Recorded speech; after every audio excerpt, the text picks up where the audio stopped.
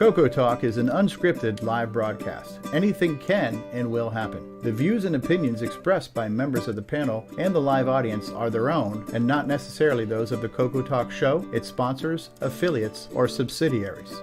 Open minds encouraged, sense of humor recommended. If any off-color comments were made, we're sorry. Hi, this is Dale Lear, designer of TRS-80 Color Baseball, and you're listening to CoCoTALK.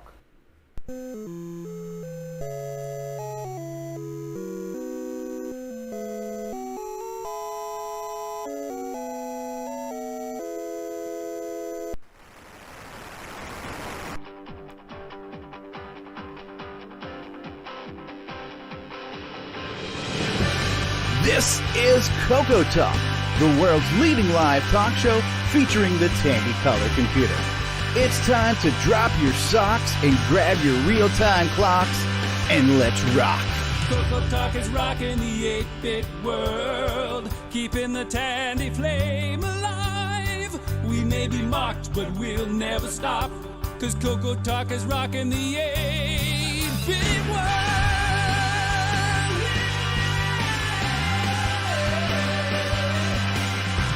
All right, everybody, it is time for CoCoTALK episode 119, the VCF West edition, live from sunny California. CoCoTALK is rocking the 8-bit world, keeping the Tandy flame alive. We may be mocked, but we'll never stop, cause CoCoTALK is rocking the 8-bit world. All right, well, if you didn't know, if you hadn't heard, CoCoTALK is rocking the 8-bit world, and today we are rocking it live from VCF West in, is it Mountain View, California? Where's the name of the town? That's correct. It is Mountain View, California. Hey, it's Mikey. Mikey, he likes it. How are you, Mikey? Good. My call sign today is Shaky Cam number 1. So if you throw it over to Shaky Cam, that's me. All right. So we have our choice of shaky cams today. And I see Rob Inman in the back. That's a great panoramic of the of our CoCo consortium there at VCF West. I would have to say this is probably one of the largest CoCo showings at any event outside of CoCo Fest, right? And there's Mark D. Overholzer too. All right. I don't know where Tim is. Yeah, I saw Tim Lindner earlier. All right, so anyway. Yeah, thank you guys for putting this together. Before the show, Rob was showing us all of what he's done for our table. Oh, I see Mikey now. I see Mikey. I see you there, Mikey. So, hey, I see it. It's like there's way too many cameras here to keep. It's like, dude, I'm going cross-eyed. All right, how about we quickly just say hi to the panel. So we have Mark Bosley with us, our backup streamer and backup host of the show. Thanks for being here, Mark. Glad to be here. We have a stationary feed, a VCF West live feed. I think that one's just sitting there at the table giving us a great view of Mark Overholzer's bottom right now. We also have from Arizona, a guy whose name sounds kind of French, Ron Delvaux is in the house. And hello. The guy who collects things, Brian Weasler's with us. The guy who brought us the 8-bit guy, no less. So, Ron Delvaux, you got some catching up to do on your celebrity bookings now. Well, let's see what we can do. See if you can get us the 16-bit guy and double down. All right, so. Yeah. All right, hey, we got some guys waving to us there. Yeah, Fletcher. We're waiting on Fletcher. All right, so an exclusive. We've got a guy whose introduction is so long that we'll just keep it short.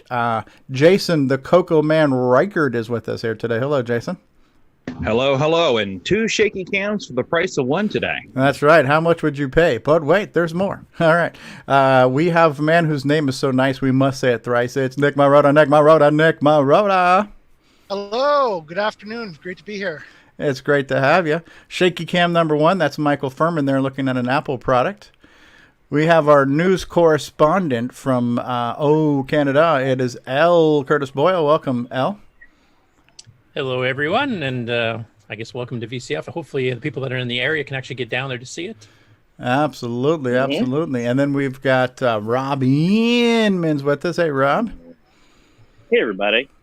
Rob, I want to thank you and Mikey and Tim Lindner and Mark Overholzer for doing the Coco proud this weekend and really giving us a great showing. And I can't wait till you show off a lot of the stuff that you have done right now.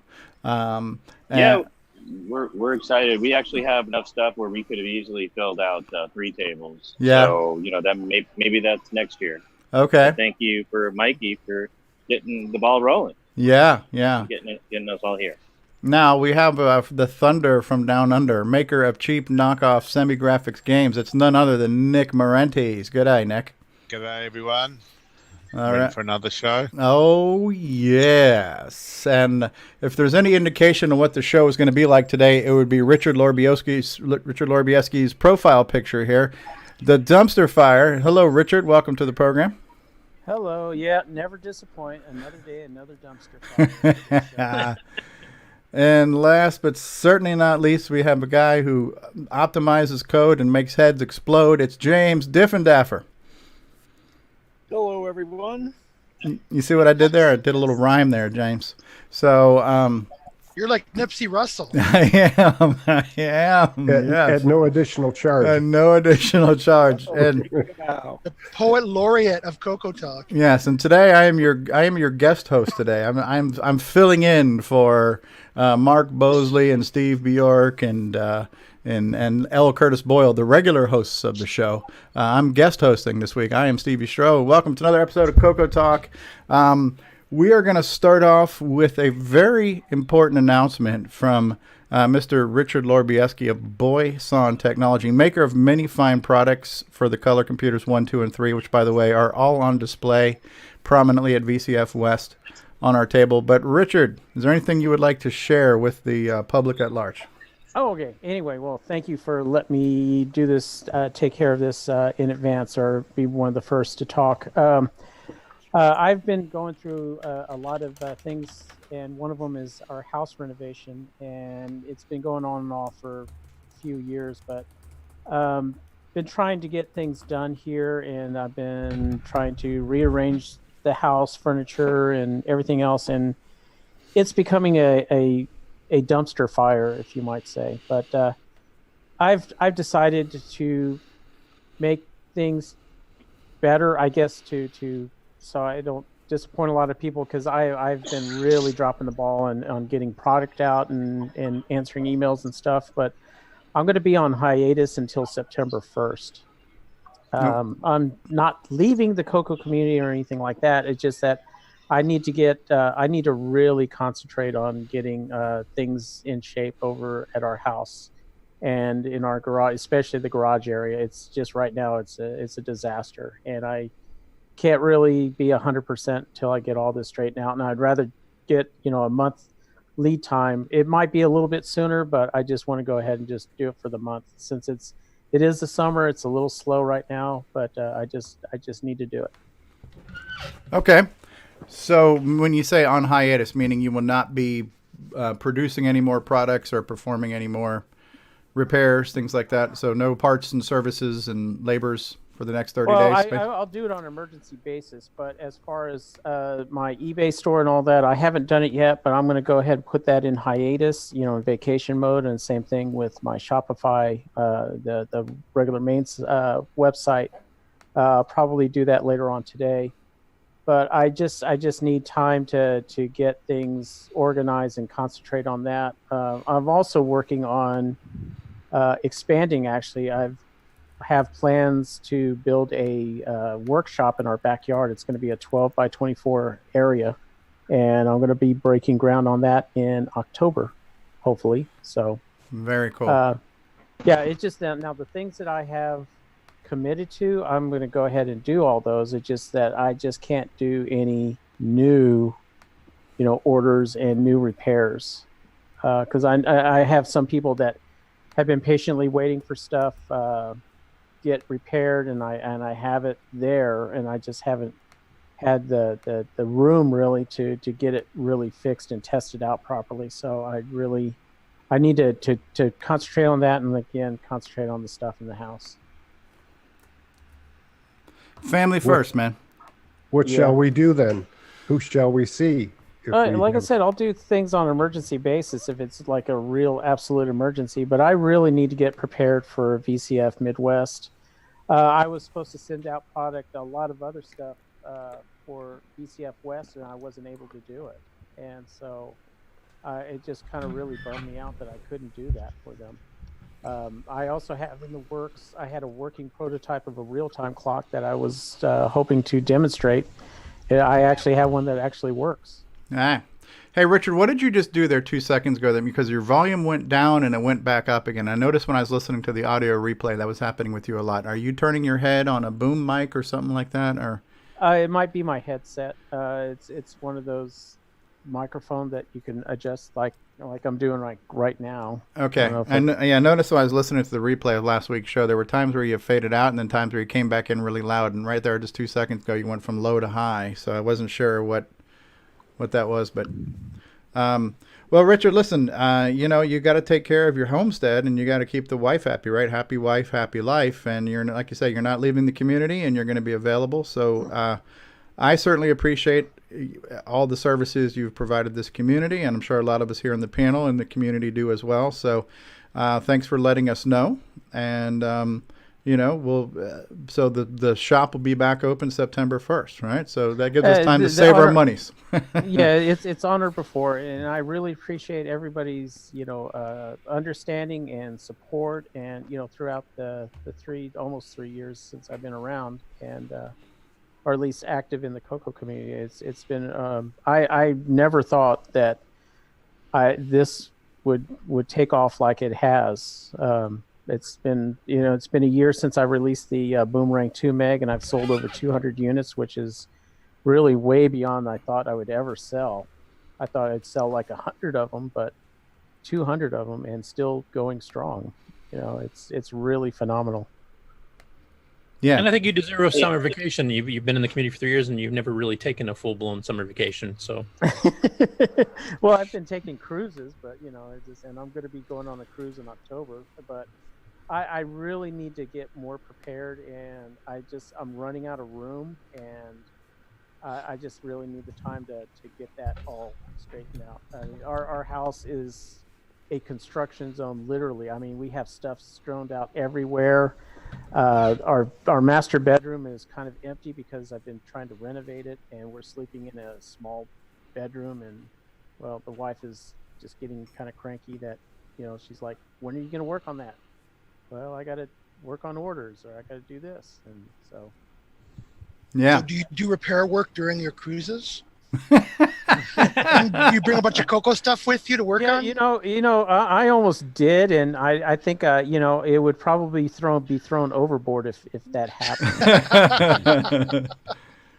I got this great idea for the Boomerang 3, honey. Let me just jot this down real quick. Hold on. Yeah.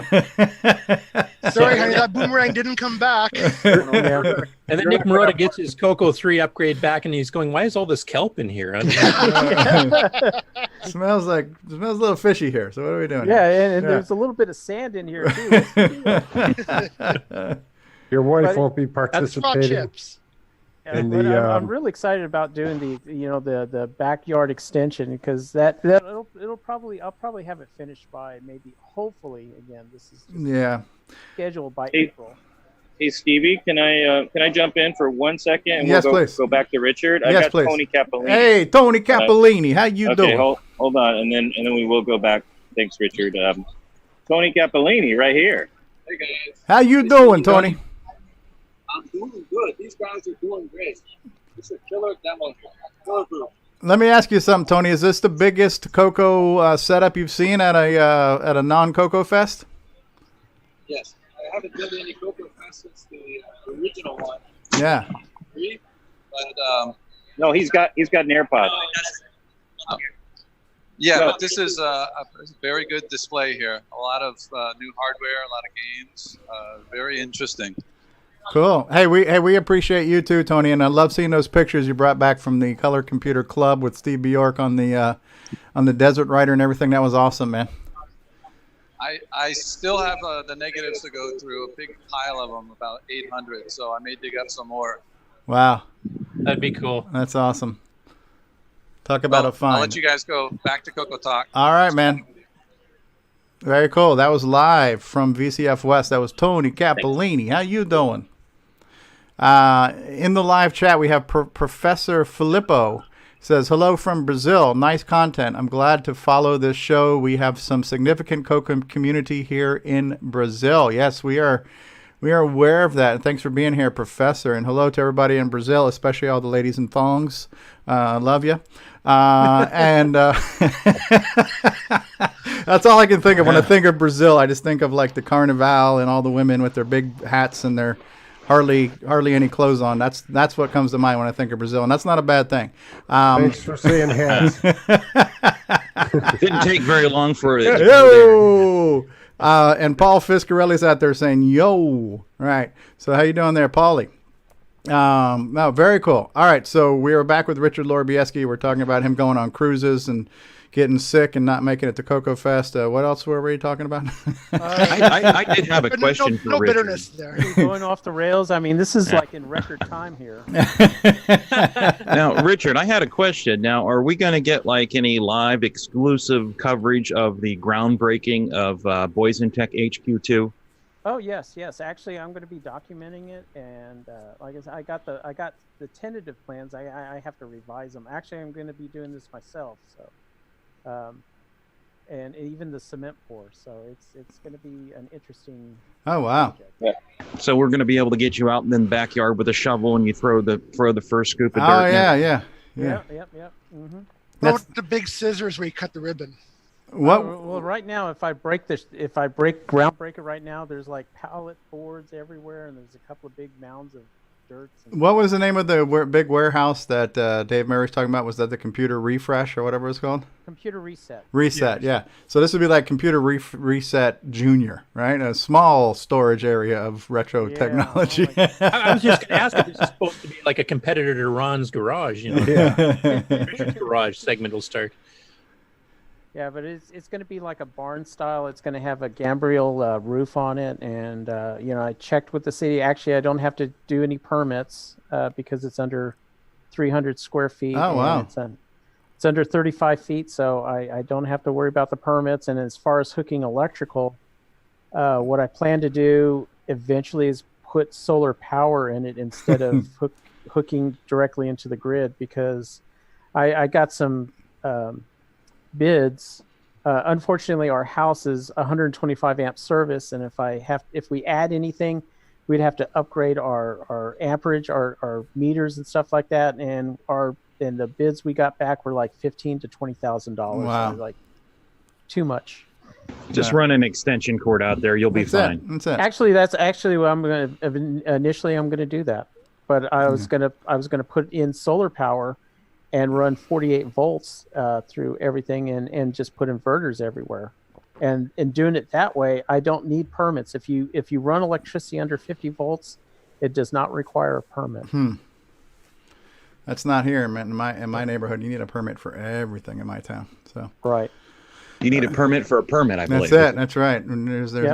Yes. Excellent. Well, Richard, how many megahertz does a CoCo run at? Half the voltage. So Richard, is there anything that we can do, or as a community can do, to help you out with any of this? Oh no. I appreciate the offer, but I'm pretty good right now. Again, I'm just if anybody, I guess the only thing is somebody like, hey, where's Boys in Tech and what's going on? If you want to. Go ahead and jump in and say, yeah, he's just on the hiatus. Okay. He's just on vacation. Yeah, vacation. But I do have existing orders. I got like 15 orders I got to still fill, and those will go out Monday. Excellent. Excellent. So, and then I still got a couple of repairs that have been kind of in the backlog. A couple of them, I'm going to be taking those to VCF Midwest. I'm going to have them fixed, and then take them up there and exchange them. But and then I have a couple that are still in transit, and those I'm going to be working on those because I agreed to do that. It's just, again, I just can't take on brand new work right now. Well, let's hope they don't look like that CoCo one. Yeah. Oh no, it wasn't a Coco one. It was a model one. A model one. Yeah, TRS-80. model one. That's yeah. right. Yeah. Yeah. And the problem is, the biggest mistake a lot of people will do is it's those power supplies. They have those big transformers in there, and they ship them with that expansion interface, and so and that plastic is not really sturdy. After 40 years, it gets dried out, and it's like that model plastic. That you remember when we bought those plastic models as a kid and put them together and stuff. It's basically the same type of plastic, and it's really brittle. And so what happens if it gets bounced around, it'll shatter, just like what you saw those pictures. So the transformer becomes a wrecking ball. Yeah, absolutely. And that's when Eli, when I told him I didn't need the monitor because I have a monitor, and it just said, if you want to send everything else, that's fine. But again, I didn't think it through and say the best thing to do is when you pack everything separately, or sometimes it's best to send them in separate boxes. Because if something gets damaged, it's only, you only have one part of it being damaged. Very cool. Well, thanks for the update, Richard. And I believe you're doing the right thing. You got number one, you got to take care of your homestead and everything else, but also communication is important. So it's one thing to be preoccupied with life, but it's another to leave people wondering where you are or what happened. So the communication is key with everything. Right. So thanks for letting us all know. And we'll be here for you. I volunteer free of charge, one thought and one prayer for you. So not multiple, just one thought and one prayer, but those are on the house. I would. Can I turn it down? I'll pray for you. Bless your heart. All right. Well, we got. All kidding aside, I really appreciate that. Yes. Thanks for everything you do, Richard. For your well, we have a lot to go over with the VCF West. So, but let's go around the room and see who else has anything else they want to update us with this week, and then we'll get into the main thrust of this show. Mark Bosley, any updates? No updates for me. Well, I want to say thank you for streaming the show for us last week, and for Steve Bjork and Curtis for doing the heavy lifting on the hosting, and everybody else for keeping the panel and the flame alive. Thanks, guys. Another great show last week. It was nice to be kind of part of it. I really liked that topic, Coco Memories. I thought that was a great topic. I think we could probably pull some more meat off those bones, in the future too. That was a really good topic. Next one will be Coco Nightmares. Yeah, right. So, Moran Delvaux, we haven't heard from you in a couple weeks. How are things in your world? No, pretty good. If you get a chance, go to show us your color computer, because some people have put pictures of the units, the machines up on there, and it's pretty neat to go through and look at everybody's setup. Yeah, and that's a Facebook group, right? Yes. Okay. Check that out. That's pretty cool. Yeah, all right. I'm going to, for just a second here, I'm going to mute Rob Inman because it's coming through a little bit loud. I'll unmute you in just a second. So yeah, check that out on Facebook. If we have time later in the show today, we'll pull it up in the news segment or something too. But that's cool. Yeah, show us your Tandy Color Computer is a very cool group on Facebook where people are sharing pictures. Cool stuff. Brian Weasler, any new books or magazines or other interesting things in your collection? I did get a couple things here. A game that I've been wanting to get for a little while, ever popular Dino Wars. That's a good package there too, nice and shiny. Yeah, so that was kind of a fun one. I've been wanting to get that one there, and then I did get a couple books that I've been started thumbing through a little bit. Programming the 6809. Ooh. So it's kind of a rather thick book. Yes, it is. More than I can probably process. Is it? Yeah. And then of course it's companion to it. Well, maybe not companion. Jokingly, it's a little book here. It's the 6809 companion. Yeah, and actually, out on Facebook, about 15 minutes before the show started, I shared a picture of the preface of the book, and people can go out there and look at the Facebook page and read it. I just thought it was kind of an interesting little thing. They kind of talked about the 6809 and Tandy and its choice for using the 6809 processor, and that was kind of cool. The second paragraph, people can go out there and look at that one. Yeah. So, and this one here just kind of talks about just more assembly language and stuff. So that was kind of a fun little book to find. And then another acquisition there. I recently purchased a little-known product called the Boomerang. Oh wow! So yeah, so I'm gonna. Never heard of it. One of those. Never heard of it? Yeah. I'm gonna give it a test run. I've heard rumors about it, so okay. I'm gonna give it a go there and get that installed into my Coco 3 that's over my shoulder here. So. Is your CPU already socketed? No, it is not, but I'll be taking care of that. So you're gonna do that yourself? Yep, no problem there. So. Okay. So you're doing the 609 upgrade at the same time as the memory, I presume? What's that? You're doing the 609 upgrade at the same time as you're doing the memory upgrade? Yep. I bought the whole package there, so it has the processor and the memory upgrade and everything as a whole unit. So yeah, I think that's a standard feature now, right? Yeah, it's a standard. The Hitachi processor is included with the Boomerang. Yep, and then I also, I guess if you want to say in addition to that, I also did pick up a couple extra sockets and processors along with that. So okay, but, just for some other machines that I have. So yeah, I'll be desoldering and all that myself. So no problems. So, and then one other thing I just wanted to mention, over my right shoulder here, I built some bookshelves. Oh wow, look at that! So I got all those magazines that I shared with everybody. Yes, yes. There was that gentleman, Mark, who I've been getting the stuff from, and it goes. You can't quite see it all there. It goes all the way to the ceiling. Wow. So all the magazines are in there, and then in the front of the magazines are all my my game ROM collection there. So you can see all that. But something I just wanted to, I guess, kind of share maybe on a sadder note.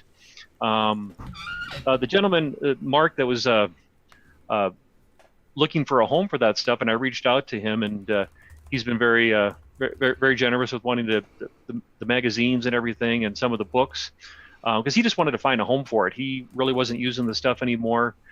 He was having some changes in his life with moving to a smaller house. He's retired, and so he wanted to find a home for the stuff. And so him and I have been talking, and that's the items that he's shared with me, and I wanted to have them, displayed nicely. I've enjoyed using them and looking through them. Kind of flashback though, but unfortunately, I got a call the other day that his wife had called me. He had recently passed away. So it was kind of a little sad call to receive though. But she just, her and I talked for a few minutes, and I told her that I really appreciated his generosity, and she said, yeah, he talked about it. That he was very happy that the stuff was going somewhere where someone could use it and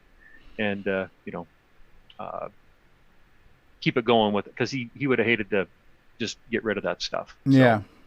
So anyway, that's bittersweet. Yep.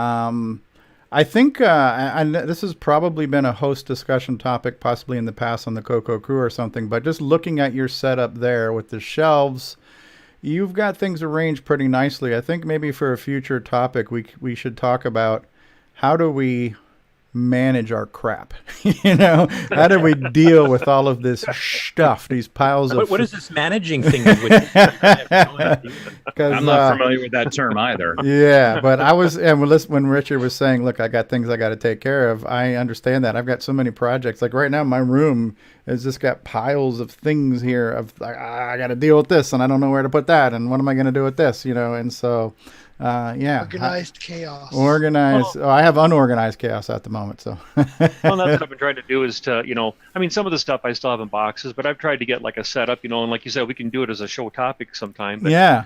I got a, well, let's see here. It's hard to do this reverse. I got the X-Pad, yeah, and all kinds of stuff. And yep. So, yeah, this is the whole 3 area. This is Coco 2, and then and these would be great pictures to put on Ron's Facebook group. Show us your tandies, right? So, yes. Yeah. And I guess along that line, here I do have my CM8 up on top, the top shelf there. Yeah. And of course, as we know, the cable's not long enough to reach all the way down there.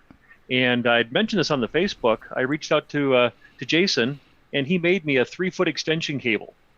Wow. That I was able to use. So I used his Y cable.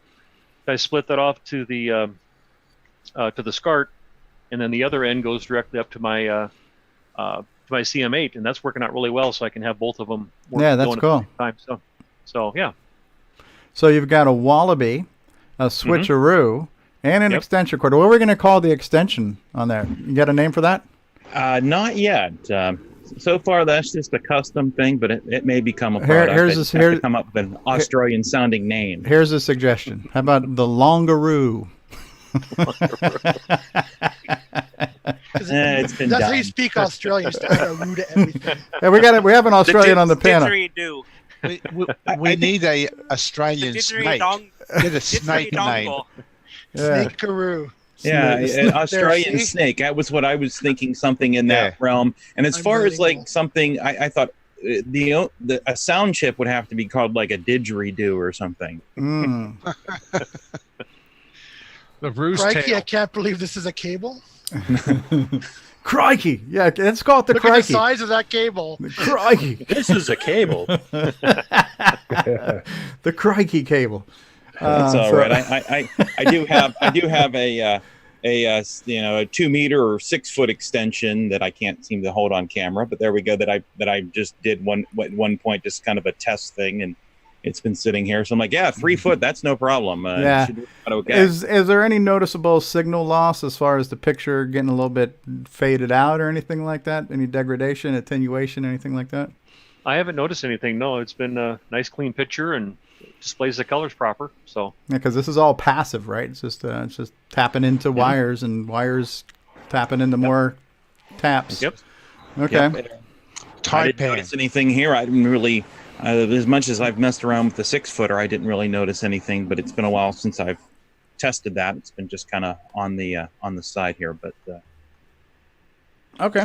Okay, seems good. I'm happy you're happy with it. That's great. That's good. How's the name Taipan? That's a snake in Australia. Taipan, huh? That's the Taipan. end and the roo. Or we also do have a death adder. That doesn't seem like a good marketable That's not a good name. marketable name. Yeah. Death adder. Death by cable. Plug this death adder into your CM8 for a crikey good picture. We'll have to work on that. We'll take that topic offline. Let's take that offline. All right. Nick Marotta, anything new and exciting with you this week? Yeah, I got a few small acquisitions this week. Well, one of them was kind of big. I got another Coco 3, which I haven't really looked at yet, but my plan is to eventually get that one upgraded to 6309, 2 meg, all that stuff. But with the Coco 3, I also got Orchestra 90. Nice. Yeah, I think I can try and use that. And something that I definitely cannot use, but it's still kind of cool to have, a direct connect modem pack. Oh, nice. So, or unless during a zombie apocalypse, I can dial up somewhere for assistance. You can actually modify that to become a regular RS-32 pack too, just so you know. Oh, well, maybe I'll look into that. Have you got a I also. No, that's going to be another purchase when Edge got them back in stock. They're currently out of stock. I also picked up. Somebody posted on the board they're looking to get rid of a Coco, but they also had deluxe joysticks. Ooh, So I picked saw up a that. couple deluxe joysticks from him. Very nice guy, and that was he was just from Quebec. A lot of stuff coming from Quebec. A lot of Coco stuff for sale in Quebec for some reason. And I picked up a couple of inexpensive, somewhat related to Coco, a couple of inexpensive Sega knockoff controllers. Okay. They're like 2 for $16. Okay. And they work great with Richard's Paragon adapter.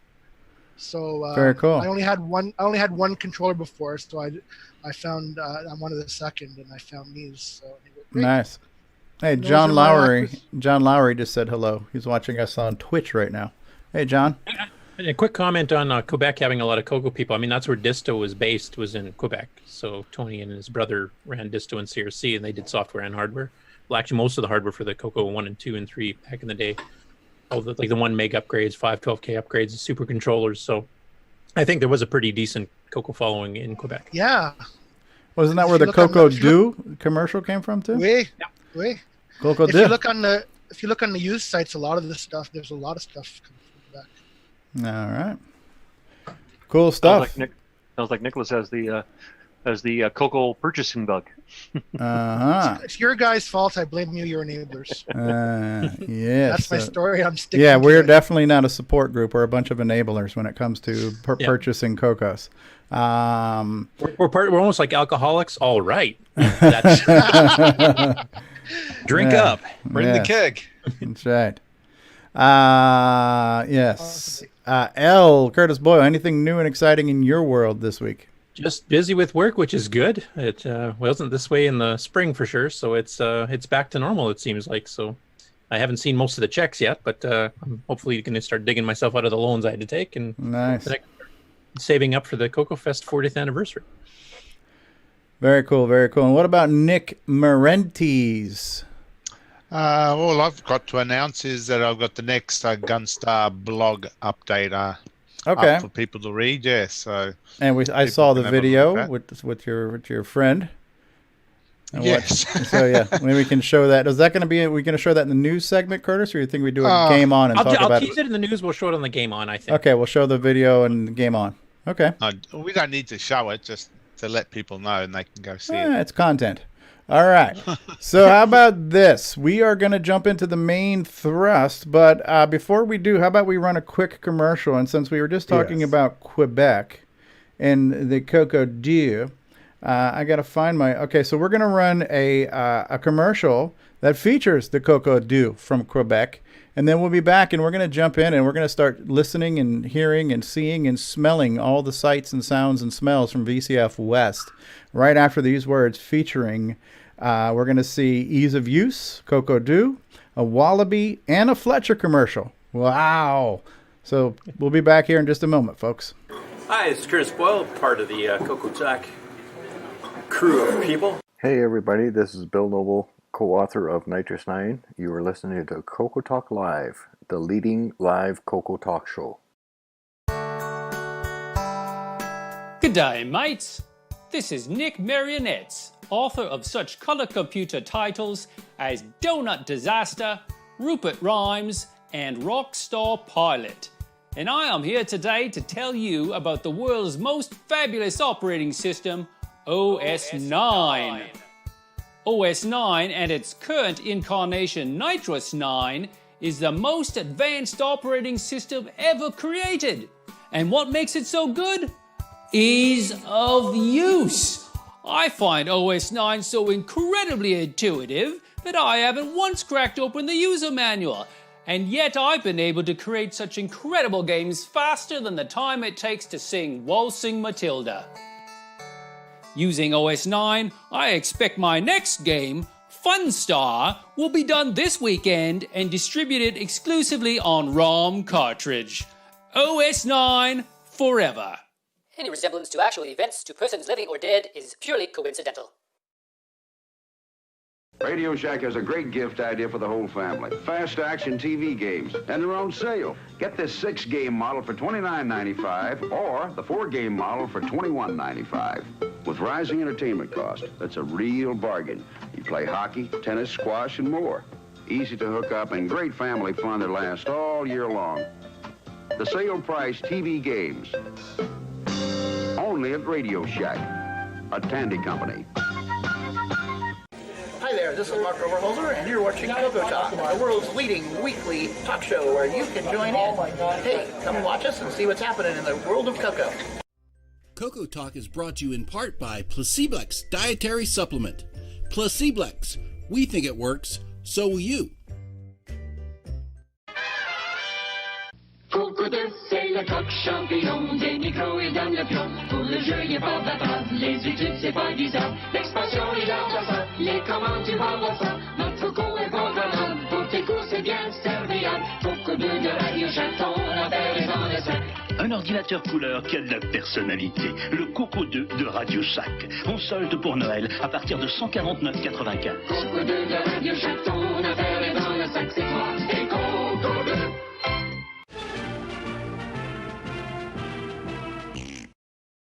Hello, this is Grant Leedy with CoCoTALK. Got your Coco 3 yet? From the makers of the Switcheroo.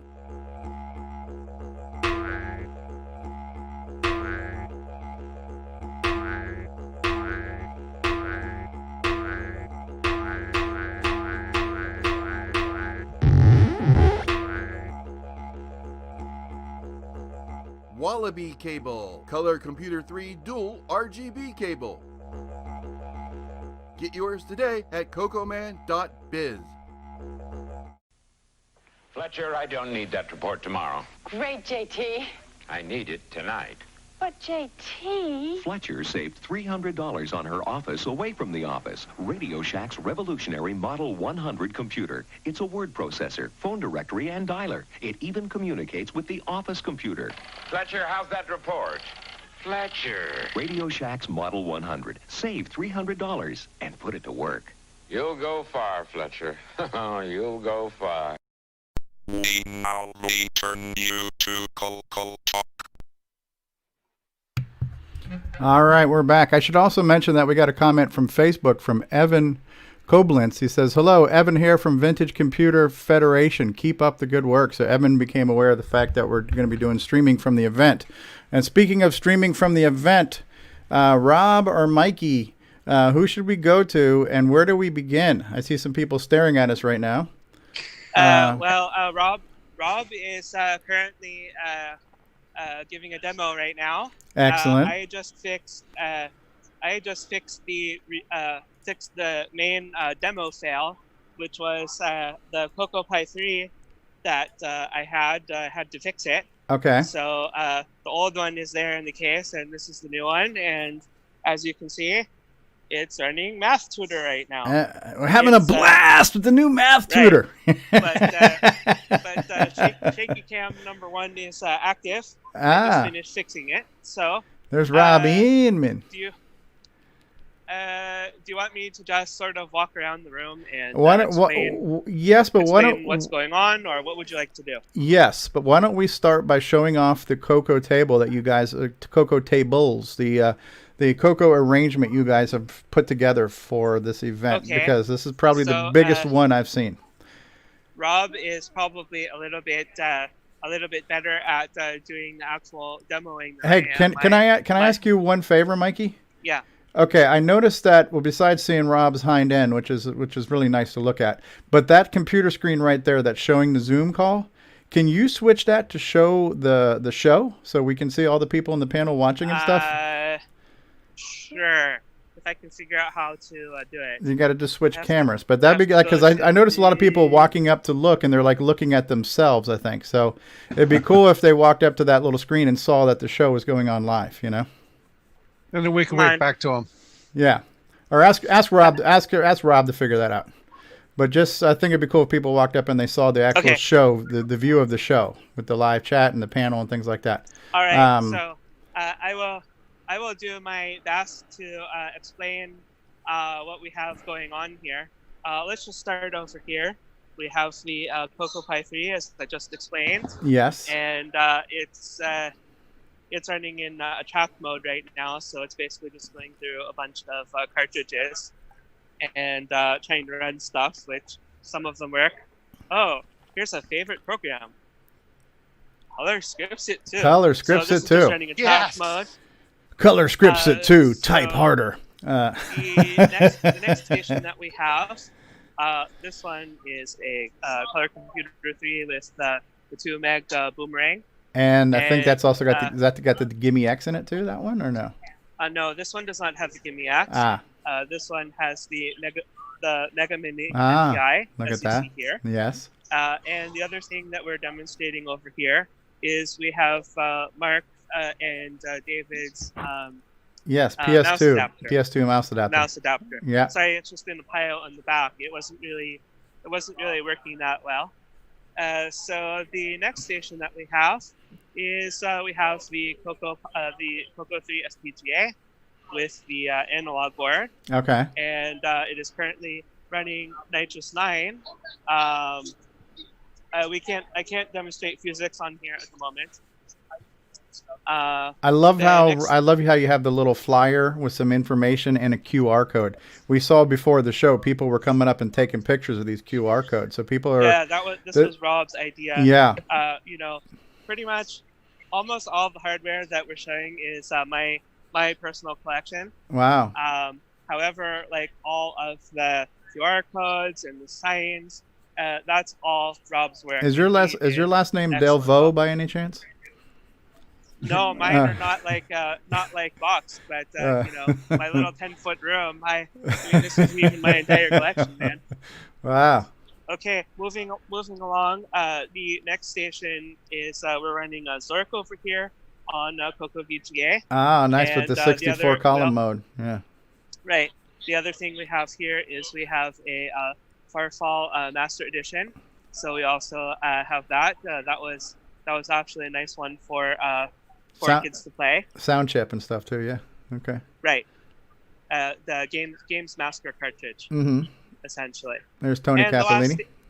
The last station, which we haven't, it's currently running Gatecrasher, but it actually has the Gimme X inside of it. So this machine is over here. It is connected to the monitors over VGA. There is nothing plugged into the RGB port. RGB port on the bottom of the machine. So so that's sort of the overview of our station. There's Mark D. Overholzer. Right. And what's the interest been like? A lot of people coming up to the table looking at stuff? I stepped away for 1 hour already to try to fix the demo fail. Okay. But I mean, there's a small collection of people there. By. Yeah, this is great. This is great to have people see the many flavors of cocoa there are. And I noticed that Rob had flyers showing off all the new software too, like all the new games, like Waterfall and the blog for Gunstar and the free games like Nightmare Highway. Stuff over so here. Lots of flyers with some information and some QR codes. I have to show this. There's currently a special on Nightmare Highway and Waterfall. Yeah. All free games, 50% off. That's awesome. That's awesome. Yeah, so let's see. Cost of entertainment, that's your real value.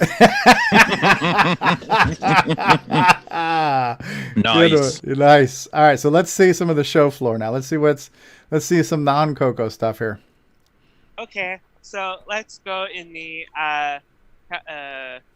counterclockwise direction. The station immediately next to us is basically 6502 computers. So we have an Atari 120 XE, and we have a Apple II GS, and an Apple II, and a Commodore 128. I'm not sure exactly what this one is. AIM 65. So it's like a Rockwell demo board that has a 6502. I apologize for my camera work. I need to watch what I'm doing. That's fine. Challenger 1P, which was a very, very early machine, OSI Challenger. I don't remember the year on this one exactly, but it's a very early 6502 machine. Yeah, it was in the 70s because Aardvark Software, that was one of the computers they supported besides the Coco when they're doing all their adventure games and stuff. Here's the inside of the AIM 65. Wow, neat. We have a request. There's an MC10 there. The last machine in 6502 row is BBC Micro. Nice. And here's Kim 1 and the SY Sim 1 development boards. So I'm going to go in detail in the stations that are right around where we are because we specifically asked to be close to other home computers. Okay. And then after that, I'll kind of walk around. Maybe I'll go to the Apple I area, and then the rest of it I'll just kind of walk around. How does that sound? That sounds fine. This is cool stuff to see. We get to see the NASA one. That's one I want to see too. Yes, that's immediately behind me. So this exhibit here is wow! Look at this banner.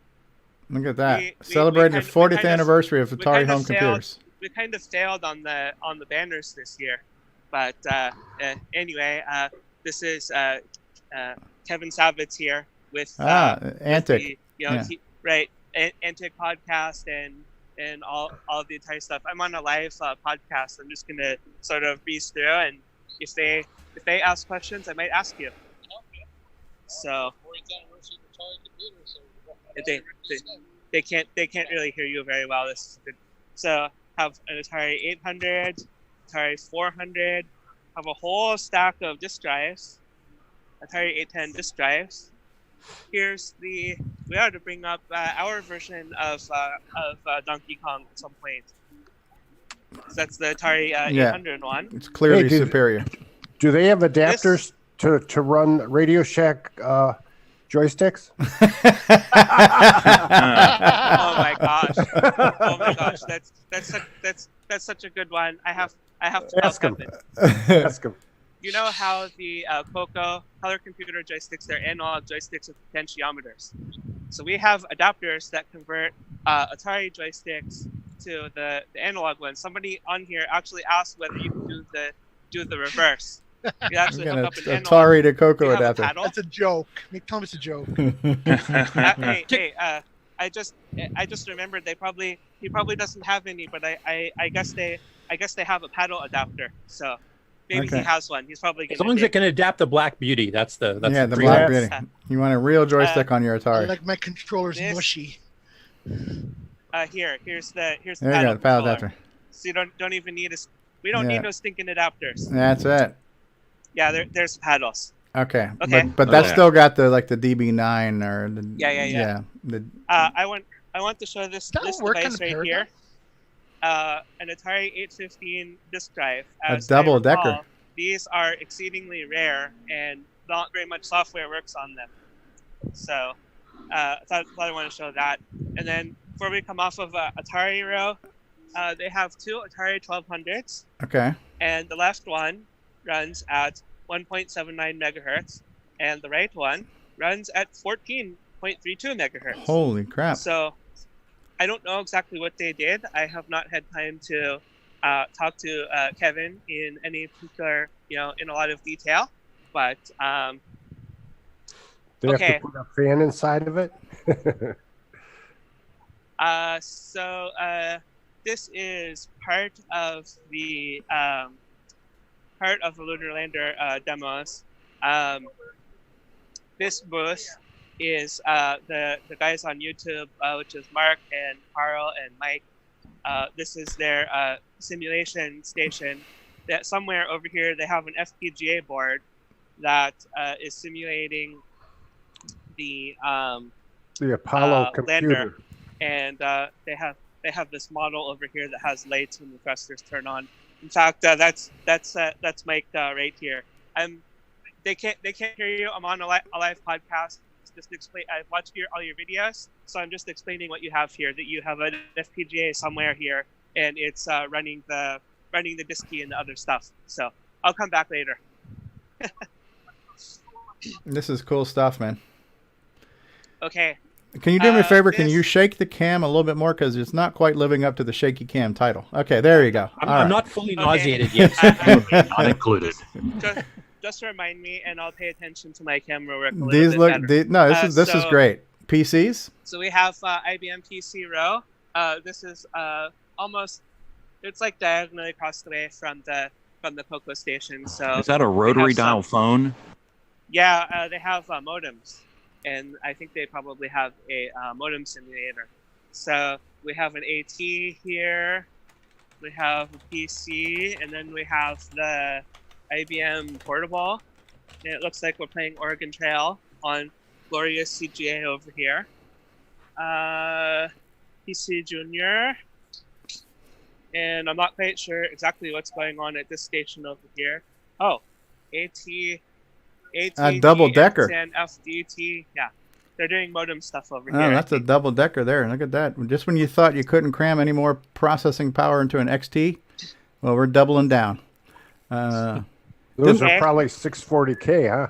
Yeah, didn't they make like an expansion chassis for the XT that was in a whole nother XT case, but had the whole second bus and everything else too, if you really needed to like expand the crap out of it? I don't remember. That. Yeah.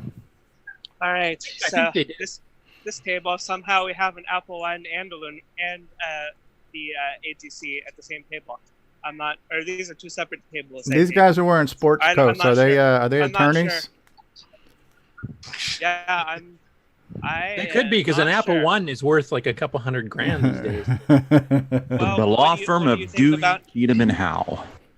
What do you think about an Apollo guidance computer? I mean, that's what I have on camera right now. This is an actual Apollo guidance computer. Wow. Right. So they spent on the YouTube videos, they spend a lot of time working on these erasable memory modules, and they have fixed memory modules. The ropes, I don't know where those are, but they spend a lot of time working on these things. Wow. So was that powered by 6809? 6809 made exclusively of NOR games. 10 to 15 years too early. Enigma machine here. Well, Enigma All machine. right, and now we're proceeding to. Hold on. Hey, Mikey. We got to talk to this guy in the cowboy hat. Get up there, ask him what his name is. He's awesome. Look at this guy. This is a guy I want to know. Okay, well, he's talking to somebody about this All right. Apple One. He's an exhibitor. Okay, he's got an incredible fashion taste. I'm on a live podcast right now, and they wanted to know your name. We can't hear him. Yeah. Give him the phone. However you're talking to the phone, give him the phone that way.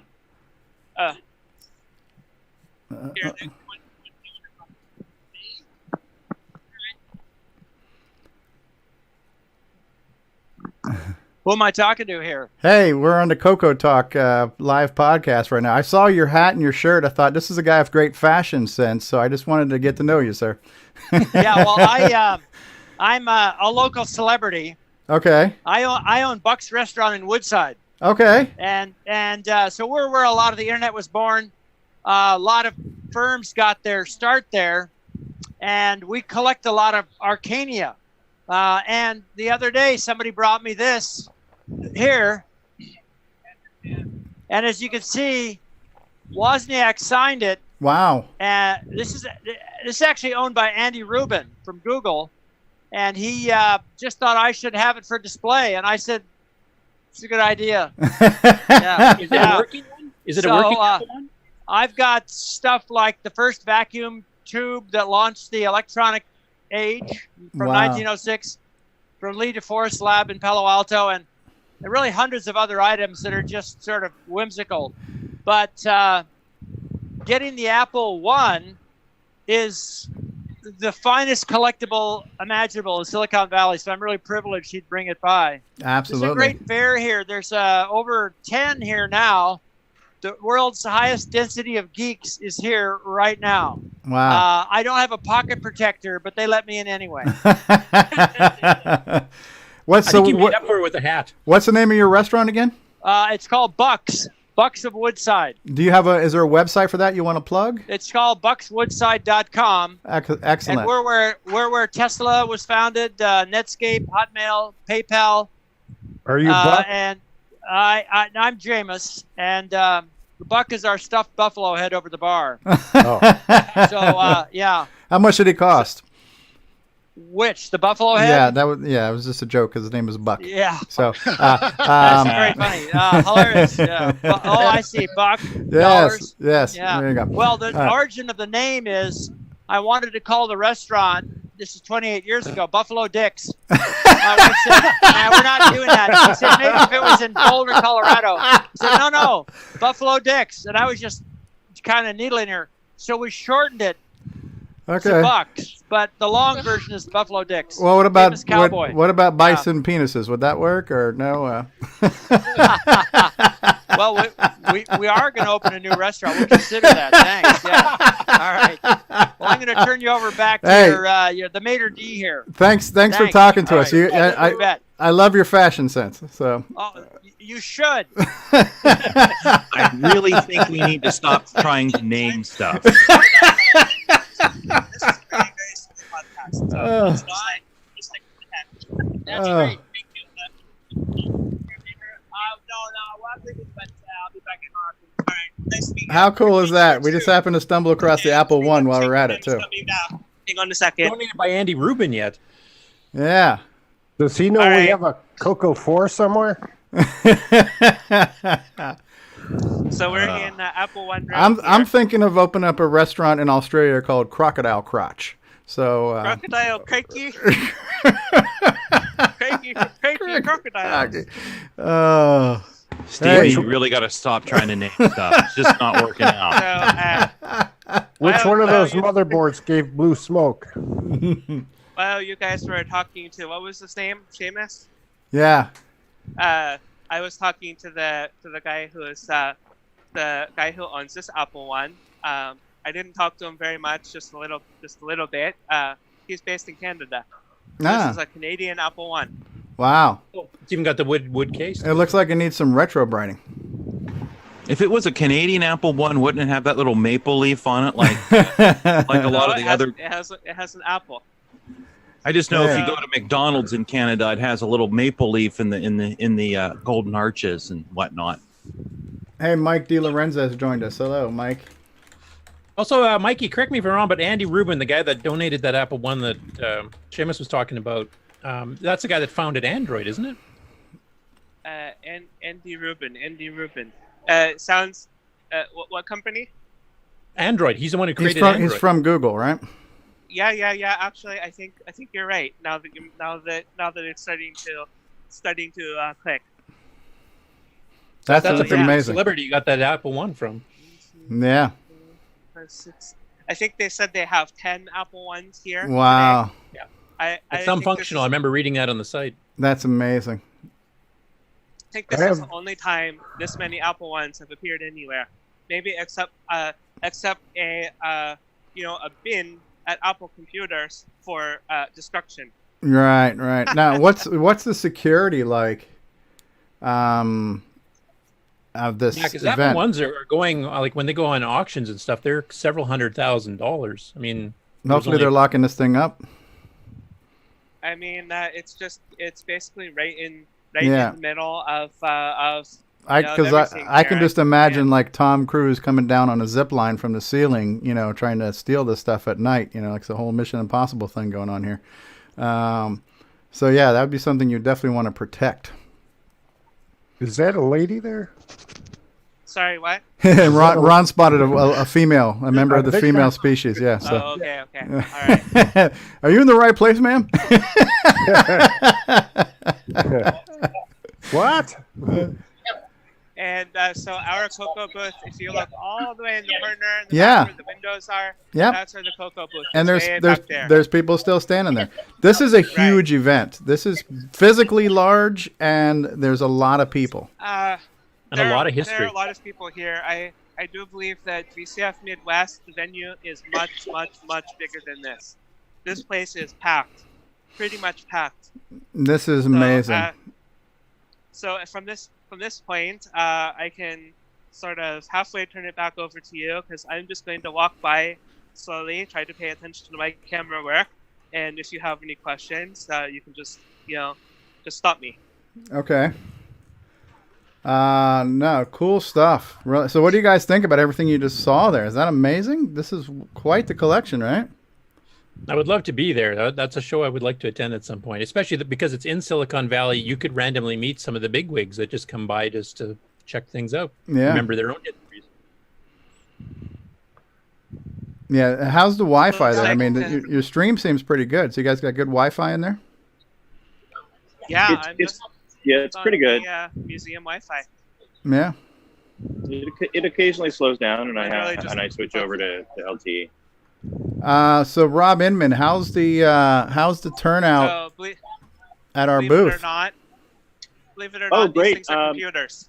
Hold on one second. Can you hear me? Yeah, hold on one second. Mikey's showing us something. What was this again, Mikey? These are computers. They're wow. analog computers. Yeah, this looks like my early Radio Shack electronics kit. They look like LED testers. Yeah. That computer. Go ahead, Rob.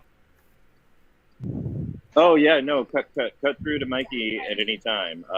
So what was your question? Oh, I was going to tell you, Steve, I took your idea, and this guy who's standing here with the hat has been here for 15, 20 minutes. He's just he has a Coco at home, and I gave him one of those Popstar pilots. Okay. After I walked him through all the different games and the whole Nick Morente's collection and what Popstar Pilot is and the transcodes and the memory upgrade. He's actually not going to be able to play it on his Coco because he'll need a memory upgrade, but he knows everywhere to go for that. and he can play it on MAME or VCC or whatever. Okay. So I found a good home for one of your Popstar Pilot CDs. Okay. Oh, the other suggestion I was going to make is that little tablet you have on the table that's like our stationary camera. Instead of having that show one of the cameras, can you have that show the show so people can see that we're a live show right now and there's a panel and stuff? Oh. Just switch the spotlight view to the CoCoTALK person. On the tablet? Yeah, the one that says VCF West? Yeah, is that the one? That's on Zoom, right? Yeah, it's also on Zoom. Yeah, I don't know how to... so find the one that's called CoCoTALK, which has got the show in it, and see if you can make that the spotlight. You might have to scroll a page over. No, I that's what I had. That's what I had going. Oh, you had it on that? Because to me it looked like. I just changed it now to the gallery view, but it was on. Okay, it was on CoCoTALK. Hey, there we are. On. I don't. Hold on. I gotta. I don't know how to work Zoom either. Trippy. Well, it was working.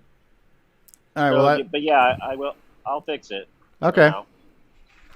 Okay. Eventually. Good Just enough. keep tapping randomly. Well, the fact that they can see there's a lot of us in the panel now too might make it interesting. Because before it looked like they were just seeing. They were kind of almost like they were looking in the mirror or something. Is what it looked like to me. Camera feed from the camera setting. Yeah. I try. I don't know how to freeze it on that particular image, but if I had to, I could just go over to YouTube. Yeah, or you can put it on long press, and I think it'll just spotlight a video. I did it once on accident on my phone when I was trying to watch it last weekend. So, anyways, no, the table looks amazing. What you did with all the flyers and the QR code showing off all the various platforms. I mean, I know it's impressive to see 10 Apple Ones. Don't get me wrong. But the fact we've got this much Coco stuff at an event like this, I think, is probably an eye-opener for a lot of people. I noticed that there's a good buzz of people hanging out there, and there seems to be some enthusiasm and some interest. I see Tim's back. No, I would say, except with Tim Lindner. We need more enthusiasm from Tim. But just a little Tim humor. But I found something interesting. Okay, hold on. We're going to switch to Mikey. Okay, switch over. Somebody's heavy breathing alert. Okay, so looks like this is a Timex Sinclair station. So this computer is near and dear to my heart, even though the Coco was actually the first computer I used and we had in our home. My dad bought me a Timex Sinclair 1000, and that was my computer. Which one do you think I used more? The Timex Sinclair 1000 or the Coco? What do you think? Probably the Coco. I think I would agree with you.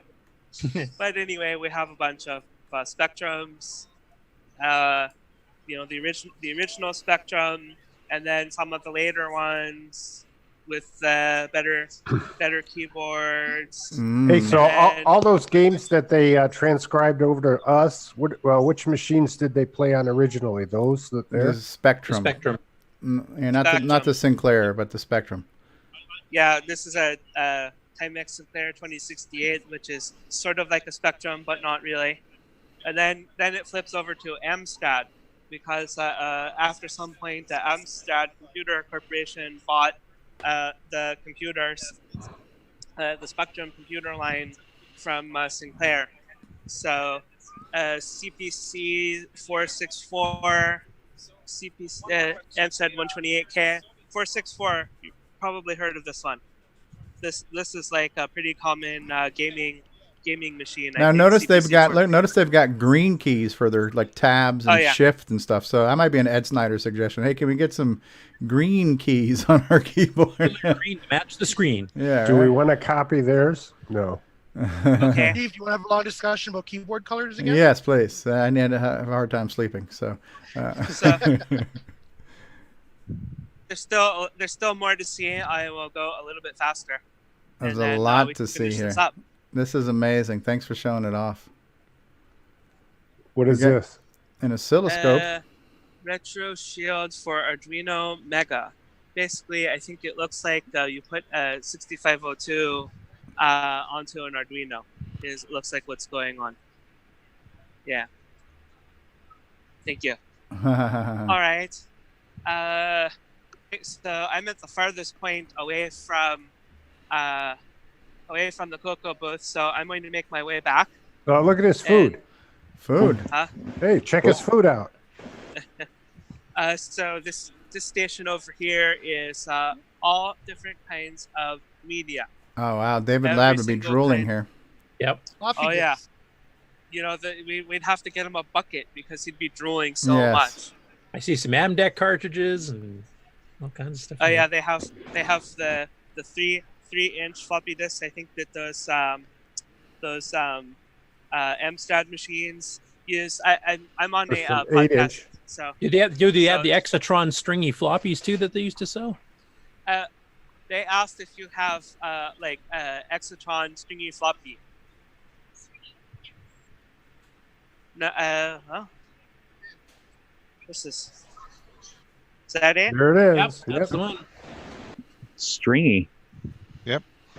What does that mean? A continuous tape system designed as an inexpensive replacement for floppy disk, not actually a floppy disk. Stringy Nice. floppy wafer. Yeah, that one you didn't have to rewind; it would just kind of. This is a continuous loop, like Yeah, the old this answering is a machine loop. tapes that just kept going around in a circle, huh? So 8-track of floppy disks. here we have Unix corner. Ooh. Looks like we have Vax, and Wow. we have Sun over here. The old 6 to 8,000 Suns or the later ones? These ones are Spark. Spark so later ones. Spark Station 2. And then we have some Dex servers. And yeah. There's one area that I will walk by, and I think This think is we'll a close it pretty up after big. that. This is a big building.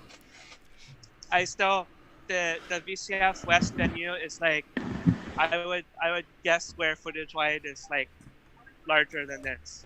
Now, So, Mikey, are you lost, Mikey? Why? Are you? It's such a big venue. Do we need to send a search party? Let's see. The Coco booth is this way. Did you leave a trail of breadcrumbs so you can find your way back? No, So. that's not the Coco booth. That's an Apple One. I guess I'm lost. Anyway, here's Amiga. He left a Amiga trail of 2000. Apple Ones. Say hi to the geek, Find the geek somebody girl. with a uniform. SX help. 64. Ah, those are so cool. I don't know. I don't remember the detail of this, but this is Apple Pippin. Pippin? Yeah, that's their game machine console. Yeah, Apple. Okay. All right.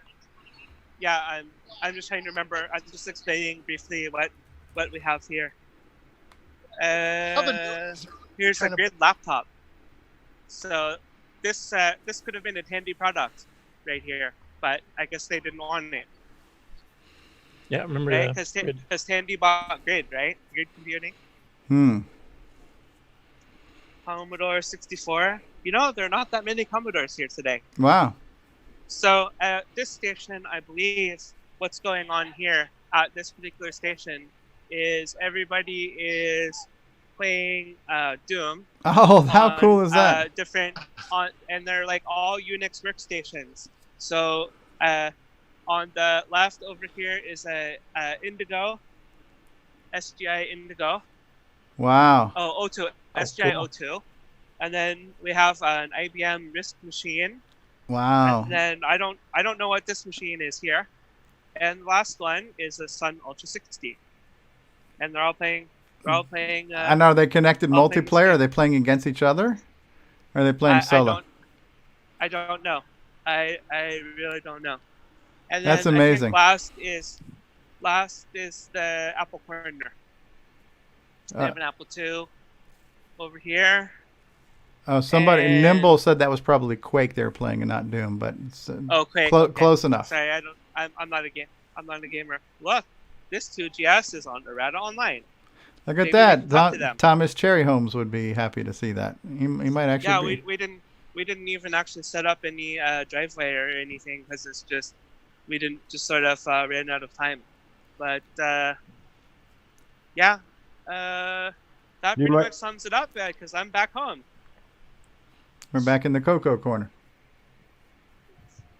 What do we have over here? Oh, Nimble said he recognized it because he said from his old college days, and the scoreboard came up on the one-person screen after she got fragged. So these are the Japanese computers. So okay. We have Sharp X68000 and NEC PC Engine 98. Oh, okay. Yeah. Do they have any of the FM7 or FM77s there, the 6809 based ones? This one is MSX, so that would be Z80. I do not see FM7 or FM77 at all. So. Okay. Hey, there's Coco, guys. I missed the photo op. Get in there. Get in there. You wearing a Coco shirt? Take one more. Yes, I am. All right. Nice to see my artwork. Okay. Who's next to you right there? Who's that table to your left there, Mikey? This table here, I believe this is the SDF Unix. Okay. It's a public domain Unix system, and pretty much anybody can get an account on it. So, and actually, the logo on here, they use the terminal logo. Okay. They actually use. Looks like an ADM3A to me. Yeah, I walked past it. There was an ADM3A somewhere, but I don't think I stopped by it. So that was some of the terminals we used at work when we had our Super Coco system with 8 terminals. The majority were either ADM22s or ADM3A. Do you want me to? Why don't I just walk over there and see if I can find it? Okay. Yeah, it'd be nostalgic for me and Bill. This is really cool, man.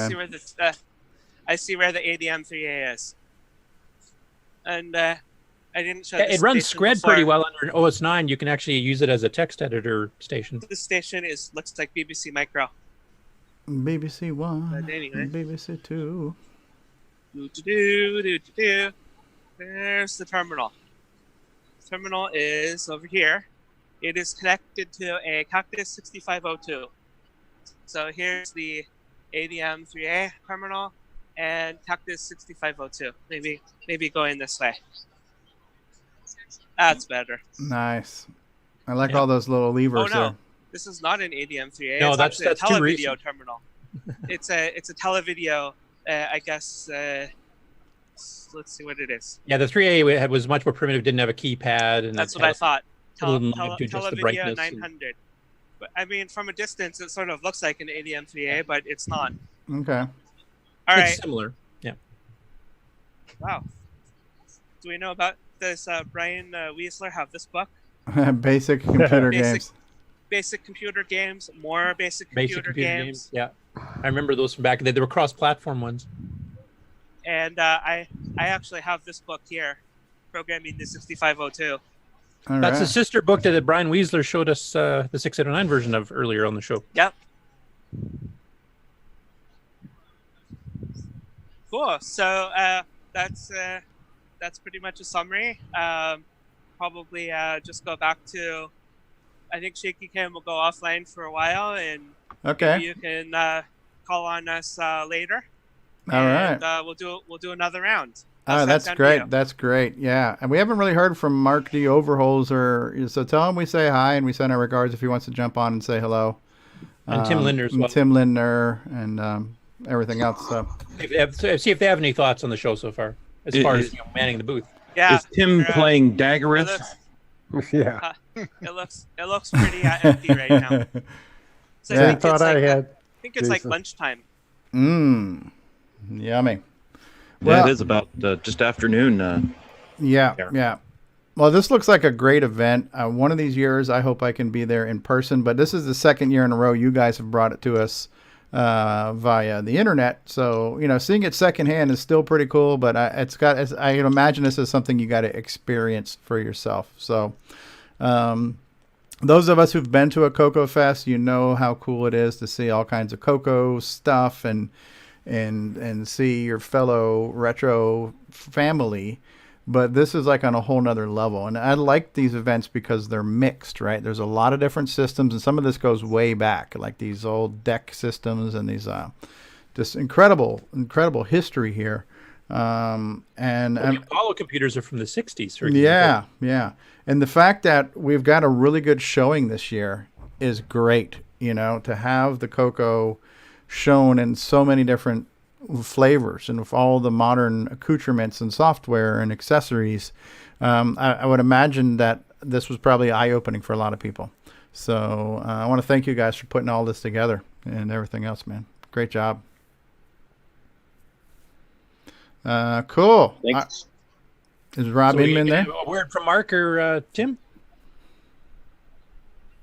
I'm here. At the moment. So, Mikey took all the glory walking around. I feel a little.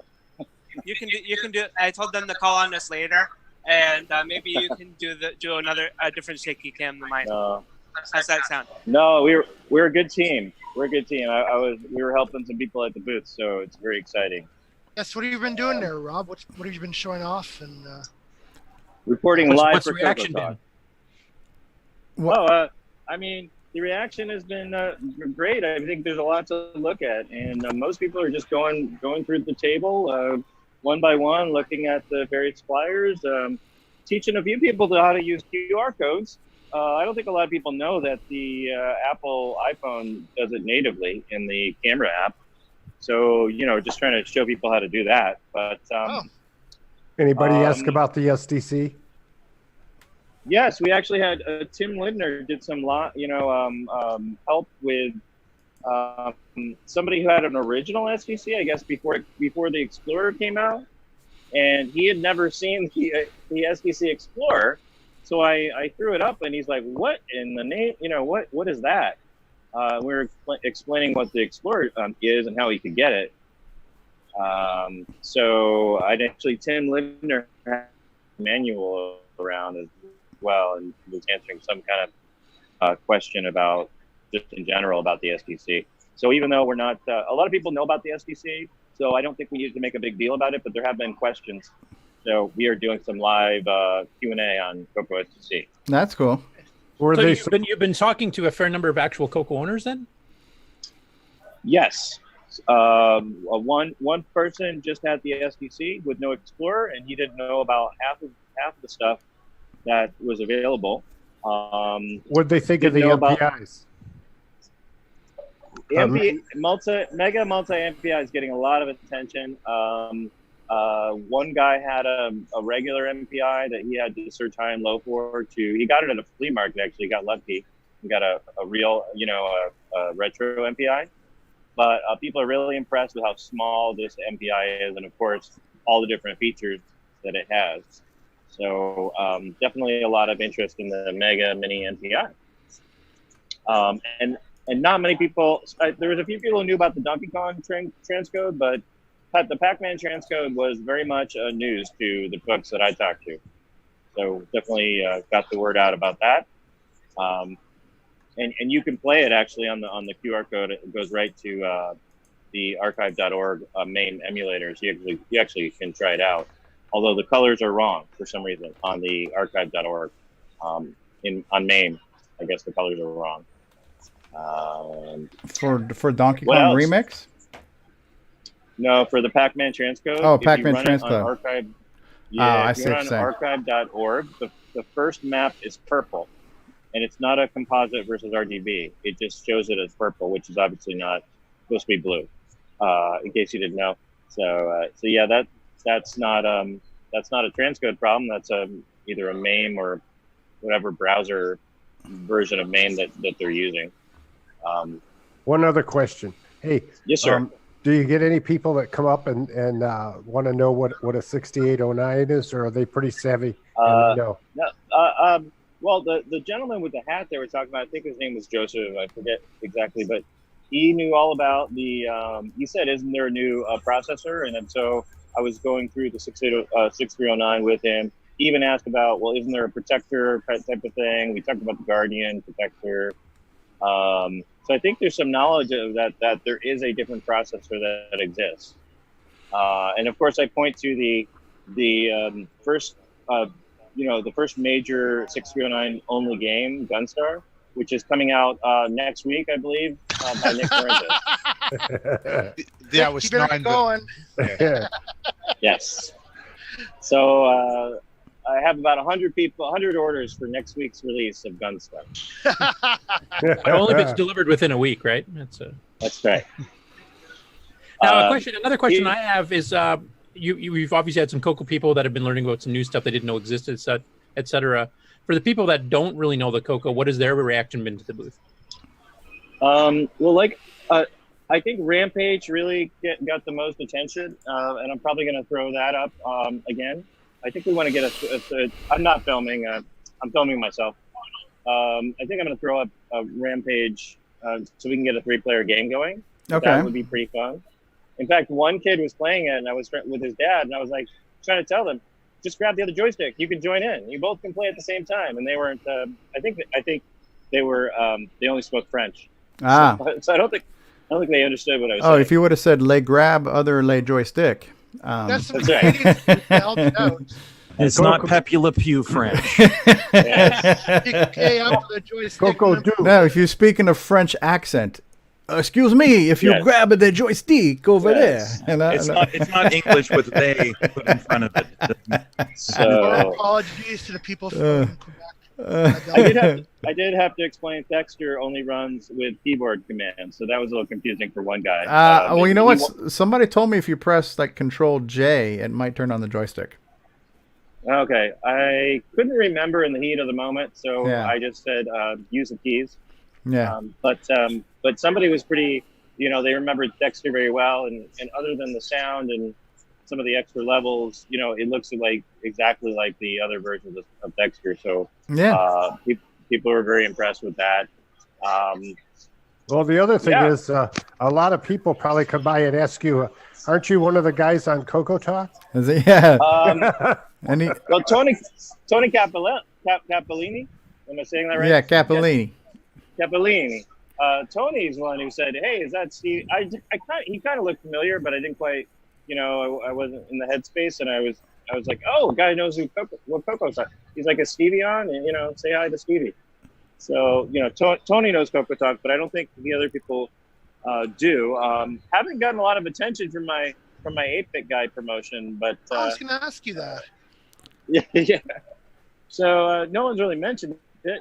So, but I'm working it. Yeah, well, the fact that you've got the little screen there at the table too, you should just mention, hey, this is our show and we're live every week and we talk about vintage stuff every week. So if you're only vintage once a year, why don't you join us every week and, geek out with us? Yeah. So yeah, exactly. So I'm really trying to point people to the Discord and the Facebook links. So as well, was right. That'll get them more connected. And it does say every week. I even put it in Pacific time so that translate it for them. Yeah, for California. Yeah, translate it to Californian. Yeah. See, you had Eastern time, but you see what I did here. 11 a.m. Pacific time. Yes. That's right. So, have you had to punch anybody for saying Trash 80? There was one guy who kept bringing that up, and he kind of went on about it a little bit too long. I'm going to be honest with you, but yeah. But anyway, it's all good. We're feeling good here. We're lovers and we're not fighters. That's right. Here at VCF West. Except when the Donkey Kong showdown between platforms comes up, then take no prisoners then. But. Yes. Well, we haven't really got any Donkey Kong drama either, there's so much you can show. That's why we laid out a lot of visuals so that people can point to it. I think tomorrow we'll probably show up Cersei's Island. Because that needs to be loaded off of an iPhone onto cassette via the cassette port, and that's not exactly plug and play yet. So I think we're going to do that. We've got stuff. This show's on tomorrow, also. Yeah. Well, then you'll have to play a replay of CoCoTALK while show's going on tomorrow. maybe if Mark's available, Mark can do a second stream. I'm committed to some family stuff tomorrow, but maybe if we want to have a secondary show tomorrow, somebody else can stream it. If Mark Bosley is available, so that would be cool. Yep, if we want to do that, we can. Nightmare Highway. Has anybody bought the free games? Has anybody purchased those free games at 50% off yet?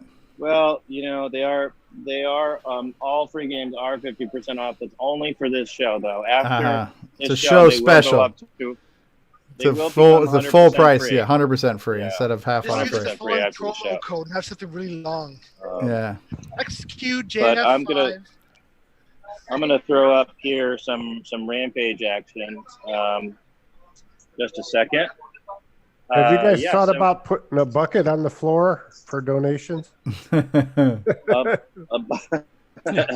long as it's not a vomit bucket, that's okay. Yeah, I don't think that's the kind of shit this is. Hey, Ken Reichard's asking, Grant is always ready for a second stream. That's right. He is. Hi-oh. And D. Bruce Moore says, just don't cross the streets, right? Yeah. The reason I was asking about the other computer, like non-Coco familiars, I was wondering the other 8-bit, because this show is a mixture of 16-bit, 8-bit, and everything else. I was just wondering the other 8-bit platforms at the time, how they viewed the Coco back in the day and how they thought now, seeing the exhibits you guys have. Well, I actually haven't left the booth yet. That's why I got a little jealous of Mikey. But I'm obviously a good problem to have. I had too many people to talk to, so I haven't talked to kind of the Commodore people or the Atari people, which, as you can see, there's an Atari 130 XE right here, and I mean, I don't want to, if you already had the shaky cam, I don't need to walk you through it again. But we got some Apples, a Commodore it's a nice looking platinum there. Which we Bill Hurd is actually one of the keynote speakers here. If anyone's interested, you should watch the 8-bit guy's video on the Commodore 128 with Bill Hurd. We'll go through all of that. But I don't know if Mikey walked you through some of these. Rockwell and something called the Challenger 1P. I don't know what that is. And about the BBC and the Acorns. Oh, look, it's Nick Marenta's favorite book. 6502. Yeah, that's right. So there's a lot of 6502, and none of it multitask. Ron, you're killing us with the breathing. Sorry, I'm trying to turn my volume down. Yeah, if you could just hold your breath for the next hour and a half, that'd be great. So great. Look, hey, there's some artifact colors for you. Yeah. I don't know why. I think I'm casting a shadow. I don't know what's going on. It's a CRT. It's a refresh. Yeah. CRT refresh. All right. That looks like burger I just time. bought something at consignment. It's burger time. Back to the table. I'll show you guys what I. Oh, Mikey's got something. Yes. 2DS going on. And then we're back at the booth. Did you guys already see the IBM PCs? Yeah. We did, but I'd be happy to see him again. Well, I mean, And what did Mikey get? Mikey said he's bringing something back to the booth. All right. Well, let's see. Can you guys see what I got? Yeah, it's an IBM keyboard. Yeah, I want to put it down, and then I'll show you the sticker on the bottom. Okay. Give me 1 second. They're going to give Mark Overholzer a run for his money on the keyboard clicky sounds. Okay. I'll get the B-roll here. Move over. This is like Jason following me at Coco Fest at this point. The stream behind the stream, right? So. All right. Hold on 1 second. Let me make this bigger. That's what she said. All right. Manufactured for IBM by Lexmark, made in the USA, Model M, October '94. Yeah.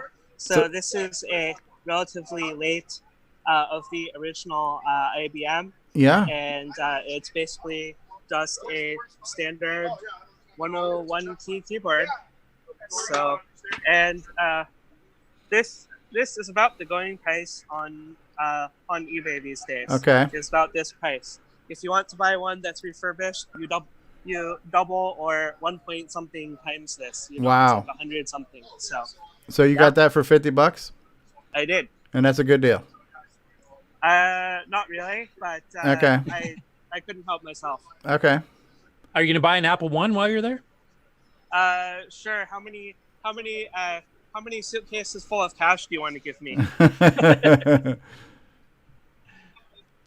That's cool. Cool stuff. What games can I run on a Coco 2? And that's the one at the Coco VGA right now. Time Bandit, Cashman. Oh, there you go. That 64-column text though is really nice. I have It to is. say. What's Zaxxon? Sailor Man. Yeah, Zaxxon would be a good one to show. So, Zaxxon. I can't run. Okay, what do I do with this? Oh, I'm in a game. I didn't even know. It's in Zork. All right. So can I? Oh, is that? I mean, do you want to All switch right. it to something else? I don't know. How do I get X? You literally do have to power cycle it Yeah. because it's you have to actually go out of SBC DOS in order to run those programs. All right. I'm Cool touching a echo. color computer too for the first time since 1986. I have to tell you. What here? This is the finger. That's the first touch of a Coco 2. Are you okay? I think so, but I'm looking for where's the down arrow? I don't know. Okay, it's over here. Okay. What should I play? Oh, Android might actually Sailor work. Man. Oh, We're you guys thinking want Sailor Man? Zaxxon. All right, But Sailor Man. Sinistar? No, that's not going to work. Sailor Sailor Man will work. Sailor Man's want got the a French good. version? 4K, yep. Should work. French or regular? We'll just That would be Lay Sailor Man, right? A Popeye ripoff. What kind of joystick do you need? Free or? I don't know. We have to. If it is blue, we want to hit the clear key. Wait. Oh. We don't have to. Oh, we have Digraph FPGA technology, including scanline. Coco VGA. Does Digraph have an You attract still have mode? to pick one. It does. Dagrath does have an attract mode. Digraph might be good too. That's a little red though for orange, but okay, I'll take it. Yep. Oh, look at that sound. That Pachoo. 6-bit DAC. Pachoo. When does Big Fat Guy Eating a Sandwich come out? That's don't level know. 2, Stevie, so you've never seen that. We can arrange, That's usually on arrange Coco that Talk. if you want. If you really want a big fat guy eating a sandwich, I'll eat my lunch. Hi-oh. I'm in the wrong joystick port, I think. But anyway, I don't know what. Yeah. No, it's supposed to be in the right joystick port. Okay. This needs some WD-40, by the way, on the joystick ports, whoever's Coco 2 this is. But okay, now it's working. Popeye the Sailor Man. You know Popeye? Oh, yeah. You can take over for me. Anyway, do you guys see this big gold cabinet? No. Learn a program on the Coco 3? Yeah, but it was a gray box. Yeah, so that's a Coco 1, the original one. Yeah. So we have here a Color Computer 2 and Color Computer 3. Yeah, it was the white on the 2. Right. We got so much sound coming through here right now. So I could run the most extended. All right, I just muted Mikey because it's good. All right. And who is this now? I can't unmute you. Are you muting yourself, Rob Inman? I was muting myself because Okay. I thought I was the one. No, okay. I just muted So- Mikey because he's talking to somebody. We can't see what's going on there. Oh, okay. I thought he was talking to you. But yeah, okay. So anyway, this is something called solid state Monopoly. Okay. On this machine, IMSI 8080. which huh? is the first 8080, right? Okay. It's one of the original home kit computers from like 74, 75, somewhere in there, like the Altair. It was a competitor to the Altair. Yeah. Is that the one they The used screen in the shows the movie original. War Games? I don't know. the screen shows the original demo script created in 1978. It's running on the same machine as it did in 1978, and it's doing, I guess, what the roles are going to be. So, yeah. And then, does it control this? Yeah, it was actually. It was in the movie War Games. Okay. Okay. Okay. Oh, so that's this machine is controlling this board. This is just running on something else. This little display, or So the display is hooked up to a video board Okay. on the inside. okay. And the inside is here just to demonstrate that I have an old machine that's still working. Okay. So this is an old machine too, but Okay. the inside it's not connected to the game. Okay. Okay. So I'll have to. I know you guys can't hear, but at least you can see a visual of kind of the. Wow. Okay.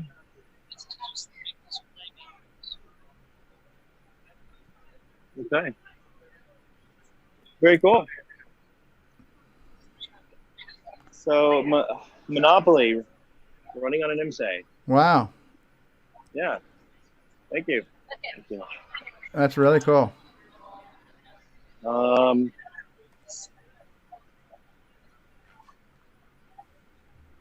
So you guys saw the typewriter stuff, and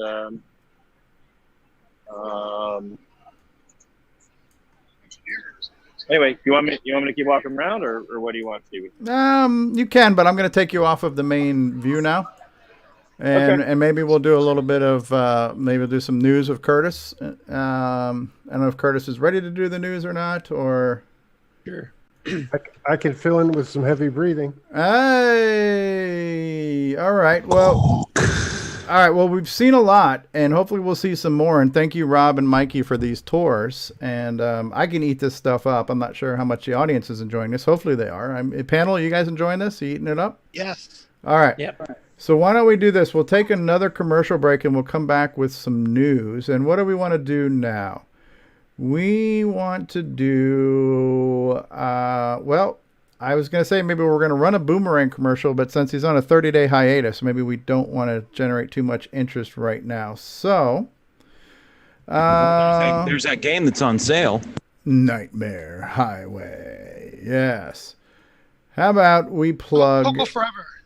You got a Cloud 9? Yeah, Coco Forever. Where is Coco Forever?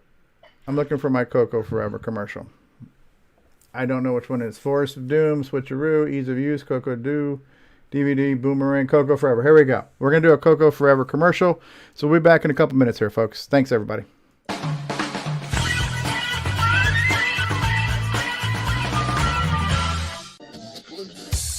Hey, have you got your Coco 3 yet? Hi, this is Rick Adams, author of Temple of Ram and Shanghai, and you've tuned into CoCoTALK, the nation's leading live talk show featuring the Tandy color computer. What's going on, everybody? Original Gamer Stevie Stroh here, and if you're a fan of vintage computing and retro gaming, then you're going to love our retro swag shop at 8bit256.com. There you will find custom designs by Instagram artist Joel M. Adams. You can get I'm a Coconut, CoCoTALK, and other cool video game images on a t-shirt, coffee mug, or mouse pad. So if you love retro, then head on over to the retro swag shop at 8bit256.com today. Tell them the Original Gamer Stevie Stroh sent you. The Radio Shack TRS-80 put the world of color computing into your home. Instant loading program packs turn any color TV into an exciting game arcade. And there's more. The color computer is an educational aid, a home management tool, and up-to-the-minute electronic information service. The programmable, expandable TRS-80 color computer from $399 only at Radio Shack, the biggest name in little computers. Hi, I'm Bruce Moore, and this is Jacob Moore. Gotcha. And we are the Forest of Doom guys, and the Coco Forever guys, and we are Coco Fest, and we love Stevie Stroh. Imagine a different world. A world where Tandy Corporation has the upper hand. Where the Coco surpassed all competitors. And all you have to do is travel back in time without making a single mistake. Coco forever. How does it feel? I'm still believing. You definitely earned this office. Yes, you're too kind, and thank you. You want to grab some food before we head back and look at that Alt Reality OS9 module?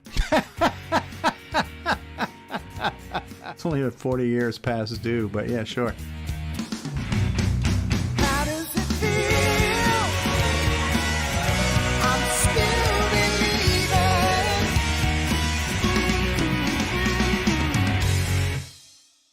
Radio Shack, America's technology store. Computer shopping has never been better at Radio Shack. Here's proof. Our new ultra-high-performance 386SX 20 megahertz computer with 85 megabyte hard drive, only $12.99. And it's from Tandy, manufacturer of the best-selling PC compatibles in America. Or get a 286-based Tandy home office computer with color monitor and hard drive, only $899.95. Shop your friendly nearby Radio Shack. Great selection, superior service. Nobody compares. We now return you to CoCoTALK. Hey, Dan Loyals out there says, thanks, guys, for another awesome show. Thank you, Dan. And Explorer VR is there. That's our friend Ben Drakes. He says, cool tours.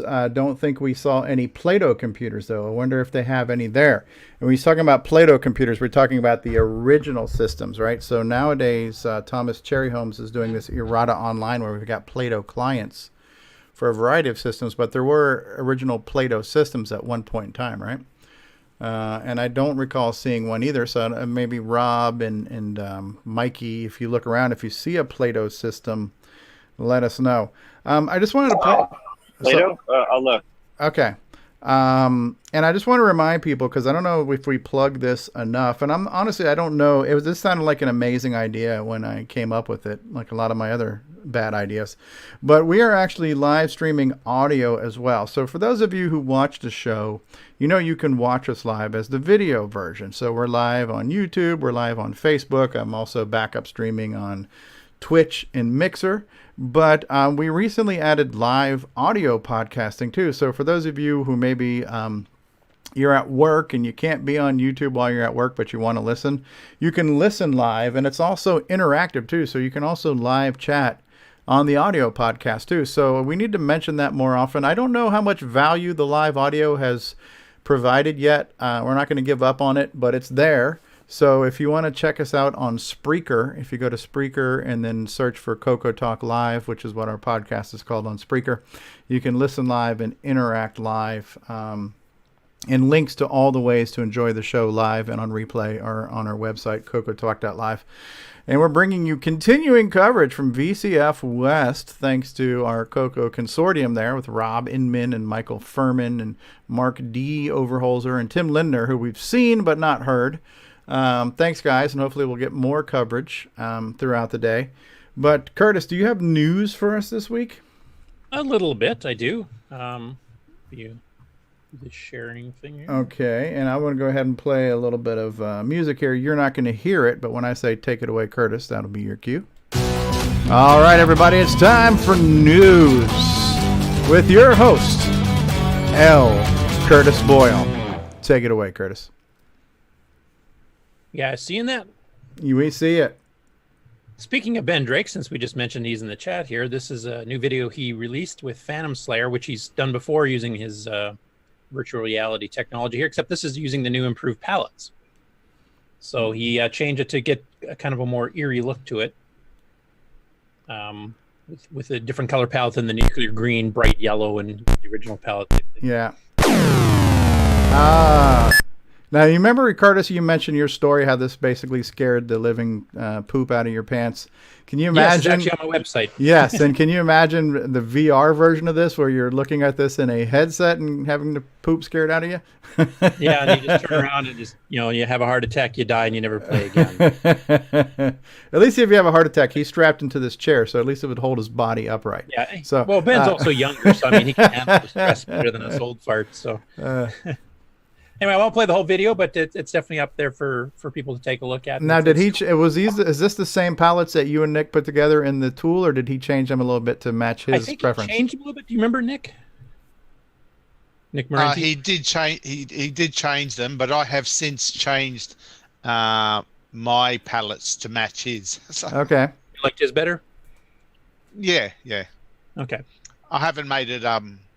I'll be setting up a website so people can download it. I haven't done that yet. Okay, cool. Yeah, I like it. It looks good. I like it. You still got the burgundy. It's just instead of the background being that bright green now, I like this kind of teal color.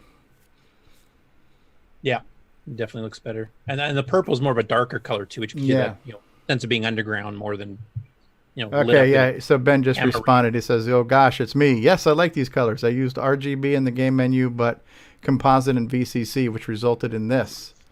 This is accidental, is what you're saying. Ah, okay. It's a good set. Yeah. Cool stuff. Okay, next up, Jim Gary's been a busy little beaver again. That's a Canadian reference. He's got 3 new gameplay videos up. The MC10.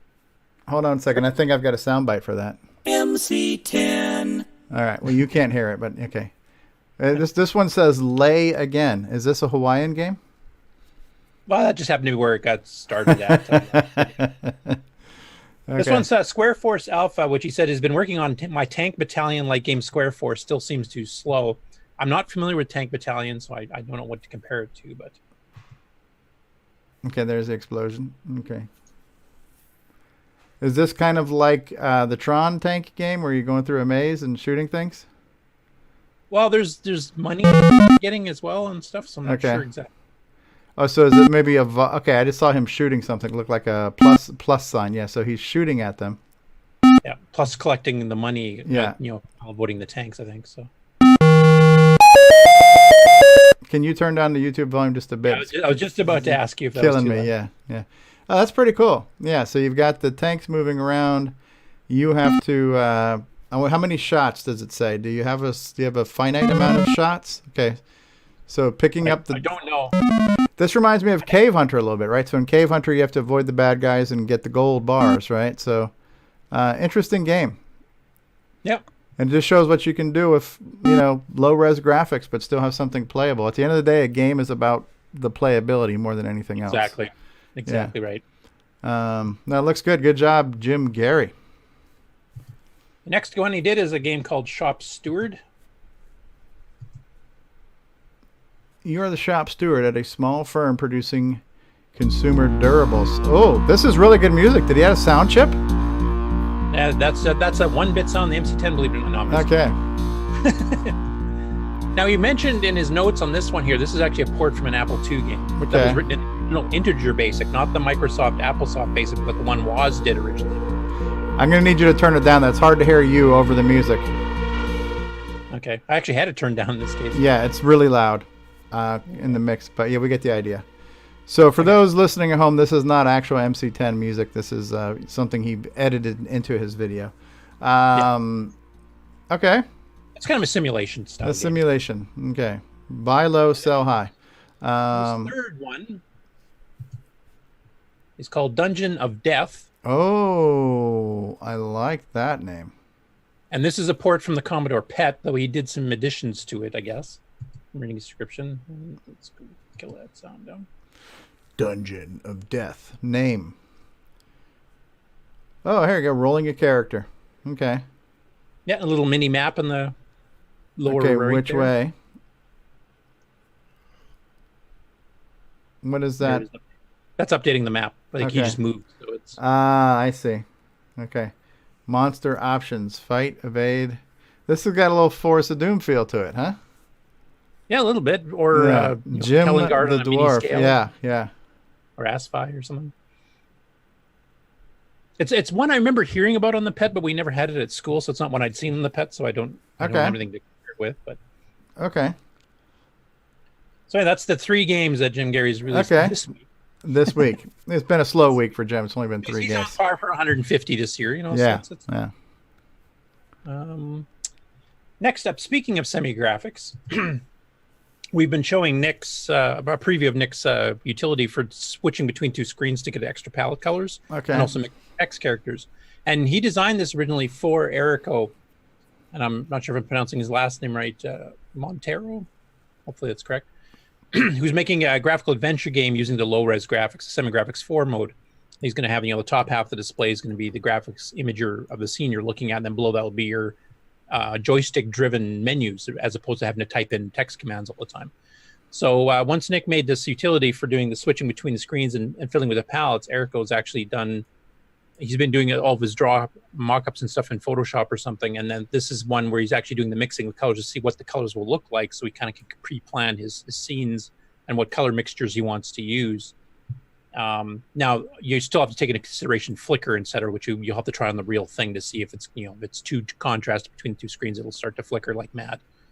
But definitely Dev some pretty decent color mixes in there. I'll just zoom it up so it's a bit easier to see. He doesn't have text mixing in here because you couldn't really do that in Photoshop. But I don't know, Nick, if you've discovered some pretty interesting things like making little globes and Space Invaders and Galaxian type things, just using text characters. So we showed that last week. Yeah. Actually, I was going to ask you, Stevie, since you weren't actually live on last week, what did you think of that little demo for your Cosmic Aliens type thing? Ooh, I didn't see it. I only listened to it, so I didn't see the show. Oh, okay. Nothing like supporting your own show. Thanks. Yeah. Well, I did. I listened to the podcast version because I was commuting. So I know, I'm just bugging you. Yeah, but you should check it out because that is something I think you would be interested in for Cosmic Aliens. Okay. Next up. YouTube stuff. I love it when Nick Marentes takes a side project because he just comes up with all kinds of cool stuff. You should make a full-time side project thing, Nick, because you come up with a lot of good stuff. Pretty soon Gunstar is going to be the side project, I think. At this rate. Right. His breaks are more productive than some people's busy time. Yeah. And if you're wondering why Rob Inman was trying to get the advertisement to say that Gunstar is going to be out next week type of thing, the reason is all these side projects that it never happens. This is Retro Arcade Gaming, who we mentioned before. He does the comparison videos, so he's done a new one here, and he's starting to restrict. Like he was usually doing multiple clones for multiple platforms before, and I think that just is too overwhelming. When he tried to do the Pac-Man one, he stopped at 100, and there was tons he didn't cover on any of the platforms, just because there's so many of them. So I think he's starting to restrict it. He's trying to pick what he thinks, in his personal opinion, what is the best clone.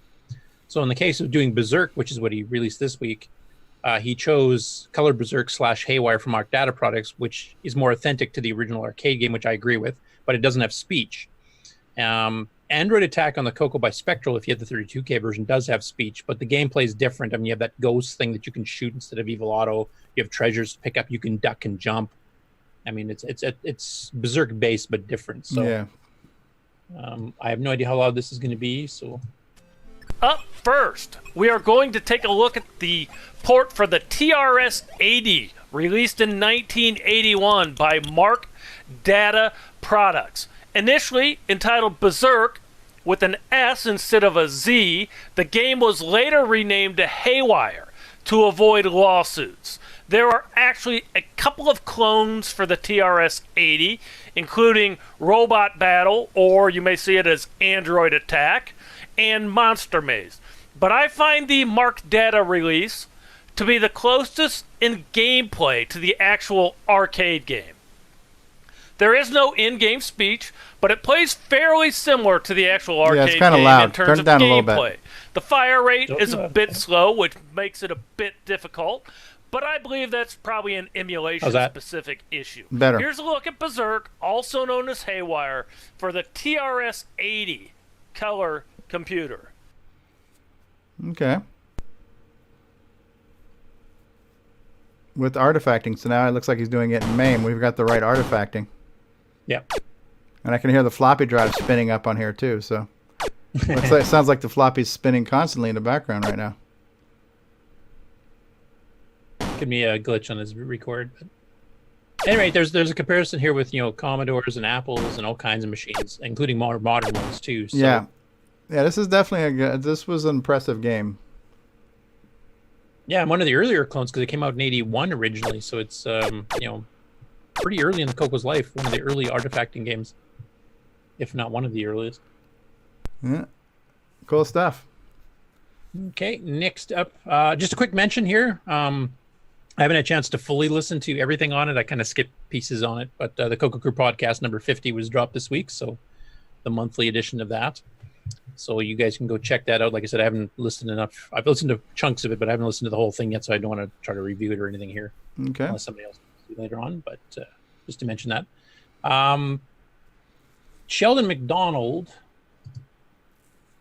has been working with the GMC cartridge, and this is his Q MIDI studio player. Now, he does a few things in this video. He's demonstrating 3D printing a cartridge case for it. He's also modified it from what the original one is, in that he, and I think you mentioned this, Stevie, because you've seen it before too, where he's actually hooking it up through the cassette cable, so you can use audio on and audio off to shut the sound on and off instantly without having to do, shut voice 1 off, shut voice 2 off, etc., which is cool. And then he's also got the option where you can change the length that the notes keep playing, so you can kind of get echoey effects, or you can get the notes instantly chopping off. So I will probably be skipping through here in little bits. So many plays here. I love Facebook. Not buffering. What's going on here? I don't know. What baud rate is your internet connection at? You at 300 baud? I'm at 150 megabits. So I don't know why. Hi, I'm Sheldon McDonald, and is that too loud? I have another update on my QMIDI Studio project. Okay, that's good. That's good. And coincidentally, at the same time, I just found this gem. Okay, I'll skip ahead a bit here because it's kind of explaining his Coco one and the little board adapters and stuff, and how he made his case. One. Cool. And printed. Yeah, there's a 3D print case. Really even. This specific one, though, has a hole in it for my sound wire. But nice looking case. The same model. Yeah, nice color too. Another unique one. It's a sort of a gold. Yeah. Pretty good looking cartridge. Looks pretty smooth too. It's pretty neat having two colors on it, the two-tone. Anyways, so basically, what you're gonna find in the QMIDI Studio cartridge is gonna be the Game Master cartridge wired in to output the sound back into the audio jack or the cassette port. So I've been doing a lot of work on this, so now it doesn't matter what slot that I have the I'll skip that part. Just kind of explains the software updates here. Get to the demo part. Well, these ones.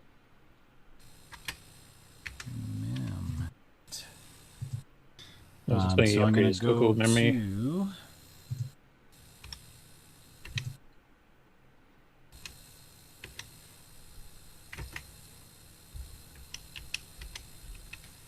Looks like I'm going to have to clean the keyboard on this one.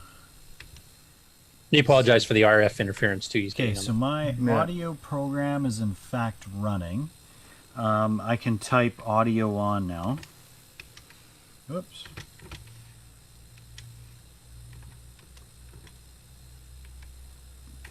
And it's silent, so that's good. So that's showing me that the software is good. It's going. So I'm going to look at click on drum. This one is automatically going to start playing because that's how I saved it. It kind of overwrites some settings.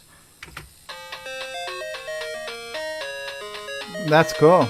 So what I've done differently on this one,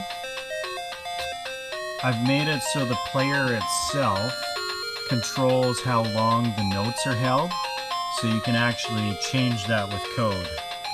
So if I this is a cool feature.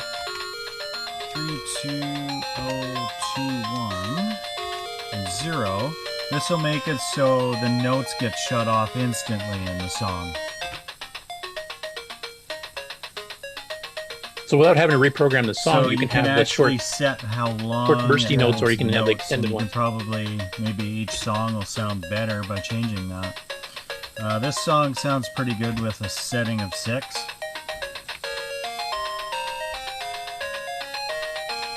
On the fly. And now when you kill the... I could see that being used in a song game from too, like if you're on playing. different segments of the Yeah, certain level. if the action picks up or something. Yeah, you can keep the same song playing. You just do one poke, and voila, you've got a Now when totally you different kill sounding it, thing. Even though it's technically, It actually turns the notes off softly. added that fade out feature. That There is you so go. cool. And if you wanted to terminate the sound sooner, you would have to just change the length of those notes first, that 32021 memory location. But yeah, that's pretty much that. I got a pretty bad RF reception here. I'm gonna have to. Anyway, I won't play the whole video. It's on Facebook. Yeah, but it's yeah. interesting. It's got a lot of cool features in there, and some stuff I wouldn't have thought of.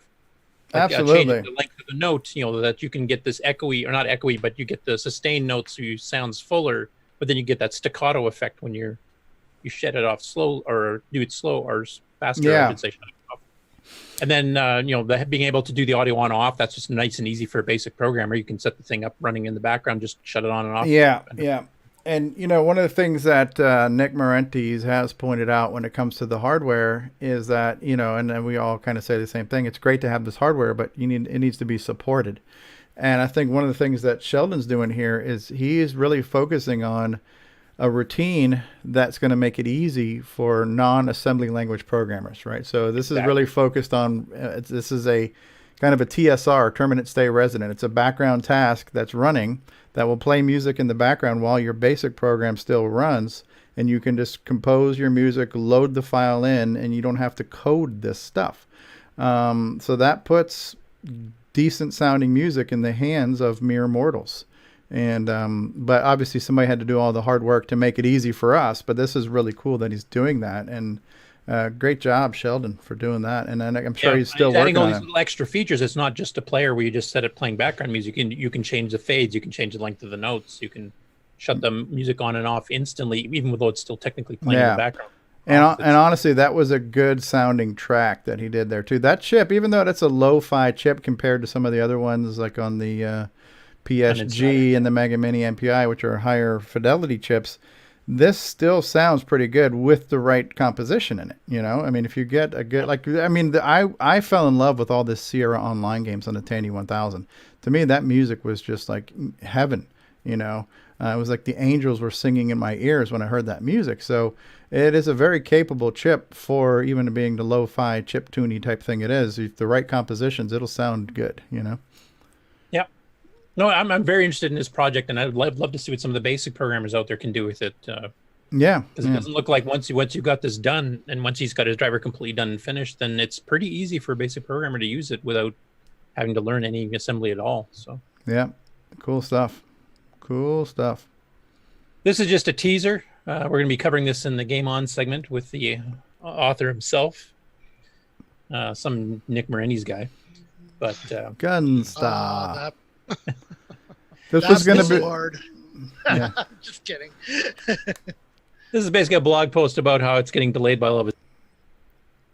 We just lost your audio. No, it's not. It's actually about level 2, but yeah. I was surprised. I watched his YouTube video and he mentioned something about a friend. I've got a friend.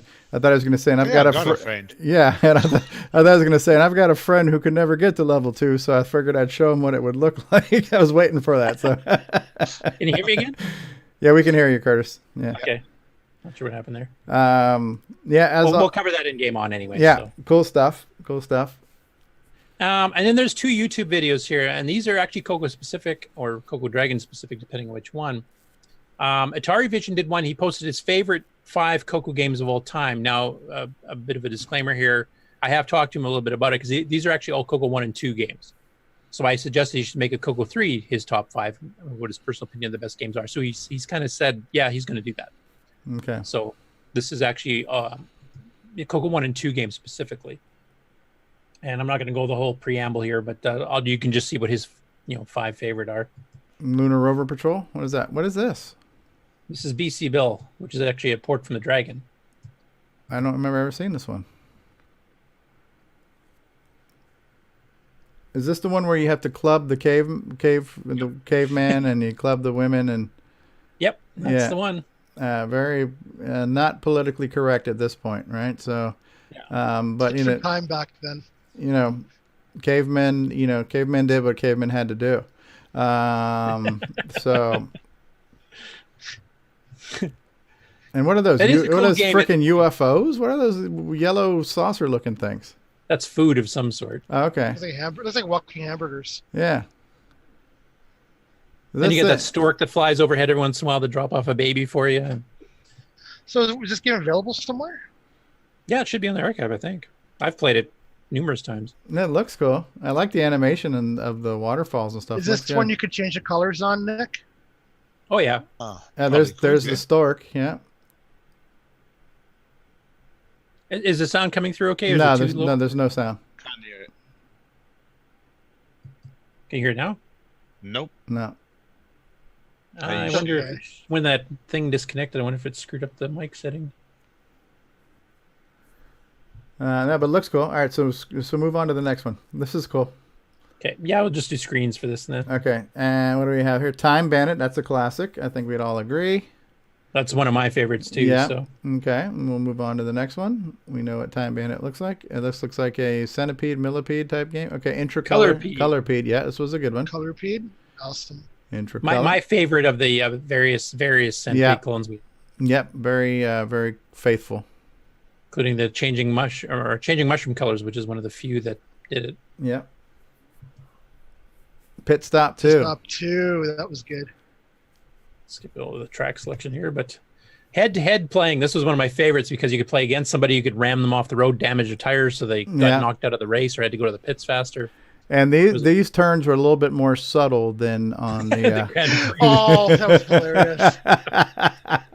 I love that. Gentle turns, right? So. Yeah. No whiplash effect. By the way, just a little note here. I have not done a video on YouTube of this, but I do have this on my Coco DVD of exclusive videos, and this is one of the first times you heard me cursing on a video. I do it all the time now, but at the time I was trying to be clean. I was getting pissed off trying to put more gas in my car. I couldn't figure out how to work the pit stop itself, so I'm like cursing and screaming at that part. So, yeah. Have you figured out how to do it properly now? No, I was one of these pick up and play things I tried to do for the video, and I haven't tried it since, but it's probably worth looking at again. This would be a good one, I think, to set up at the fest because it's actually a head-to-head game. So that'd be a cool one to have, two people racing against each other. Yeah, true. Maybe you could demonstrate that one at the show. Actually, that'd be a fun one to demo if they have two joysticks. Cool. All right, what's next on his list? This is his top 5. Shock Trooper made the top 5. Yes. Okay. Yep. Oh, one of the better uses of artifact colors too. I mean, he did a really good job because it's detailed. It's not just the 128 virtual mode with the different palette type of artifact. It's right. It's high res. Yep. Yeah. Yep. And they did a lot of these like this on the white background, and it looks good. Honestly. Yeah, like Tut's Tomb. They Tut's Tomb and a few others, right? So it's the kind of inverse of this, and they made it work. Yeah, I did. And he always hovers over the ground. So picky. Yeah, there's Nick. Oh, he's hovering over the ground. Nick should have been a movie reviewer in another way. Yeah. Thumbs down. Yeah. So these are this is Atari Vision's his top 5 favorite Coco games. Yeah. Cool. And this is his favorite one of all time. This particular one here. Interesting. It's set in the video. So. And it looks like he's got the same cracked version that I have, where your number of lives is a hieroglyph. So yeah, because you poke in like 200 lives, and then it tries to do a lookup table when he only had the 10 numbers designed, maybe some of the letters. So it's going off into random memory, plucking whatever out. Yeah, I wonder if there's a non-cracked version out there. I have one. Yeah. Grant Leedy wants to know if the show's over yet. Yes. Who cares what Grant thinks? Yeah, and we haven't had Retro Innovations on here trolling us at all today. So Yeah, cool. It kind of feels lonely and isolated now. Okay, next topic. Okay, the next one is another collection of games. Now, this one here is kind of a mix of Dragon and Coco stuff.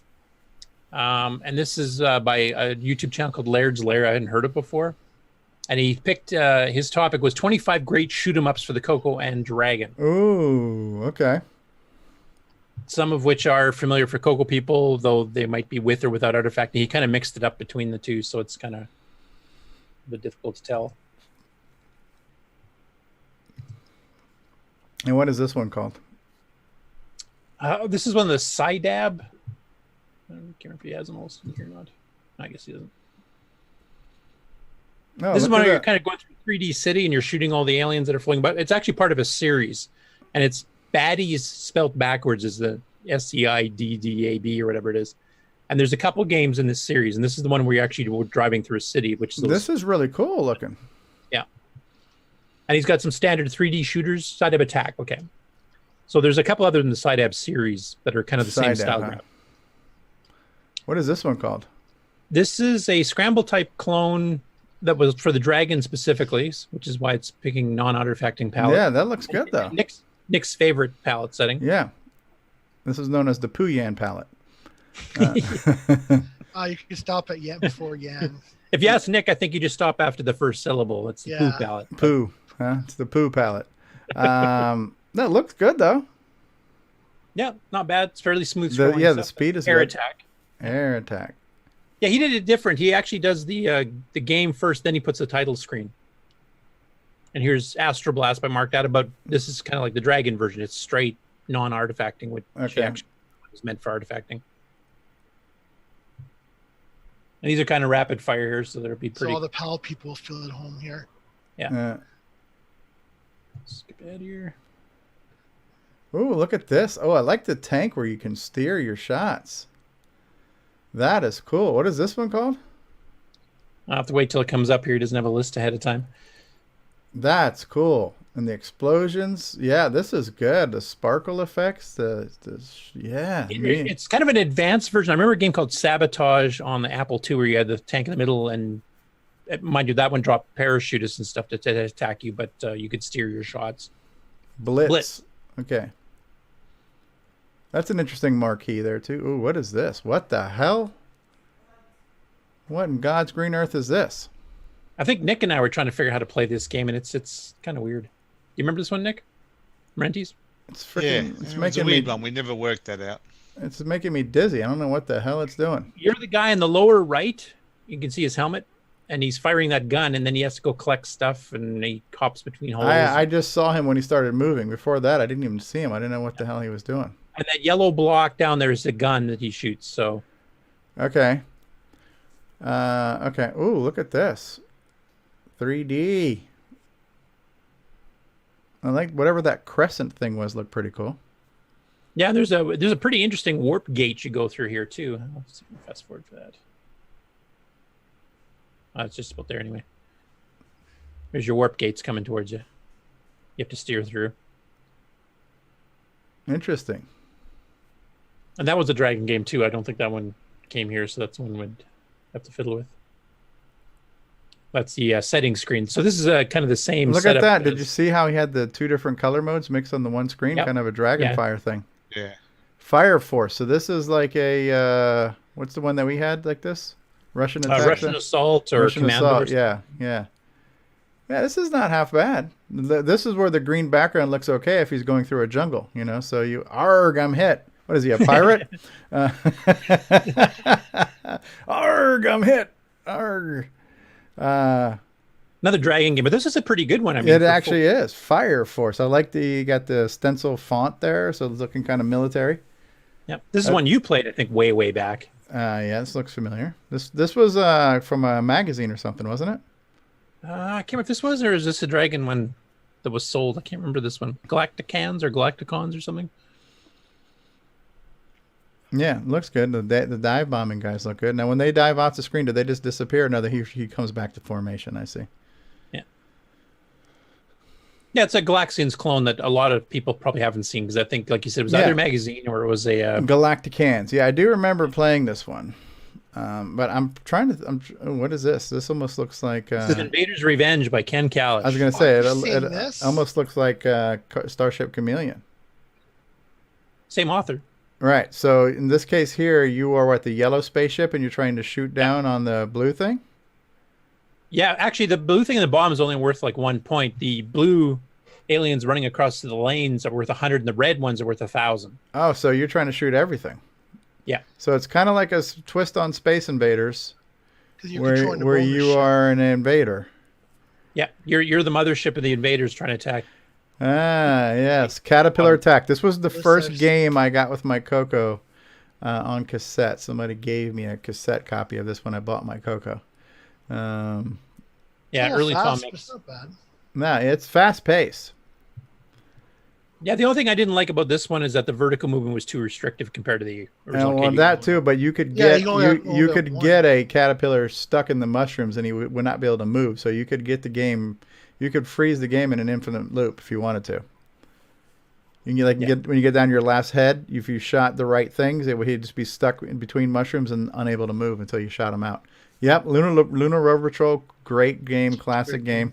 Looks a hell of a lot better with the new palettes now. Yes, I was just going to mention that. Yeah, I should probably send the guy a link to that or something. So far, I like all of his collections here. So 25 good shoot 'em up games for the Coco and Dragon.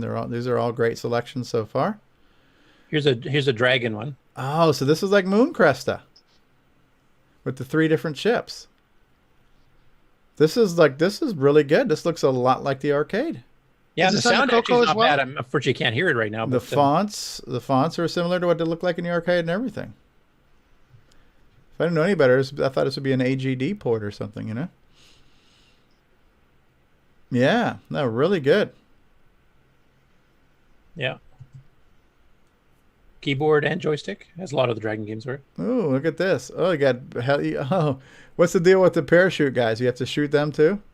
Otherwise they come and attack you. This is very Atari 2600 looking, you know. This is closer to that Sabotage Apple II game I was telling you before. Okay. The only difference is that you can move your base. On the original Apple II version, you could steer your gun, but you couldn't.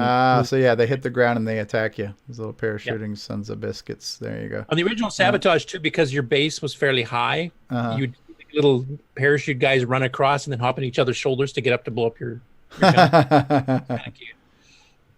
Ooh, what is this? Like a lunar lander? Retreat to space?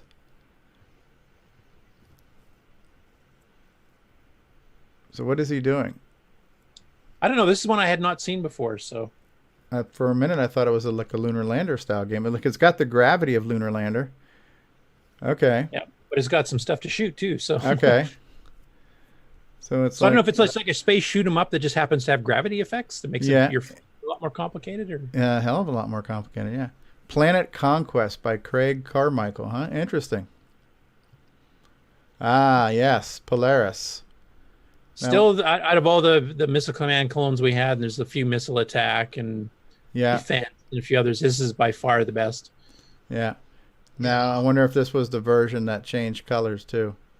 Because the one patch version was stuck on the original color set. In the original, every third screen, I should say, it changed the palettes and you went through all of the colors, both modes. Yeah, and a lot of different variations of those colors. Polaris, TRS-80 Color Computer presents Polaris. Oh, this is neat. This looks like a Defender style game. Sort of. It's loosely based on Defender. It's Protectors by Tom Mix. Okay. Pretty cool scrolling. Yep. Looks good.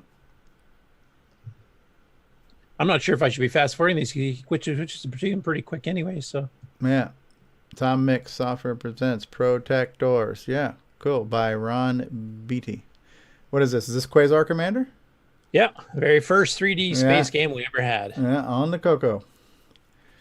This is not quite as good as having a blast with the new Math Tutor, but it's pretty good. It did run in 4K though, so there was that. Yeah. Yeah, I mean, to me, anything that had a TIE fighter-looking spaceship, it was good enough for me. You know what I mean? So, and the author Robert Kilgus, I mean, he did a ton of 3D stuff: Dino Wars, skiing, Quasar Commander. So he actually must have known math, as I would say. Yeah. What the hell is this? This is one I had seen before. I think this is a dragon one too. If I This remember looks correctly. really good with that blue background.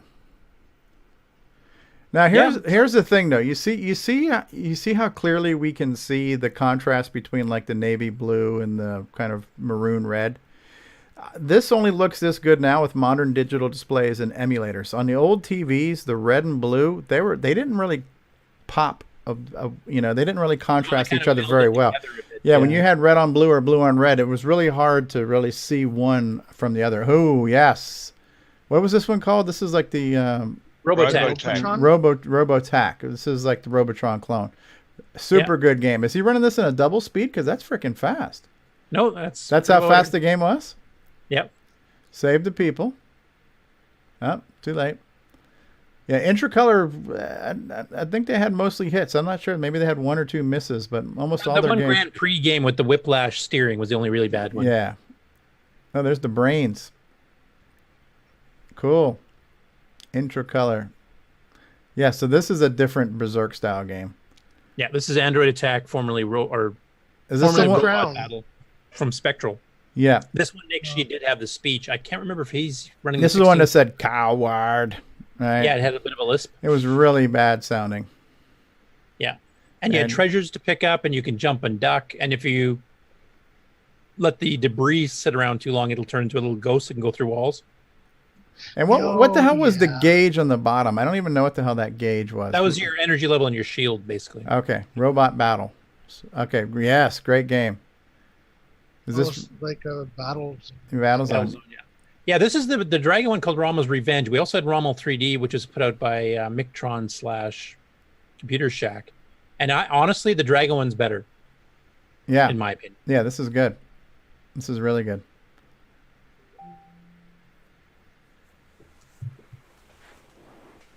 It's got the saucers and everything else too, which is cool.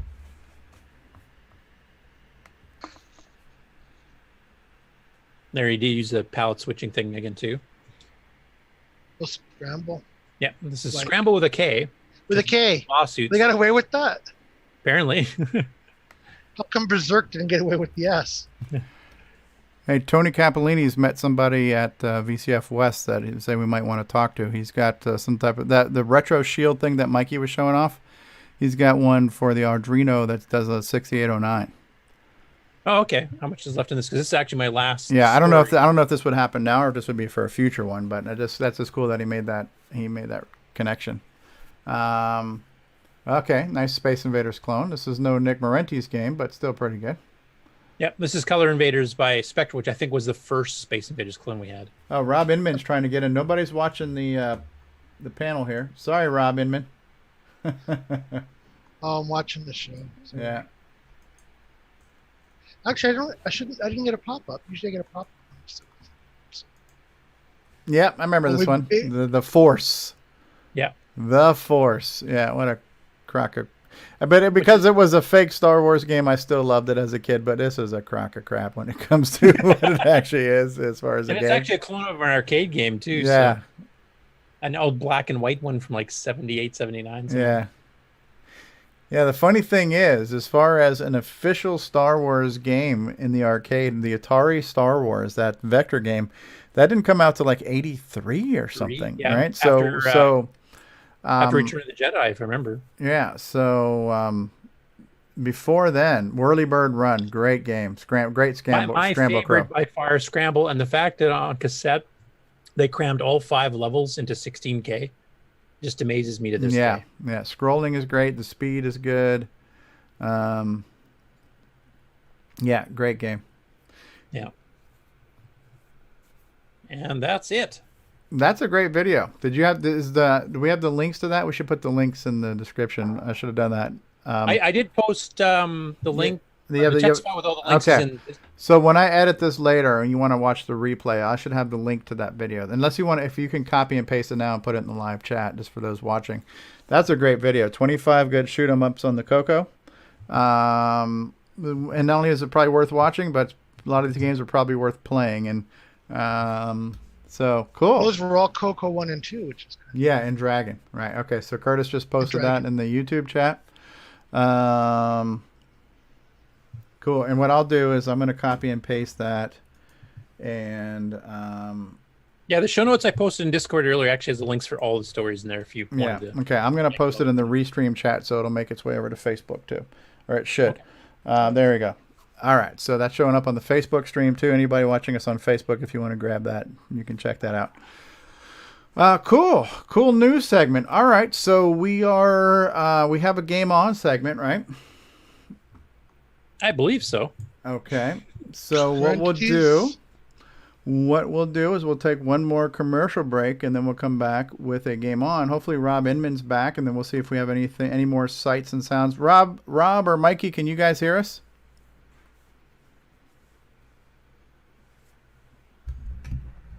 All right, well, we'll find out after the break. All right, so we're going to take a commercial break here. You're done sharing everything, Curtis? Yeah, I did have some other notes of segments we could do depending if certain people were here. Okay. We never did talk about the show that Jason Cocoman yes, last week. Which I have the video for. Yeah. Cool. I was hoping that one of the guys that actually has one of Ed Snyder's new keyboards, like Paul Shoemaker, Scott Wentz, if one of those people were on it, it would be lovely to hear what they actually think since they actually have it in their hands. How does it type, etc. I don't think anybody in the panel has one yet, though, so we'll skip that till later. And then there's been that discussion about using C-Basic versus ML-Basic compilers that Bruce Moore, Diego Briza, David Lord, Richard Kelly have all been working on the various ones, and I was hoping if we had a couple of them on, it would be interesting to hear their stories of what the differences between the two compilers are, how compatible they are, what's the performance like between the two of them, if one has advantages doing certain things over the other. But we can save that for later, too, because I don't think any of those people are on the panel. Okay, yeah, maybe if we ever have another coding talk after dark, that'd be a good time to do that. All right, so we're going to go ahead and take a commercial break, and then we'll be back, and then we're going to hopefully have our Game On segment with Nick Marentes, and hopefully have some more footage from VCF West, and then we'll, I do have the video from Jason from the event that he was at. He told me what it's called, and I forgot. Jason, are you still there? Okay, well, more after these words. We'll be back, folks. Thanks for the news there, Curtis Boyle. Yep.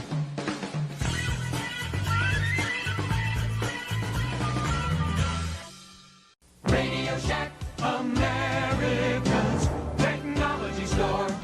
Right! This Christmas, Tandy has a very special offer. A family color computer pack to take away at a very special price. This family computer comes complete with software and costs an incredible $449, a saving of $241.69. It's powerful, educational, and ideal for the young and young at heart. The easy way to start computing. The Color Computer Family Pack from Tandy. Get it while it's hot. Tandy, the biggest electronic store in Australia. As you start your journey to Coco Fest, you notice the road ahead is littered with rogue furniture. You realize you are driving on the Nightmare Highway. Nightmare Highway. The new game for the Tandy Color Computer 1, 2, and 3. Nightmare Highway. Nightmare Highway. Stunning low-resolution visuals. Digital to analog converted sound. 100% machine language and basic. What are they saying about Nightmare Highway? Nightmare Highway. Steve B. York says, of all the games released this year, this is one of them. L. Kurt S. Boyle says, this will not be on my site. Nick Marionette says, crikey, look at the size of that crock. Get your complimentary copy of Nightmare Highway. Nightmare Highway. At cancanmakeit.com. If you got it for free, you paid too much. Coming soon. All situations depicted in this trailer actually happened. This true story has been anonymized to protect the guilty.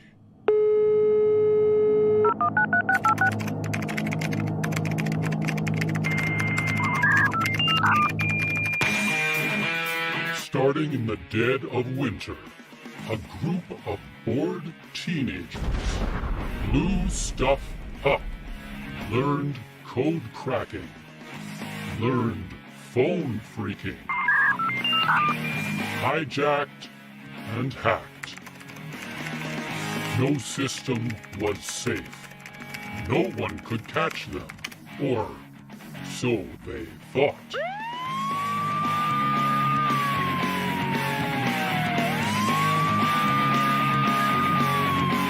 A true story at the dawn of the internet.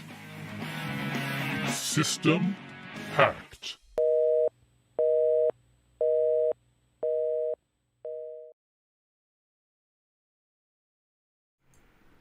All right. Well, we are back, and at the dawn of the internet, right?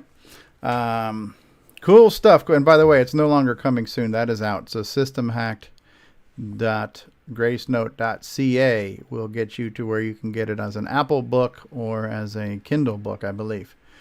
Grant Leedy says, please, no coding after dark. I don't want to fall asleep while driving.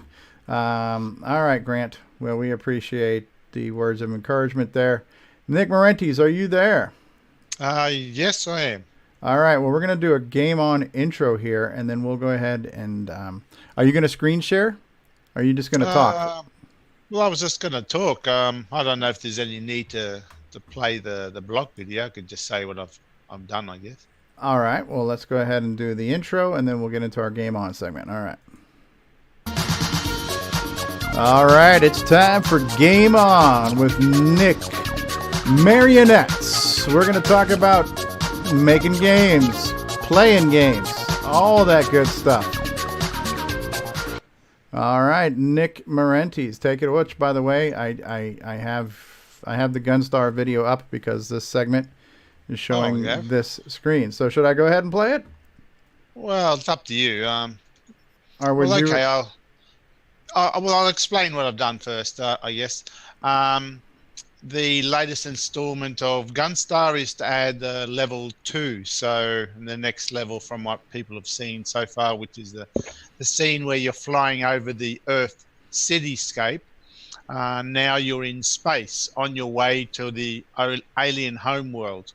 But before you can get to the alien homeworld, the idea is to find the jump gate to basically warp you to the alien homeworld. So in level 2, we see us flying through space, lots of asteroids on the screen, and your goal is to try collect the code that's required to activate the jump gate. So I guess the jump gate is an alien technology, and for you to use it, you've got to work out the alien code to warp to the alien homeworld. So much of level 2 is spent doing that. I guess we could play the video and just... Well, I am playing it right now. So I'm playing the video, but if you want to do your own voiceover, not the video voiceover. That way. Okay. You are. Okay. So we know it's you. Well, play the video. It's probably better, yeah. All right, well, I'll do that. Well, just give us a quick crikey, and then we'll go ahead. Crikey, you're going to play the video. All right. Nice loading bar. Very good sport. Was there weeks worth of work? At least. Okay, so this is the title page. Gunstar, The Battle for Earth, designed and programmed by some idiot from down under. Hey, he's a good friend of mine. Got that right. Here we are, we're starting the game. Prepare for battle. That's cool. Stars, asteroids. The main goal in this level is to activate the Stargate to get to the alien home world. So the green boxes you see at the bottom of the screen is where you have to construct the alien code. There's 3 alien glyph characters that you've got to construct, which will then grant you access to the gate and warp you to the alien home world. Coming down the screen are several green boxes, and as you shoot those green boxes, the characters, the alien glyphs in those boxes change, and you've got to get the character in those boxes to match the character that's flashing in the bottom boxes. Once you match them, it activates that number and moves on to the next one. Once you've got all 4 characters, it then switches to the second coded number, and then after that there's a third coded number. So there's 3 alien codes that you've got to clear as mud fulfill that's cool. to activate the jump gate to the alien home world. Excellent. And you can see a little bar graph to the left of those windows, and as you progress, they're changing from red to green to let you know how far you've got to go to unlock the code. Okay. It's a little tricky. I'm still trying to fine tune it. It's that's a good idea. It's a little bit complicated. I'm trying to simplify it. You've got in this level, you've not only got to work out the codes, you've also got to avoid aliens which are flying around, shooting at you. You've got to be careful not to collide into asteroids. So there's a few things to keep you busy.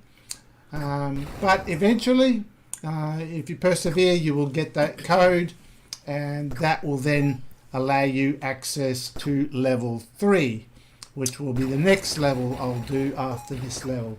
Okay. And that's about it for now. I've tried to create a parallax star field in the background. That looks good. And your asteroids in front of it. That looks good. It's not too bad. It's fairly smooth. Yeah, you can see me there. I'm shooting, and as I hit each of those green boxes, they cycle through the different alien characters or glyphs. And it can get pretty hectic at times. Yeah, I like how there's something else to do besides shooting the aliens, which you've already done plenty of in level 1. That's right. Level 1, you get plenty of aliens to shoot. This one, you've got the goal of actually working out the code to get to the alien homeworld itself. Are there less aliens on this level? There are a few less because the screen is very congested with asteroids, and you're pretty busy trying to work this code out as well. So I thought I don't want to overtax the player. So I'm just going to have to keep playing this and trialing it, try to make sure it's not too complicated or frustrating to play. But it's not too hard. Once you work out the pattern or the technique to gather the codes, it can be done fairly easily. And that's it for this episode. There you go. Yeah. So that's it there. So as you can see, I've got the asteroids moving around there, and of course the asteroids you can't hit them. The strange thing is that you can't be hit by the asteroids, but of course the aliens can just fly all over them. That's that seems hey, it's fiction. Yeah, they're on a higher plane, right? So they're flying above them. Also should mention, if you go to the blog entry on Nick's site there, he has redesigned the layout of the screen for that level a little bit, so the more up-to-date one's on the website. Yeah, I have done some changes. So this level is just a matter of me playing it just to work out what parts are too complicated and all that. So I've done some changes already to that that version on the video, and it'll probably continue as I like that. I like the whole idea of having to cycle through the symbols and match up the symbols. Now, if you wanted to be a real a-hole, you can make it where if you picked up one wrong symbol, it would reset the whole pattern, and you'd have to start over. Stevie, you're not that good. I did think of that, but then I going by the feedback with Popstar Pilot. or even the Mastermind mini game in Gatecrasher. That was too confusing for some people. So as it is, I think you can stop developing right now because I'm never going to see level 3. Yeah. Stop at level 2, I think. So yeah, it's quite a skill trying to work the correct and difficulty level of a game. But back in the day when we were all young and had better reflexes, I probably would have made the game harder back then. But the feedback I got from Popstar Pilot is no, we're a bunch of old farts now playing games. Cataracts, arthritis. We can't do this stuff anymore.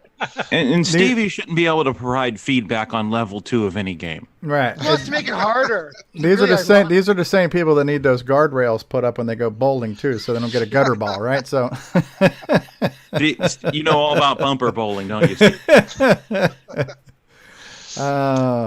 so it's coming along.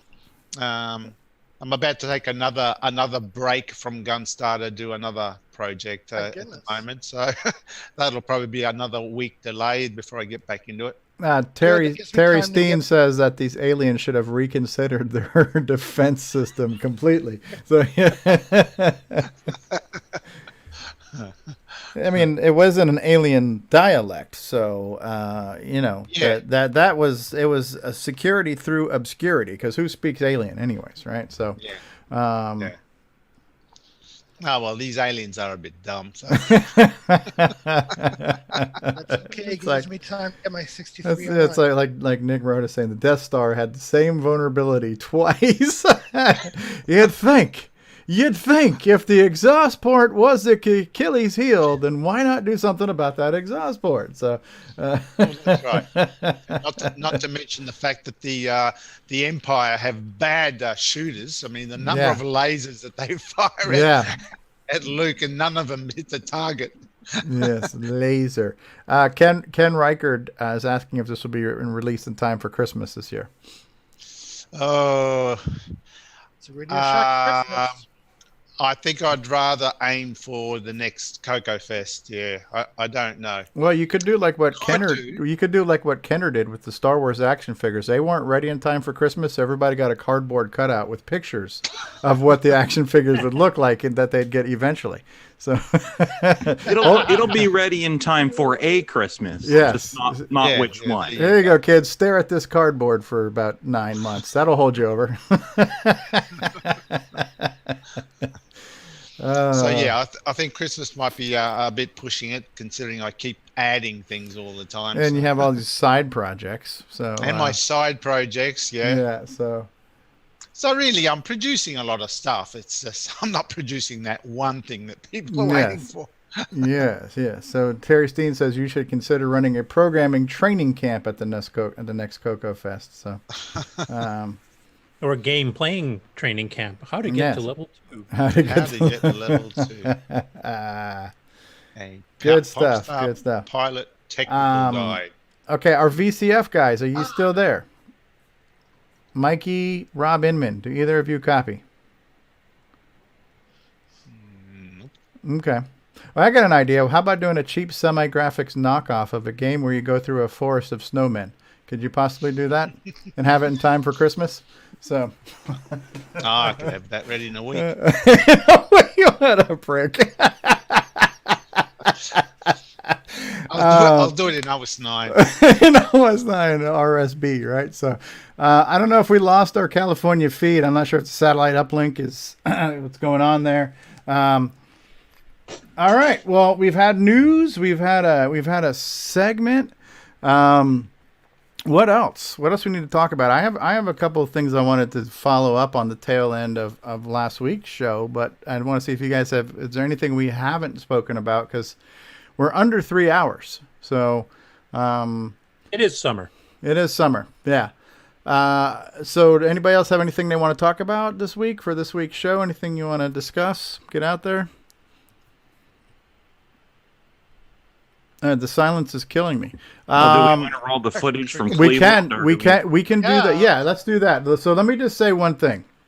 So I wanted when you guys were wrapping up your discussions on CoCo memories, favorite CoCo memories, there was one more I wanted to share, and I was trying to get in and towards the tail end, but it sounded like Steve was in a hurry to end the show. So I was like, well, if you're trying to save time, I'll save it. But I had another memory. So and it has to do with the schools that I went to. So when I was back then it was called junior high, but I think they call it middle school now. But back then in junior high, the Apple II came out, and that was our computer class. So the computer class were run on Apple IIs, and this is where my disdain for Apple people goes back to, was, junior high school. All of a sudden, the one or two kids who were able to have an Apple II at home were really snooty, and I've always not liked Apple people since then.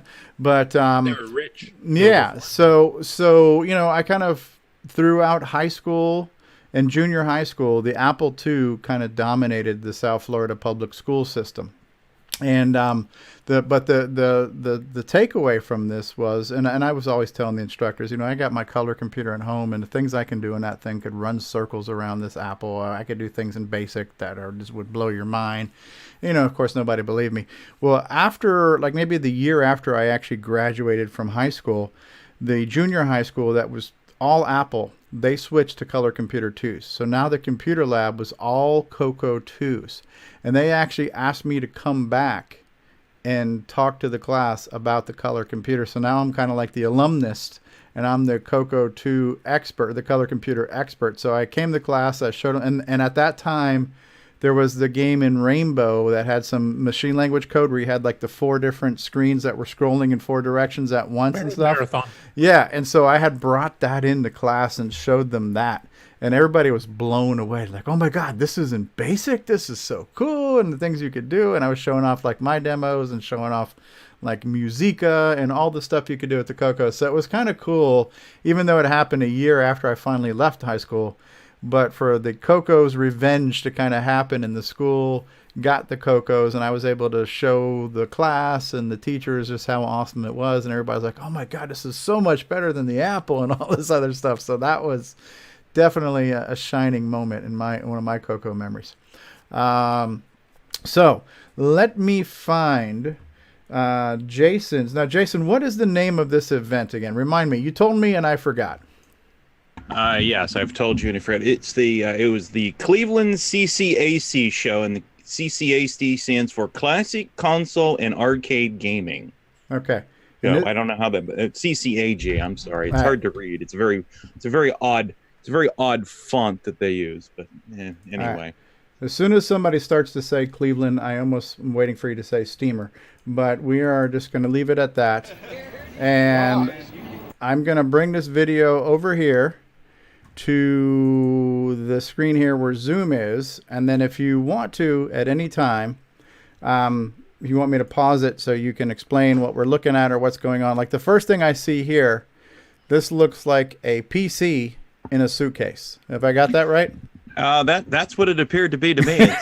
You're right. That's one heck of a luggable. Luggable with the screen though, but it's got a flat panel screen. Right. There's your power supply, there's your motherboard, there's your hard drive, you got your IDE cables. It's just, yeah. I think they were playing Duke Nukem on there. Yeah, I'll turn the volume down just a little bit.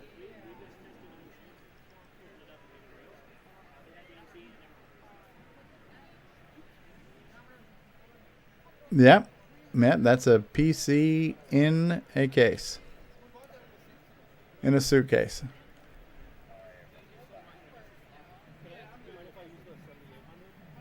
Dude, Nukem 2. Yeah, 2. There's a Nintendo 64. I think this was the testing table for the organization that put this on, testing and repair. Okay. So there's some 5200. The Atari 5200, a Sega Genesis with the Genesis 2 with the CD, Sega CD. Mm-hmm. Terry Steen says that's Maxwell Smart's laptop. That's a PlayStation, Sega Saturn. There's a soldering station for Curtis. There you go. So he wants to curl his hair. Yeah, this looked like a pretty large event too. Some upright arcades there. Yeah, this was like a indoor soccer indoor soccer complex, complete with fake grass. I don't recognize that marquee. Pac-Man, Space Invaders, Multicade, playing Joust, Ultracade, powered by Quantum 3D, huh? Evidently. Is there a quantum computer in there?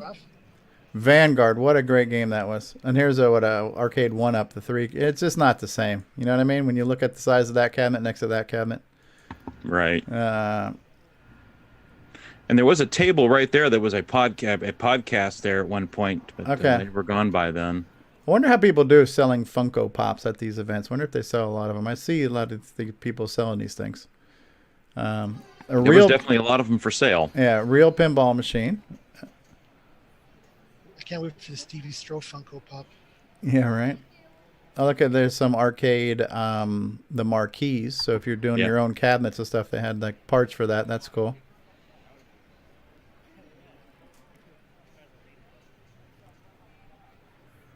So lots of console stuff, yeah. Lots and then comic books or look like magazines or what the hell? Okay, Sega Genesis games. Yeah, but this was the Commodore table. Commodore cable, $80 for a Commodore 64C. That's not bad, and it works. Oh, that's pretty good. What's the deal on the Commodore 64C? Was it any less of the machine, or did it have a different SID chip or something, or what was the deal on that one? Was it just cost reduction? I don't know. Cost reduced, I think. Yeah. Okay, same SID chip. I think so. Yeah. I like this machine here, and I think you got some good zooming in on this little CRT. But what was this? This is the portable Commodore Luggable with a built-in color monitor and keyboard and a floppy drive, all in one. What were they called? SX64. Yeah. Okay. Yeah. And so some of the guys in the Florida Retro Club have these, and then of course it had a composite out, so you could put a real monitor on there. I'm waiting for that monitor to come tumbling off that SS. Yeah, right. It looks like something. No, he's got a paperback book under there to stabilize it. It should be fine. So that's right. Legit. Paperback shock absorber. Yeah. It could be worse. You could be plugging a multi-pack into a multi-pack. Yeah. Oh, this Geos. I saw a picture. See, look, that's a pretty clear picture there of that CRT, but I think he comes down here and gets a close-up of this one, too. That's pretty sharp for that small CRT, you know. The high dot pitch. Look at floppy disks. David Ladd would be happy. There's your Geos. What does it stand for? Graphical Environment Operating System or something like that? Sure. It's one of the first shells. What did it properly stand for? I don't remember. It's something like that, and it was actually across platforms on the Atari ST. And yeah. It was kind of like G Shell, right? Was this really a launcher, right? It wasn't really an operating system, right? Okay. So here we've got some pretty cool artwork here, some prints and stuff. That's cool. A good mixture of stuff, you know what I mean? Yeah. So this is stuff you don't see at just CoCoFest, you know? So I like to see some of these other type of events, to see a mixture of different things. Different systems and artwork and collectibles and stuff like that. So it's kind of cool. Hey, there's a female. Female sighting. So. Yep. Another female. There's some kids. So some of these nerds are reproducing. So that's a good sign, right? So. This is actually the Digital Dinos booth. Okay. Yep. He was at the first Tandy assembly. Yep. He was. He said he was there last year too. Tom. And I guess he's planning on attending this year. Okay. This was my favorite booth just because they had candy. Frogger. Yeah, what are those, little Snicker bites or something? Yeah. All kinds of fun. There's Tom. All kinds of fun size stuff. There's that's on a IBM XT, playing Lode Runner. Mm-hmm. Frogger on a TRS-80 there. Yeah. It's an Apple II GS there on the right. Yeah, an Apple II GS. Just to the left of that, it's an Atari 800. Yeah, I think I couldn't figure out how to start the Frogger game. I think I tried. I just I don't know.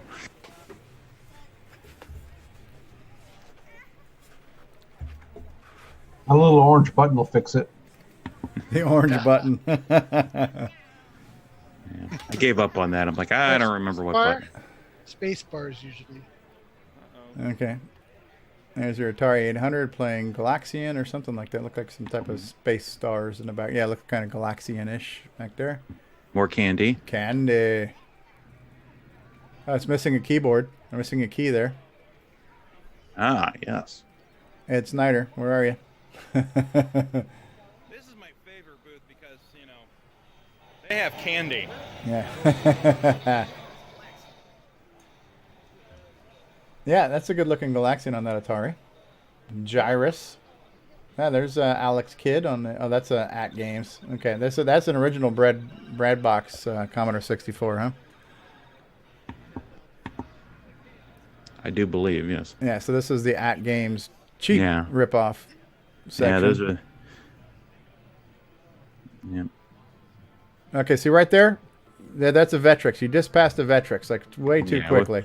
We'll circle back to that later. So 4 PS. A lot of different systems represented. Yeah, all kinds of stuff. Yeah, there's Super Nintendo cartridges and all kinds of stuff. All those cartridges were for sale, I'm assuming?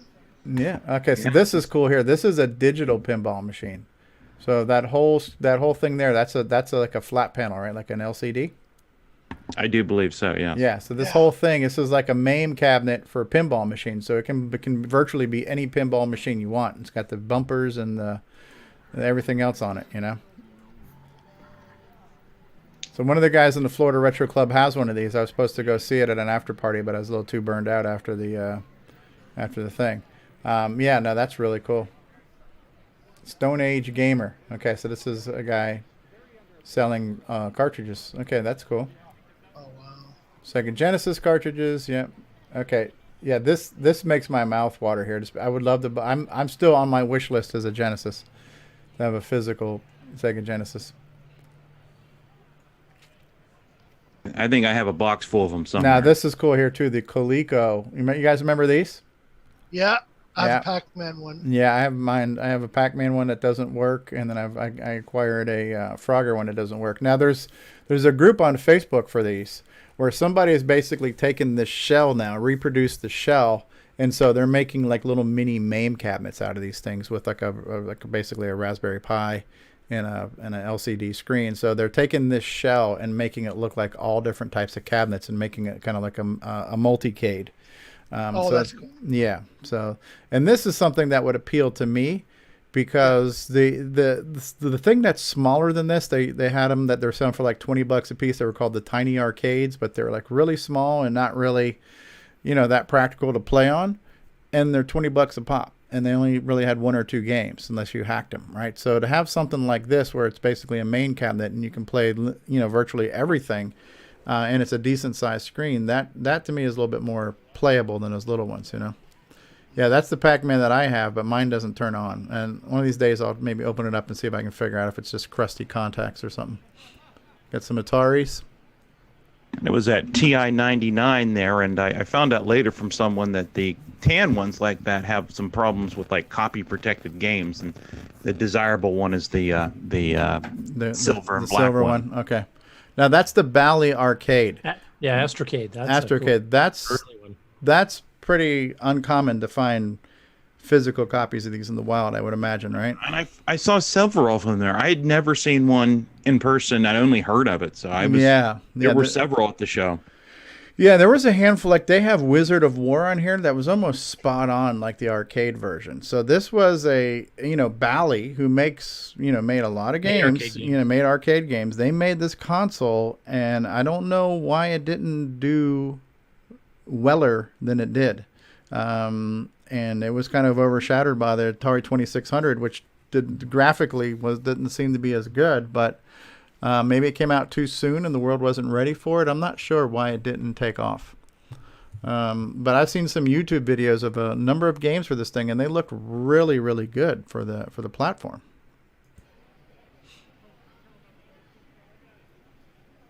.32X, biggest waste of technology ever. There's a Vectrex cartridges. Vectrex cartridges. These maybe are these some newer brew games, or are these original old ones? I'm not that familiar enough with the Vectrex to know. Yeah. Okay, here's another Bally Arcade. That's a good looking box there as far as this being in good physical condition. Odyssey 2, Magnavox. Another really good system. Is that the one that had the Munchkin game that was kind of like a Pac-Man clone? Yeah. Right, and that was like the only good game for it. And I never had that game. I don't think I have my Odyssey 2 anymore. It had a couple of games that weren't too bad, but yeah. Now this is interesting here too, because they were looking to make a new Atari after the 7800. I forgot what it was going to be called, and I don't think Atari ever produced it, but it did show up in this Sears Tele Video Arcade too. So wasn't that like the Atari 2800 or something? Something like that, yeah. Yeah, I've got a Telegames Light Sixer cabinet that's got the wood grain on it and everything. Yeah, so that's the trackball. That's the trackball module for the ColecoVision. It had the holders here to put your two controllers on here, and you had a trackball. I think it came with one game, which was like, oh, is this the Atari trackball? Never mind. That looks like the ColecoVision one. There's the box right there.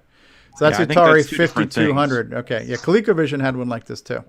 Yeah, that's not the Atari one there. That is something else. I think the box is just behind it. Okay, so oh, I see. Yeah, that box is different. So maybe this is the Coleco one. I think so. Yeah, ColecoVision. Yeah, it is. ColecoVision Controller 1, Controller 2. And I think the game that came with it was like a Snake game or something. And I'm not sure many other games supported it.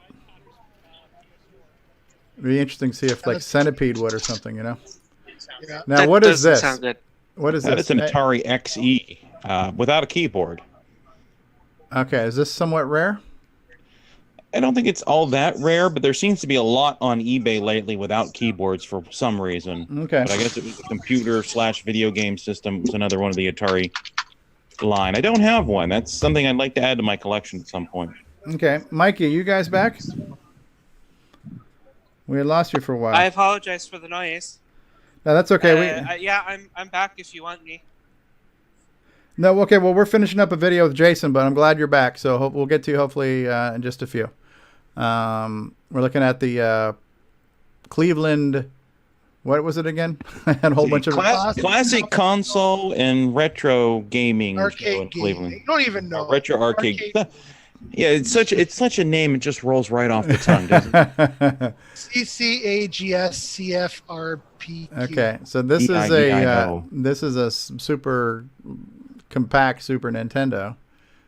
This is like kind of like the PS1s that came out later, kind of cost reduction models. Mm-hmm. There's the Vectrex with no software on it. Yeah.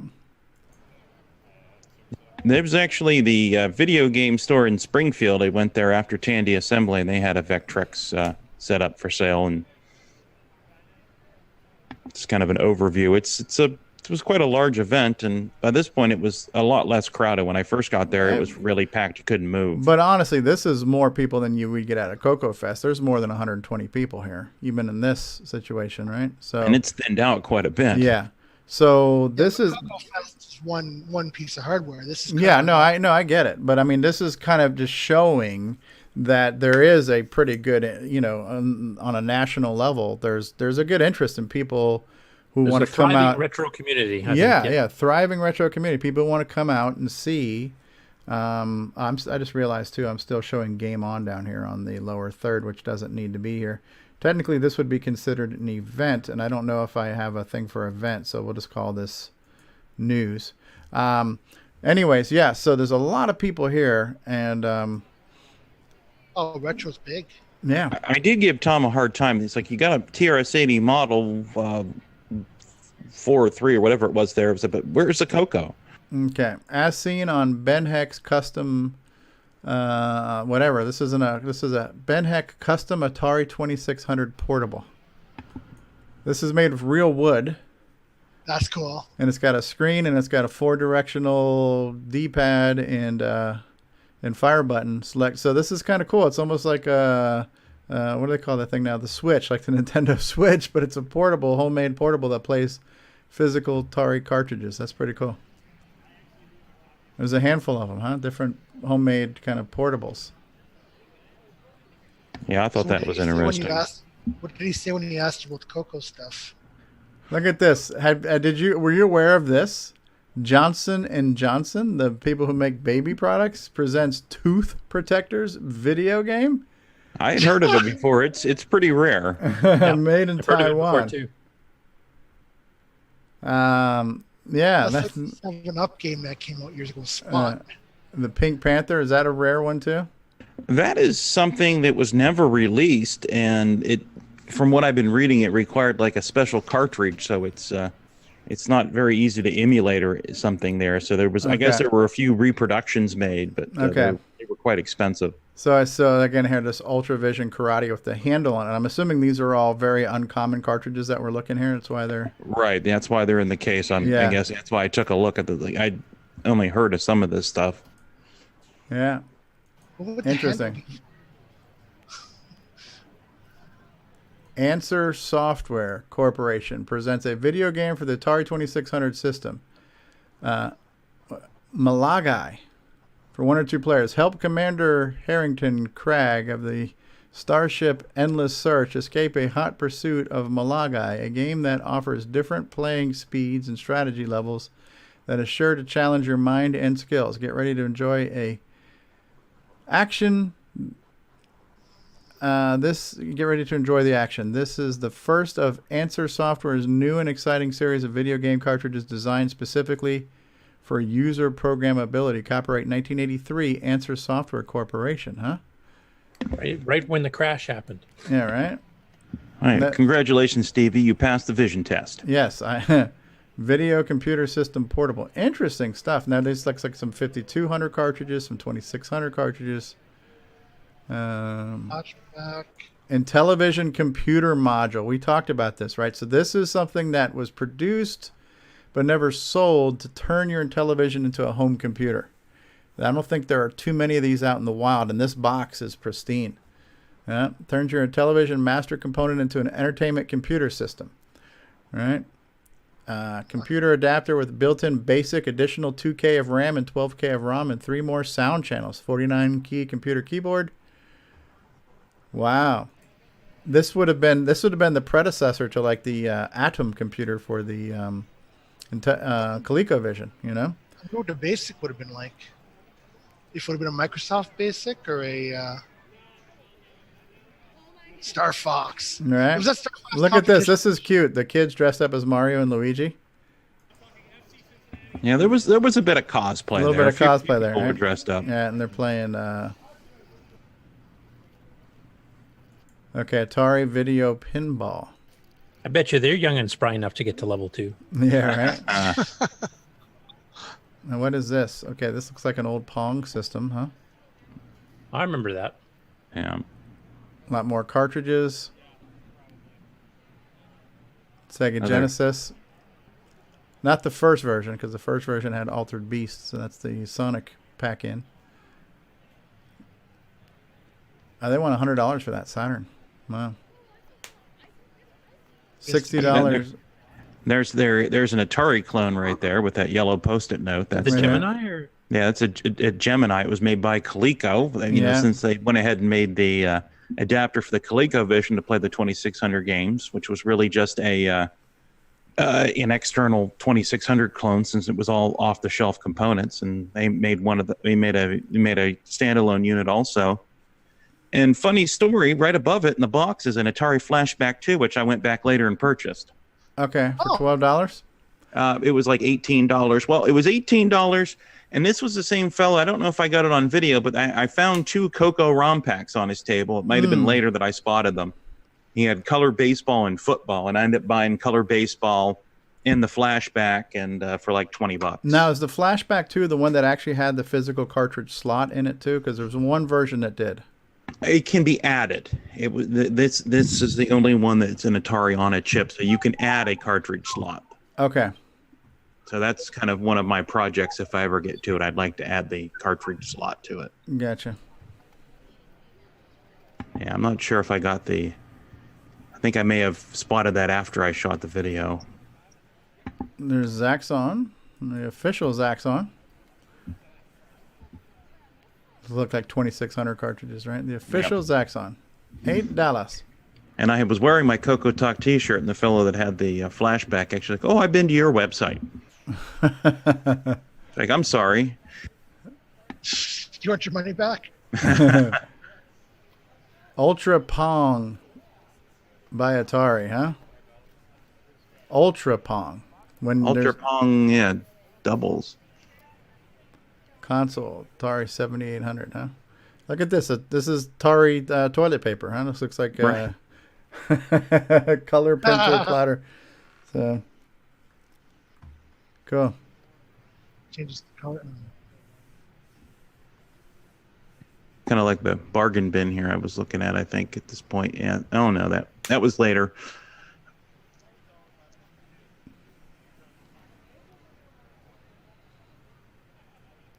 Yeah, pretty big size event.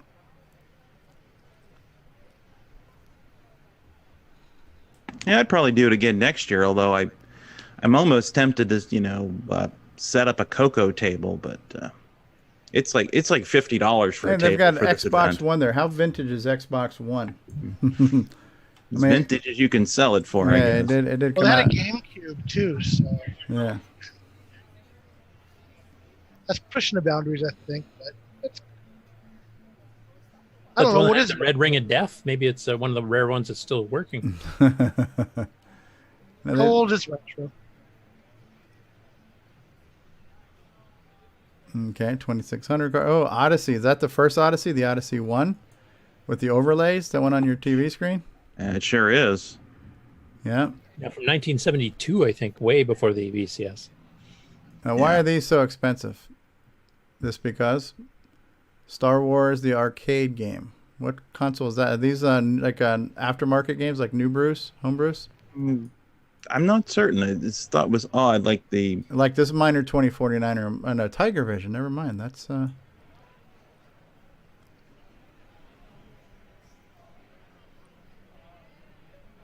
yeah, pretty big event, man. Yeah, there's a girl in a princess dress, a little bit more cosplay there. Albums. The guy there, is that vinyl? Yeah. At least 9 pieces of vinyl. 9 pieces of vinyl. 9. 9, 9, 9, 9, 9, 9, 9, 9, 9, 9, 9, 9, 9, 9. Yeah, there was a power cord speed bump there. More arcade stuff.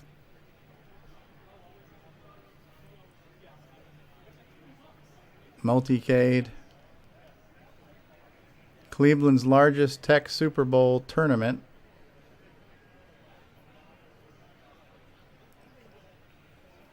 So it was all in one room, though, right? So we're basically looking at the event, right? Yeah, it's like an indoor soccer So field, it's kind of like, this is kind of like the exhibitor half of CoCoFest, but just bigger with a lot more people, right? Whereas CoCoFest had the exhibitor hall, and then there was like the presentation hall. Were there any presentations or speaking engagements here, or is it just kind of like this flea market? Just kind of like the show there, the flea market. They did have a prize drawing earlier, which was quite loud and hard. The PA system wasn't the best in there. Oh, there's Tom again. Yeah. And eating some of his own candy there. Nothing wrong with that, right? My favorite booth. I had to come back. There was candy. Yeah. Load Runner. You can hear all the shooting sounds in the background there. Cool, man. Yeah. Looks like a damn good event. Yeah, this was during a heat wave too, so it was air conditioned, but it was quite warm. Was this a 2-day event, like a Saturday and Sunday, or is it a 1-day event? Just a 1-day event. When I got there, there was I had to make my own parking spot. It was really packed.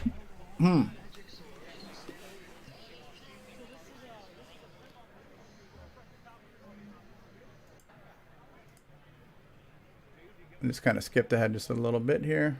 Yeah.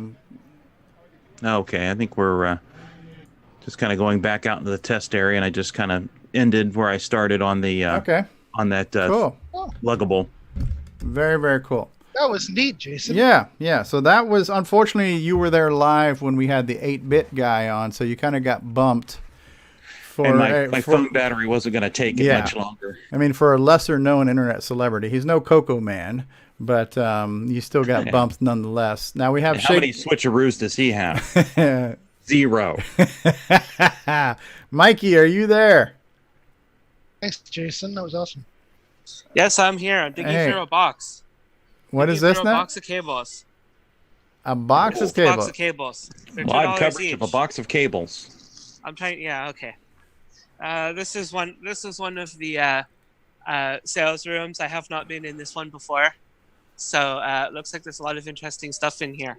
Okay, like so Apple IIc, Mac Plus, Apple IIe, some other stuff. I don't even know what's in here yet. This is a brand new room to me. okay, and this is a little different than what CoCoFest does. Where CoCoFest doesn't have an auction. This is a consignment room where if people want to sell stuff, they leave it in the room. Somebody will buy it, and the event will take a commission, and you get the rest, right? Something like that? Yes, exactly. All right, so that's kind of still how they get some money from these sales, but you don't sell anything in the exhibit area. There's no real vendors at a VCF, right? You're out there. Oh, what's that? What's that? Look what I found. Hey, what is that crap? True. Cable. And the Wallaby cable. Crikey! There's actually some Coco stuff here. Yeah, that's. There was some more earlier, but it looks like it's wow, it's gone now. What do they want for that Apple system with floppy? Go back. What's that going for? Which one? Right there. Right This in front one of here? you. Yeah, green screen. It says Apple IIe enhanced, 128K with a disc controller, 300. With the monitor? Yeah. That's not with bad. the Apple III monitor. That's not bad. Really? Well, I you mean, shouldn't say that. Okay. No, I'm just kidding. You shouldn't say that because I'm thinking about it. Okay. Oh, no, that's terrible. It's way too expensive. They should be ashamed of themselves. At least you don't have to have it shipped. All right. Right, but I probably can't take it home. Yeah, Mrs. nice. Might have an issue with Mrs. Mikey. So, Mikey, how many? How much for that power strip down there? How much do they want for that power strip? Okay, I'll pay attention to the camera. How much for that carpet? And rare. What are these chips here? It's a miscellaneous chip bag. It's the mystery chip. Looks like that one's sour cream and onions. Don't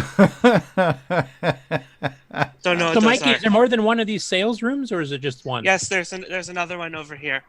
I bought something from the other room. Let me make my way over here. So I bought something from this room before. So here That's where you got your IBM keyboard? Yeah. These look like Atari or Commodore drives? I can't tell. It's Amiga. Amiga, okay. So, yeah, so is it a 1581 or something? I don't know. Is that still run by powered by 6502 and Just- serial interface? Or? I don't know. It just says external normal floppy drive. That's a PS2 keyboard. Yeah, is it Keytronic? Yes, it is. An actual Keytronic. I don't like the enter key in this shape. Mm. I have one of those. It's brand new. I got it from Halted when they closed. Okay, this is a What brand monitor? PC Junior. Ah, is it color? Color display? Yep. What is it like a CGA connection? It's got like the little No. PC Junior has this connector. Oh, okay. So it's because it's got the 60 color Tandy mode, same as the Tandy 1000 did. Right. But I think internally, it is basically a CGA monitor. Okay. For all intents and purposes. So, okay, what's this thing? So in the main floor area, nobody's selling anything. There's not like a Jim Brain out there selling parts, right? There's no vendors, Right. so to speak, at a VCF. That's why the badge actually says exhibitor. So everybody's just showing off a computer, not necessarily products. Here's a $75 box, 50 and 41. If anybody wants one. What's that say? Single floppy disk? Yeah. For Commodore. Turn it around here. Oh, well, I need to turn it around. Whatever. Sorry. You know, it's still upside down, but you're doing a good job. Yeah, right. That's a 50 and 41. Yeah, let me fix that. So the unboxed 50 and 41s are, that one is 75 and whoops, that one is 75 and these are 50. Okay, I'm getting vertigo and now you're still upside down, Mikey. We're looking at the floor. Oh, There you go. Okay. Yeah. Mac Classic. PC like Tower. RPC Mac, yeah. Yeah. Or one of the clones, maybe. What is this, pray tell, down here? Black CRT. Is that a Next or something? It is. That's a Next. Wow. That looks pretty cool. Actually, you guys are close enough. It might be from Pixar if you're lucky. I don't know. Want me to flip it over? Sure. If it's Pixar, you might have some early drafts of Toy Story on there or something. I doubt it. I don't see any. No asset tag or anything, huh? Any asset tag or anything on here. Now, if it had a New York Times asset tag on there, it'd be worth at least $300. Oh, yeah. For David Ladd time. Floppy Central. Yes. David Ladd. David. You're missing out, man. That's pretty much it. David Ladd. This room. Yay. Cool. I'm gonna walk over to the back to the other room. So how's the traffic been out in the main hall there since we were off doing other things? It sort of went down a little bit during lunchtime. There wasn't really that much activity, but I think right now it's starting to pick back up. So, Also, where are the speakers? Is that in a fourth room somewhere? Or? No, if I go into the door that I'm walking up to here is the main exhibit room, and if I just come in here, they have the stage in the back. Oh, okay. So the entire show floor can see the speakers. Right. And there's only one show floor as far as exhibits with computer systems, right? That's correct. Okay, and it's pretty damn good size, though. Yeah, those sales areas are down the hall. Yeah, that's a pretty good arrangement, right? So you basically have all of your exhibits in one room. Speaking is still taking place there, and if you want to buy some stuff, you can just go in another room. So it's kind of compartmentalized, right? So the show floor, there's some sales areas. That's a pretty good setup. Yes. Risky business. Ultrabook. What are the B boxes there? Spark laptops. Wow. Did we see? Yeah, we lost Mikey. Mikey, you still there? And he's back. Did we see the Monster 6502 earlier? No. No. So basically what this is this board contains a 6502 CPU, which is made out of individual transistors. Okay. That's why it's so large. So the microchip has thousands of transistors on it. Right. Well, if you actually use the, not the microchip version, but if you buy these are surface mount transistors. If you buy all the individual transistors and make a circuit board, that's how big it's going to be. Interesting. And it's actually a lot slower, because it takes longer for the electrons to go from one place to another. Right. So you have an advantage of being on the chip and having things closer together. Right. Because the speed of light is not free. Right. So there's your physics lesson for so today. in a summary, there is a way to make the 6502 even less efficient. Let's make it bigger. Right. If you can't be beautiful, if you can't be optimized, you can be big. just to make a comment, this guy in the white T-shirt is I think Leonard Tramiel, who's a relative of the guy who owned Commodore. Jack? Yeah. Jack Trim. Yeah. The guy who started Commodore or Apple? Which one was it?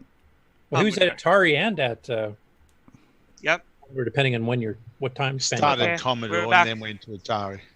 We're back at Unix Row. That's not that interesting. It is to me, but yeah, I'm anxiously waiting for this podcast to end so I can actually talk to these people. Well, you then end it. We're about ready to wrap up the right. show, anyways. But we appreciate you, and it's kind of good that we close out with this too. We were wrapping up. Tim to say hi before we go off the air. Yeah, it'd be nice to hear from Tim and Mark Overholzer since we haven't really got a chance to speak to them. Oh, okay. I can stick this. I can stick this in their face, and they Yeah, can talk to it. I was gonna say, just don't say where the sun don't shine. So, Well, it might jar them awake. Who knows? Well, he's in California. The sun's always shining there, right? So, All right. You want? Tim is unfortunately a little bit not feeling that well. okay. I'm sorry to hear that. I'm not gonna. Hey, I'm not Tim. gonna bother Tim that much. They really want to talk to you. CoCoTALK. Ask him if he's playing. Ask him if he's playing Daggerath. They want to know if you're playing Daggerath. If you're playing Daggerath like an idiot in that book. He said he's playing tons of Daggerath like an idiot in the book. So, Mark is currently demoing. Okay. But you want to talk to them? Yeah, it's because we're wrapping up the show.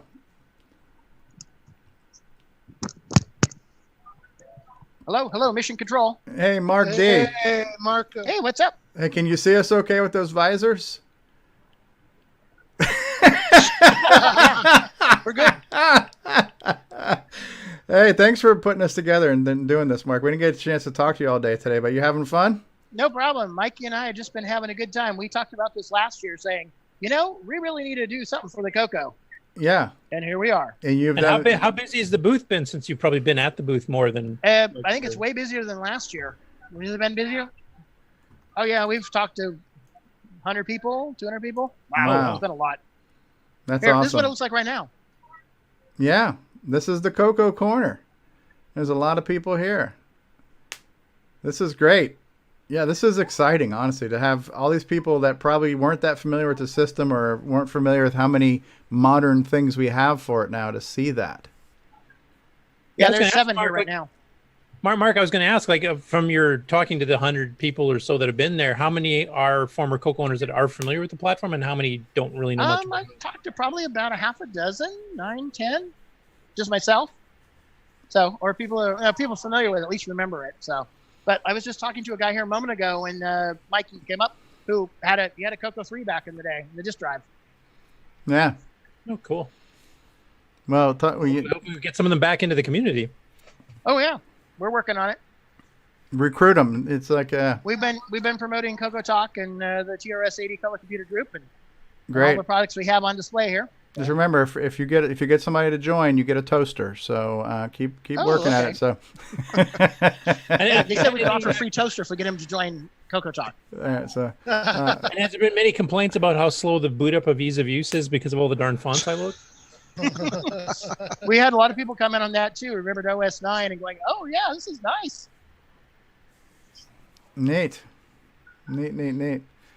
Well, thanks for you guys all doing this, man. This is really cool. Oh, you're welcome. Thank you for helping us out tomorrow, here too. Right? Yeah. You guys gonna be there tomorrow? Yeah, we will. All right, so let's chat in Discord, and maybe I don't know if anybody's available to stream tomorrow. If we want to do a second showing, I have family commitments, but I'd love if you guys want to show off day 2. If anybody's able to broadcast it, I think it'd be great.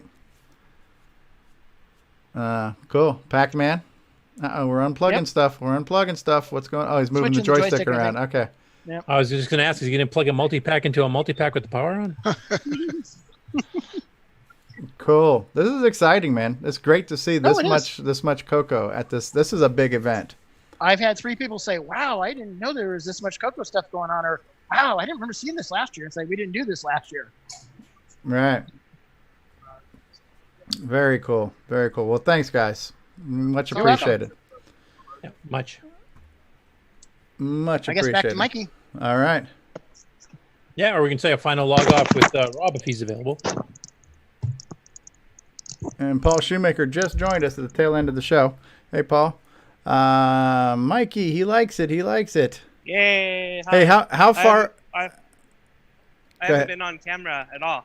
There you are. Hey, Mikey, how far away is this from your house? We had one demo fail. I'll tell you I'll answer your question at the end of the story. Okay. Raspberry Pi was our only demo fail. So at 9:50, I got in the car, drove home, and got there at 10:20, and then got back here at 10:40. So about 20 minutes. Wow. With no traffic. Wow. Very cool. Very cool. It's very convenient. Back up Raspberry Pi. Yeah, that's how I was able to, since almost all of the hardware that's there is mine, all of it is, that's pretty much how I pulled that off. I basically emptied out my, I guess it's about a 10 by 10, office room. It's basically empty now. There's nothing in it. Have a party in there. Cool. Hey, Paul, can you hear us? Paul Shoemaker? Yeah, hi guys. Hey. I think I missed the whole thing, didn't I? You did, but you'll be able to watch it on replay. So that's what I'll do. And you can demonstrate your new keyboard for us too. Yeah. Oh yeah, it's right back there. Yeah, and your game was showed off too. At there's a little flyer for it at VCF West. Oh, cool. Yeah. Maybe somebody will buy one. You never know. Yeah. Ooh. We need to put on a Speed Racer. Yeah. Right. Oh yeah, because there's Speed pole position on the Atari 400 there. Right. Speed Racer is an awesome clone of this game. Yes, or you could say this game is an awesome clone of Speed Racer, depending how you look at it, right? So, or you could put on Grand Prix and say, "Can you steer around a corner this fast?" Morocco.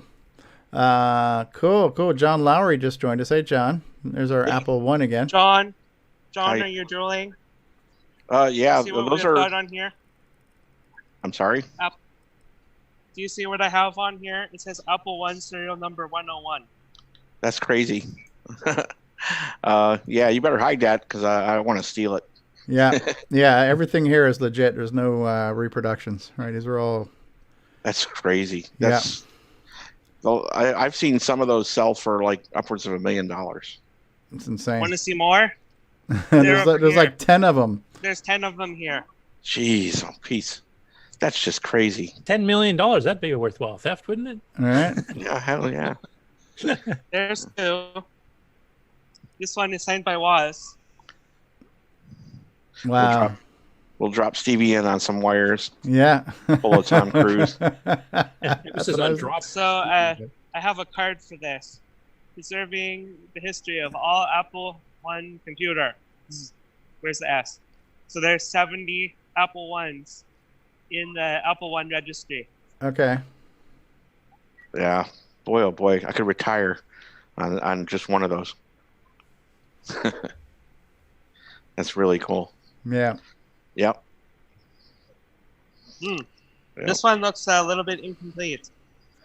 What do you guys think? Is that it's a complete, an original? It's a complete board, I believe. Yeah, it doesn't have chips in it. Oh, it's missing. Yeah. And John, were you on earlier when we found out the one Apple One there's actually Andy Rubin's original? No, I didn't realize that. I was, in and out because I was at work, and I have the video up, but I can't pay attention. Right near the beginning, we were talking to somebody that runs a restaurant in Silicon Valley, and I guess he mentioned that Andy Rubin, the guy who created Android, lent him the Apple One for the show. His own one. Wow. How cool is that? That's insane. What are those big ass blue things? Are those capacitors? Yeah. Yes, they are. I mean, yep. The power supply. There's the transformer section, and then those are the capacitors and the power transistor. Christ. Yeah. You had to build your own. You had to build your own. The power supply. Build your own power supply. Yeah. Note the 2 fans just yeah, behind the 2 it. fans blowing on it. Yeah, the two fans are keeping it cool. Yeah, the first Apple computer didn't come with a power supply, board, RF modulator, case, keyboard. That was all separate. Those were add-ons you had to go find for yourself. They didn't sell that stuff. And wasn't it the very first time they put it on sale was $666.66, and some people thought that was satanic? That is what I heard. Yeah. So But it was because it's kind of freaky about repeating digits. That's where that came from. Mm. And he didn't know. He's not religious. He doesn't know about the sign of the. It looks like at this table, they're doing repairs. Wow. They have On an Apple One yet? Wow. this one cool. is undergoing repair right now. It seems like. Wow. That's pretty cool. I'd be scared to try to repair something that's worth $1 million. Yeah, me too. So here's a question: if you had to replace one of those components because they were bad with a newer component, does that decrease the value of it because it's not having the original actual chips? Maybe. I wouldn't think too much though, because it's still it's still an original board. Yeah, and I have seen like in the auction houses, the ones that are functioning Apple ones, because quite a few of them are dead for whatever reason, have been going for a lot more than the ones that are just the board that doesn't work. Interesting. That's absolutely crazy. Yeah. Great show. Great show. Oh, I'd love to be there. Yeah. John, you would like this too. Yeah, the Pippin. Oh, the Pippin, yeah. Apple's I think this one and one's only actually running. Oh, their game console? Yeah. Well, it was kind of like RPC game console, wasn't it, if I remember correctly? I believe it was developed by a different company, but Apple, the company that developed it, didn't manufacture the units. They just had a standard, and there were other manufacturers out there. Apple was one of them. Yeah, it was a Japanese company, wasn't it, if I remember correctly? And it was a PowerPC-based system. Yeah. Came out in, what, 95 or 4 or 3 or something in there. Somewhere in there, yeah. It was before the iMac started, I know that. Yeah, the iMac was like 99 or something like that. 98, I think, was the first. Yeah, it was a pet. Oh. Well, it's playing not videos. Playing a pet. That's the later pet without the cassette built in and that chiplet Okay. keyboard. Okay. But it says Model 8032. Is that still a pet? I'm not sure.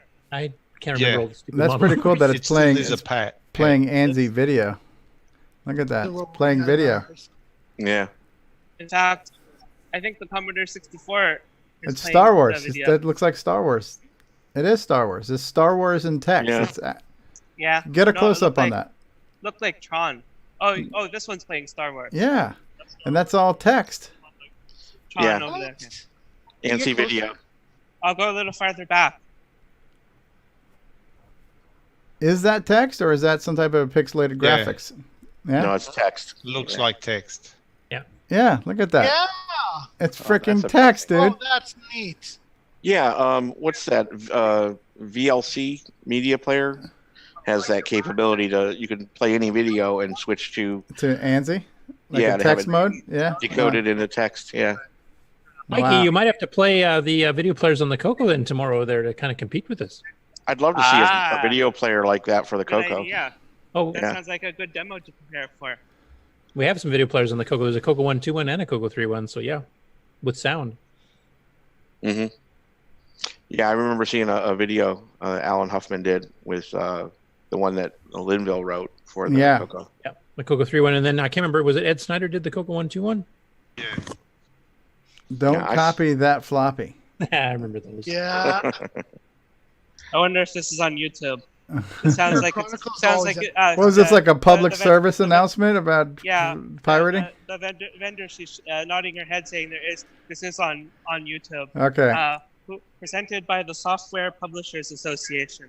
And Do you is mind it- if I turn it around? All right. You always had that on Computer Chronicles. Yeah. Don't copy that. And it was just like a bad rap song or something like that too. I don't remember. Oh yeah, this must be the words to the thing. Yo, yo, yo, don't copy that floppy. Presented by the Software Publishers. Yo, dog, where's your floppy at? Yeah. Yeah, I remember back then they were advertising, turn in your buddy and all that kind of stuff. That was their thing for a while. Was Yeah. to just try and convince people that it's a bad thing to do. Be a rat. But hey, Yeah. everybody knows that snitches get stitches. So Here's a Twinkie. A Twiggy I drive. played too much GTA 5. yeah, wow, insane. Where exactly? Where's this located at? Mountain View. Vintage Computer Festival. Mountain View, West, California, Mountain View, right? California, at the Computer History Museum. Oh, Mountain View. Yeah. 3D printed VCF floppy disk. Oh, they don't. They're out. They don't have anymore. They had them earlier. Ah, neat.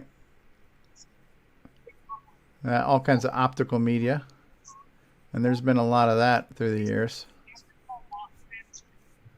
Yeah, I think this display was at one of the ones that Jim Brain was at too. That Comdex thing, the Commodore Expo, whatever it's called.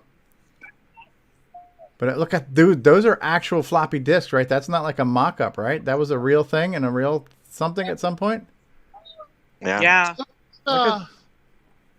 Like a 12-inch platter. Or crikey! Look at the size of that floppy. That's a beauty. So those were right. That's not a floppy. Let's poke it with a stick. It looks like there's a big crowd back home in Color Computer Land. Let's see how they're doing, and maybe. Yeah, maybe get a few of them on the show just to say hi and see what they think. Yeah, get some feedback from the public. Who's operating our shaky cam? The problem is we don't have. We would have to do a microphone switcheroo. Ah, okay. I don't. We Hey, didn't. switcheroo. We didn't get That's product placement right there. So.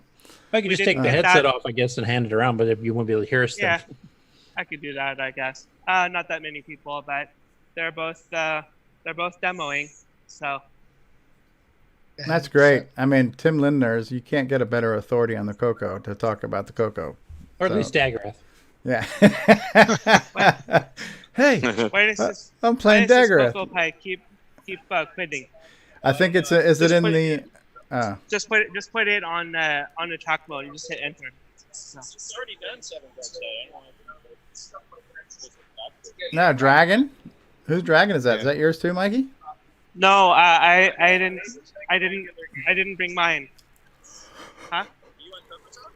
Yeah. Sorry, I'm talking. And that's to, Ron Delvaux's artwork there on the Cocoa Pie. Yep. FD502. Oh, that's fun. The game it ran was FD502. How about crossword? Oh, because it's a ROM. It's just cycling through ROMs. That's why. Exactly. Yeah, crosswords. How many players? Okay. Anyway, you get the idea. Yeah. Now what's Rob doing back there? Is he doing an auction now? Like he's holding something up. Hi, I'd like to talk to you about the Coco. Can I give you this pamphlet? Do you have Coco in your life? We'll see Rob tomorrow with his Hare Krishna. Yeah, right. Oh, this is great. Floppy from the Church of Coco Consciousness. That looks like a slightly more modern game there that the guy's playing. I don't know what he's doing there. Some kind of Dreamcast box. Okay. Looks like box. Prince of Persia or something like that. Yeah. Don't know. Yeah. Anyway. Neat. Cool. All right. Well, I think we've done enough show coverage for one show, but hopefully we can get some more going tomorrow. If nothing else, maybe somebody can just record the Zoom call and we can just play it back later, or just even just record it on your phones.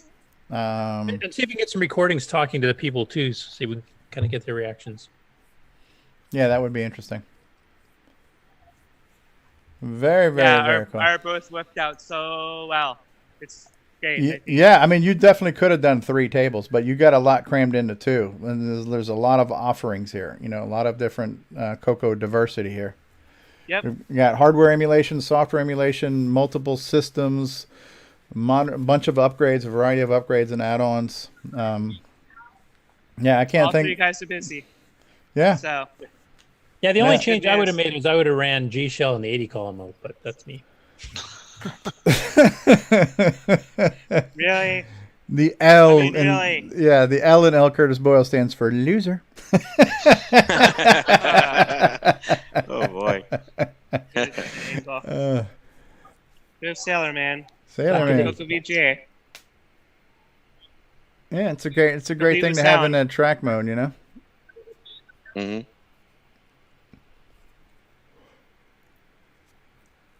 Oh, look at crikey! Look at that trash can. Crikey. It's Crikey. Trash can. Come over here.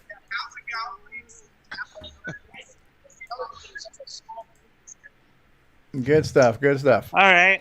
All right. Well, thanks for sharing, Mikey. We appreciate it. Thanks for setting this up and absolutely bringing your personal collection to the museum. Show. Yeah. No problem. The fun thing about this is that I was concerned about what we're going to run on the computers, and Rob was concerned about that the stuff was actually going to show up.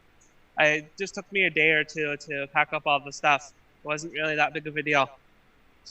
Very cool. Well, thanks for doing it, man. Sure. No problem. You're definitely going to get a toaster out of this. So I'm going to get a CoCoTALK branded toaster. CoCoTALK branded toaster. That's right, for getting people to join. So, hey, there's Tim playing Daggerath. What time? Tim is asking what time is it? It is for me right now. It is almost 6 p.m. So I mean it's almost 3 o'clock for you guys. Yeah, almost 3. Almost 3 o'clock.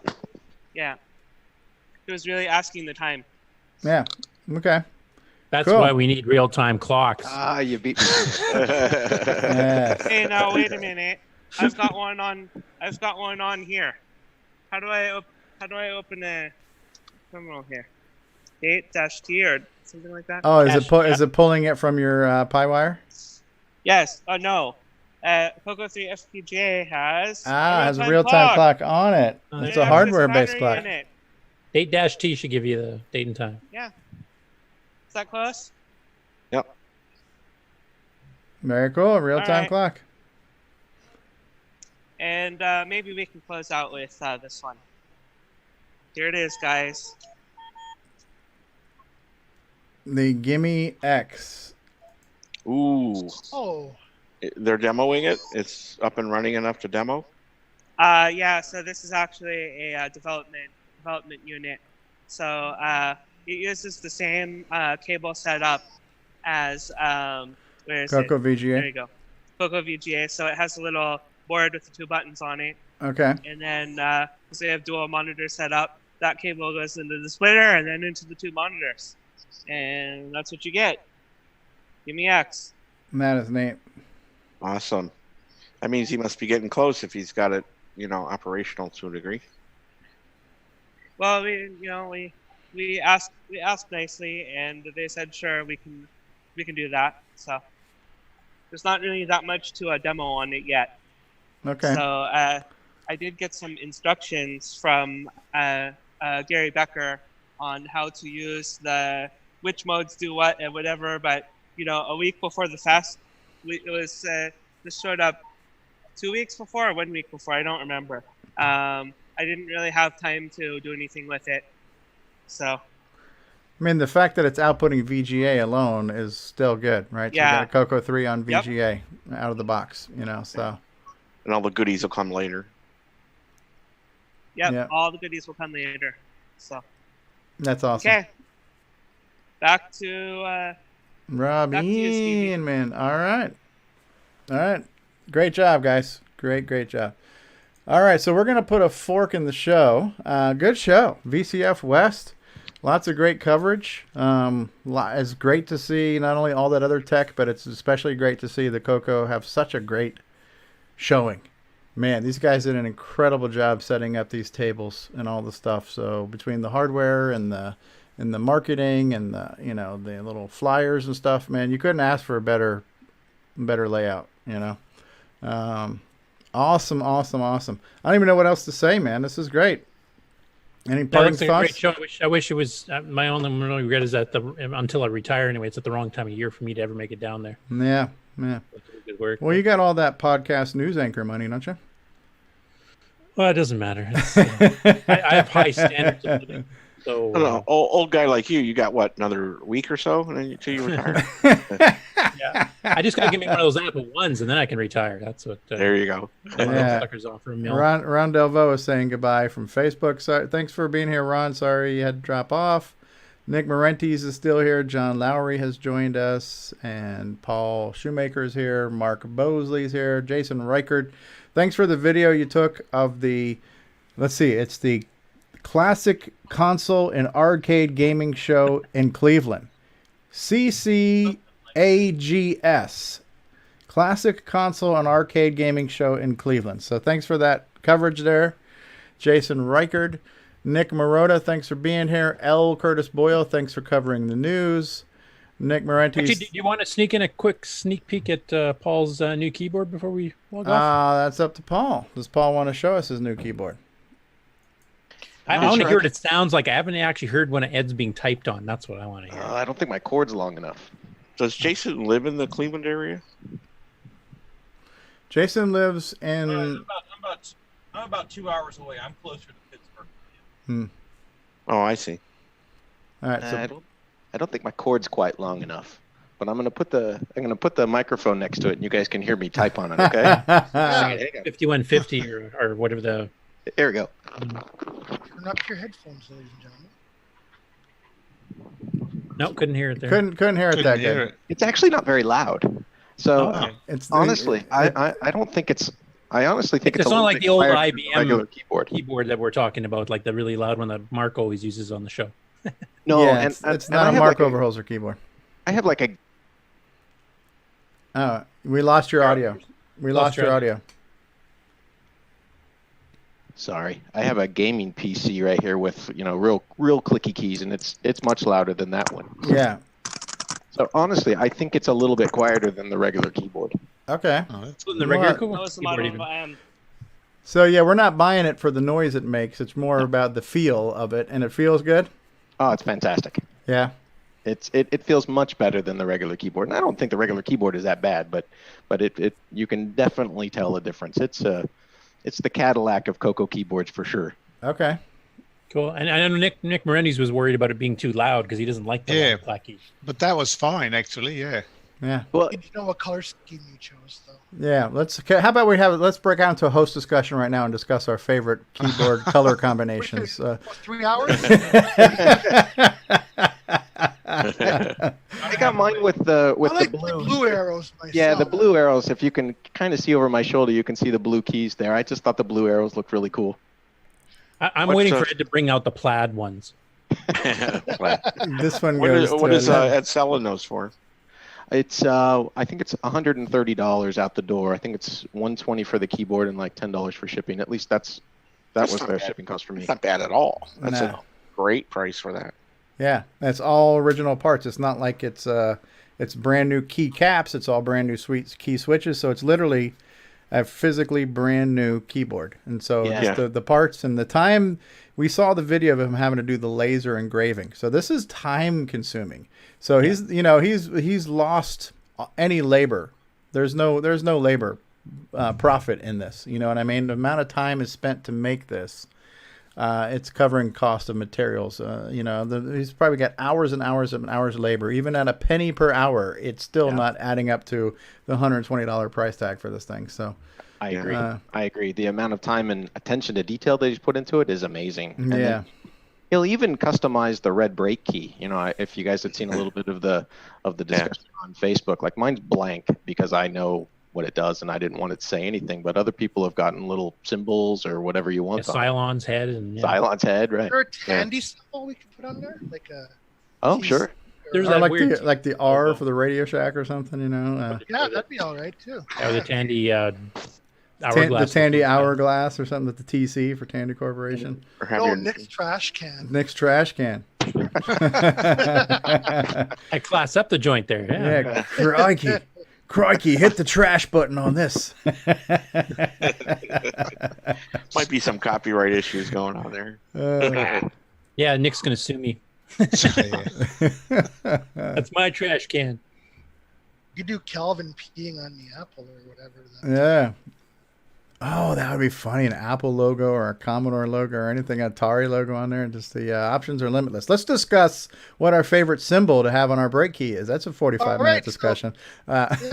So, first break, and we'll wrap the show for about 2 hours. All right, we're going to put a fork in this one. You guys know that you have been experiencing an episode of CoCoTALK, right? And you can visit us on the web at CoCoTalk.live. I'm going to skip the closing credits because we're already coming up on 4 hours, right? Or whatever. Call my doctor. Hold on. Yeah, call my doctor. Call my doctor. Yeah, we're coming up on 4-hour CoCoTALK show. So, yeah. Anyways, great show, guys. Thank you, Jason Reichert, for your video segment, and thank you to all our guys at VCF West, Michael Furman, Rob Inman, Mark D. Overholzer, and Tim Lindner playing Daggerath. And for everybody who's been on the panel today, and for everybody who's been in the live audience, we've had a very lively live audience today. We've had people on Facebook. We've had all over the place. So Nick Marota's been here. Mark B. Explore VR. Terry Steggy was here. Tom C. Professor Flippo. Paul Fiscarelli was been here. Mr. James Diffendaffer. Alexander Wallace from Mexico has been here. Mike DiLorenzo from VCF Federation has been here. Nimble has been here. Lloyd Thompson says hello, Stevie. And Nick Marota. D. Bruce Moore was here. Paul Fiscarelli. Grant Leedy was here trying to troll and failing miserably at it. Ben Drake's Explore VR. He's got a tradition for the show. Yeah. Jason Howe. You name it. Terry Steen, author of Balloon Fire and Gray Lady. Grant Leedy. Everybody who was anybody has been here today. Thank you guys for being here. This concludes another episode of CoCoTALK. To find out more about us, visit us on the web at CoCoTalk.live. And if you want to find out more about the color computer, you can go to imacoconut.com. Parting thoughts, Nick Marota. This was a very interesting show. I really loved it. All right, thank you. Because I was on it. Yeah. And parting thoughts, L. Curtis Boyle. I'd love to make it to a VCF show sometime. I've been in that area multiple times, but I just never been in there at the right time. And I also wanted to mention that our episode where we interviewed the 8-bit guy is past the 1,100 views mark. Wow. Wow. There's no accounting for taste with those Commodore people, huh? So, that's but awesome. How much has his viewership gone up because of us? Yeah. Exactly. Or you mean down, right? Yeah, because 1,100 is bad for a David Murray video, I'm sure. So, Jason Reichert, parting thoughts.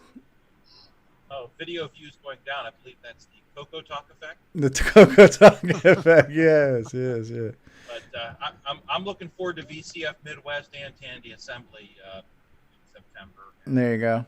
Other than that, push the button, Frank. All right, Paul Shoemaker, parting thoughts. I'll be at Tandy Assembly as well, so I hope a bunch of you guys can make it also. Excellent. Mark Bosley, parting thoughts. Great show. You know what? I was thinking, Mark, you never got a chance to share one of your favorite stories. We're not going to do it now, but I know when you're going around the panel and you're hosting the show, you're not on the panel. I don't think anybody asked you for that, but did you have any to share? Not that we want to hear it now, but just out of curiosity, did you have a favorite memory? I think I've forgotten it all anyway. Okay. All right. Nick Marentes, parting thoughts. Yeah, good show. Very enjoyable. Wish I was there. Absolutely. John Lowry. Is Gunstar done yet, Nick? Hang on another 10 minutes. Okay. Well, first, guys. Because level 1's working, right? Level 1. Yeah. Just waiting for the OS9 to finish compiling. All right, there you go. Yeah, I'm glad I made it in here at the last minute to get a taste of what was going on. My schedule's changing. Actually, got to pick my own schedule this time around, so I get the weekends off, and I'll be able to join for the whole show. But and I have a fun story to tell sometime too. So excellent. And Tim Franklin in Facebook says hello. Joe Burnett says good show, guys. Nick Marota says thanks for being here, Joe.